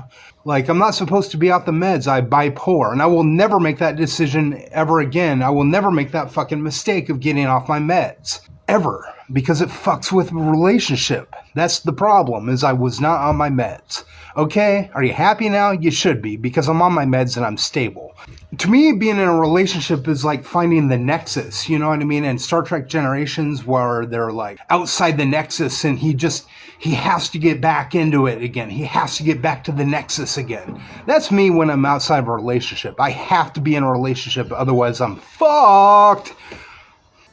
Valentine's Day of 2025 would be quite the busy one for Lucas, uploading a video not knowing why the Gen Z honeys won't talk to him. I've said it 1,000,000 times, this video's just about over with. There isn't really anything to reply or talk about, but it's a holiday and I want to know what the fuck he was doing on that holiday. Here he explains that we're going to Mars and that we're gonna have to have the strongest children possible in the future, which, that's done so with telomerase in his head. Also, he claims he's going to get a job within the month, but we'll fucking see, Lucas. This might seem like a weird reason to you to want to have kids, but we're going to Mars soon, and we're going to need the best and brightest to go to the red planet and remain here on Earth. I don't care if my kid is a garbage collector, as long as they're the best garbage collector that they can be. You know what I mean? And so telomerase is kind of important when you think of older men, because we'll convey greater health and longevity and intelligence and empathy to our children, so we may as well just go with that. Also, younger women, blah, blah, blah, you've heard the spiel, but we are going to Mars, and we do need smart burger flippers too. So we need a little bit of everything. I don't care what my kid does for a living, as long as they're happy. So there's a pretty good chance that I might be working within the next month again. I haven't been working for the past couple of months because we've been looking for a job for me where something to the effect of the neuropathy in my feet kind of hinders my speed, but my accuracy because my mind and hands work well. So I might be able to work something along those lines instead of just like running from place to place like when I worked at Walmart getting things for people. It's a different kind of job where I'm just standing there doing the work. I'm not going to say where or what exactly I'm doing, but it's well within my wheelhouse to do something like this that could be coming up soon.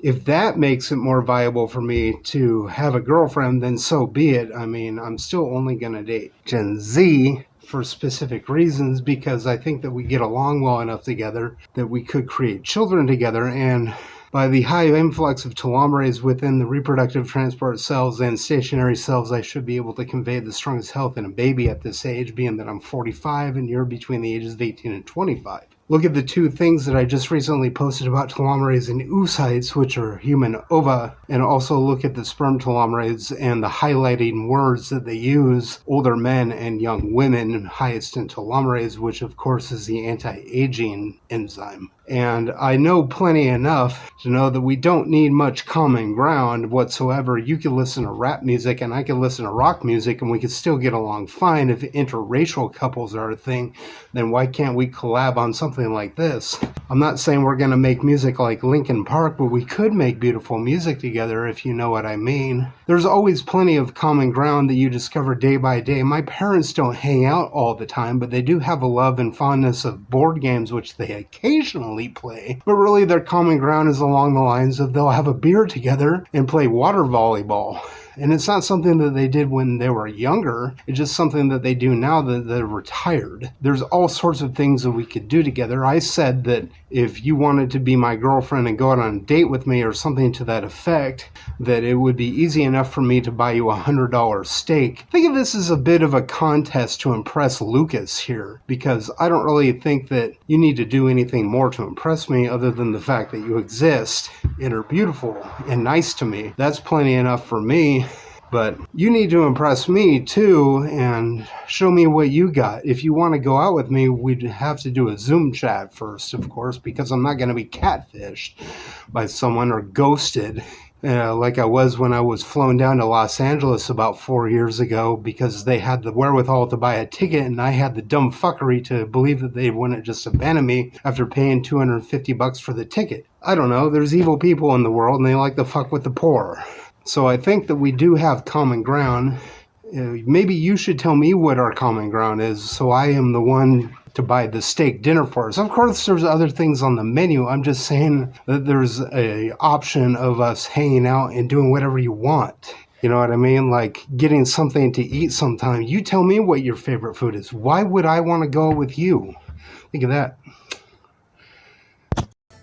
And finally, February 21st, the last video he uploaded as of making this video is graph paper and dice games. Looks like he had been cycling back to his board game shit again, which I find extremely boring, and of course, the last video he wants to leave us on is 6.5 minutes long. There's gotta be something else, right? Hey, future me here, I'm not gonna have the editor leave you guys on a 6.5 minute long video where, you know, he's just talking about board games. It's actually taken me quite a while to get this recorded, so as of recording this video, this is actually the last video that he has made. It's basically him talking about leftism. It's 46 minutes or 46 seconds long. So yeah, editor, why don't you play The Poor and Disenfranchised? Leftism is about helping the poor and disenfranchised, and I'm poor and disenfranchised because the fecund point of the ova is 21 years of age, and I'm poor, so you don't date me. And I'm disenfranchised because my weight struggles that I walk off every day. Every day I'm walking. I'm not losing a lot of weight. I'm kind of maintaining at 300. But you Trumpanzees and the like are not going to convince me of something otherwise. So quit trying. This has been exhausting. 6 months. This has taken me 6 months to make, and I swear to God, if this only gets a couple hundred views, I'm gonna rip my hair out. I am going to break my camera and disappear. I'm joking, I'm not really gonna do that, but I'm gonna be extremely irritated because this is one of the biggest projects I've covered so far. I'm going to be extremely upset because this is one of the longest videos I made, one of the biggest projects I've challenged myself with, and I swear to God, if anybody asked me to take on Russell Greer, who's that guy? Who's the Russell Greer guy? I had to cover 2,341 pages. I had to sift through all this stuff, and I did that 3 times. I am not covering somebody that has double the amount of fucking pages. Anyways, this has been just tiring and exhausting. I don't want to ever hear anything about Lucas again, to be honest with you. I feel like I'm a wernologist, not to say that I actually am, but I honestly feel like I am so well versed in wernology that I truly do feel like a wernologist. Though you guys can roast me and say, oh, you're not a true wernologist, you weren't there in the beginning, blah, blah, blah, but I know fucking everything about this idiot. Lucas is just one of those people that drains energy when you watch one of his videos. I mean, I've made people mad, I've made people sad, but I've never made anybody tired with mine. At least before I made this video anyways. He makes me so tired and frustrated, and I need sleep, okay? Lucas, if you ever see this, I've made a definitive timeline and outline of who you are, what you've done, for everybody to see, and I wanna, you know, I'm just gonna say this now, other than just looking at the sources like Wernology or Fatal Walter, this is gonna probably be one of the most definitive ways to learn about Lucas without having to actually sift through like years and years of contextless videos, much like most of the people that I've covered. Not really Jay Harrod or Maseo, but you know, Controlla or Carissa, Jared Plantier, or hell, even Kyle Perez. I have no sympathy for any of them, and if they disappeared off the planet, nothing but good would come from it. Yeah, especially you, Carissa. Anyways, I hope you enjoyed the video. This has been a roller coaster of just ups and downs, with a good majority of it being just a plateau of boring slop that you didn't even get to see, but I had to sift through it. What I showed you, it's like an iceberg. What I showed you, it's not really like an iceberg, but what I showed you is basically 70% or almost 70% of everything that he has uploaded and posted to Facebook. Yeah, that's right. 222 pages, 607 paragraphs, with 55,516 words. And this is only 70%-ish of everything he's ever posted or said. If I were to go over everything, I would be here for like an extra 3 to 6 hours. And you know what? Fuck that. Anyways, thank you so much for watching. Don't forget to hit that like and subscribe if you enjoyed the content. And I will see you in the next episode, or whatever the hell I'm doing whenever you decide to dive into the wormhole. Have a wonderful day.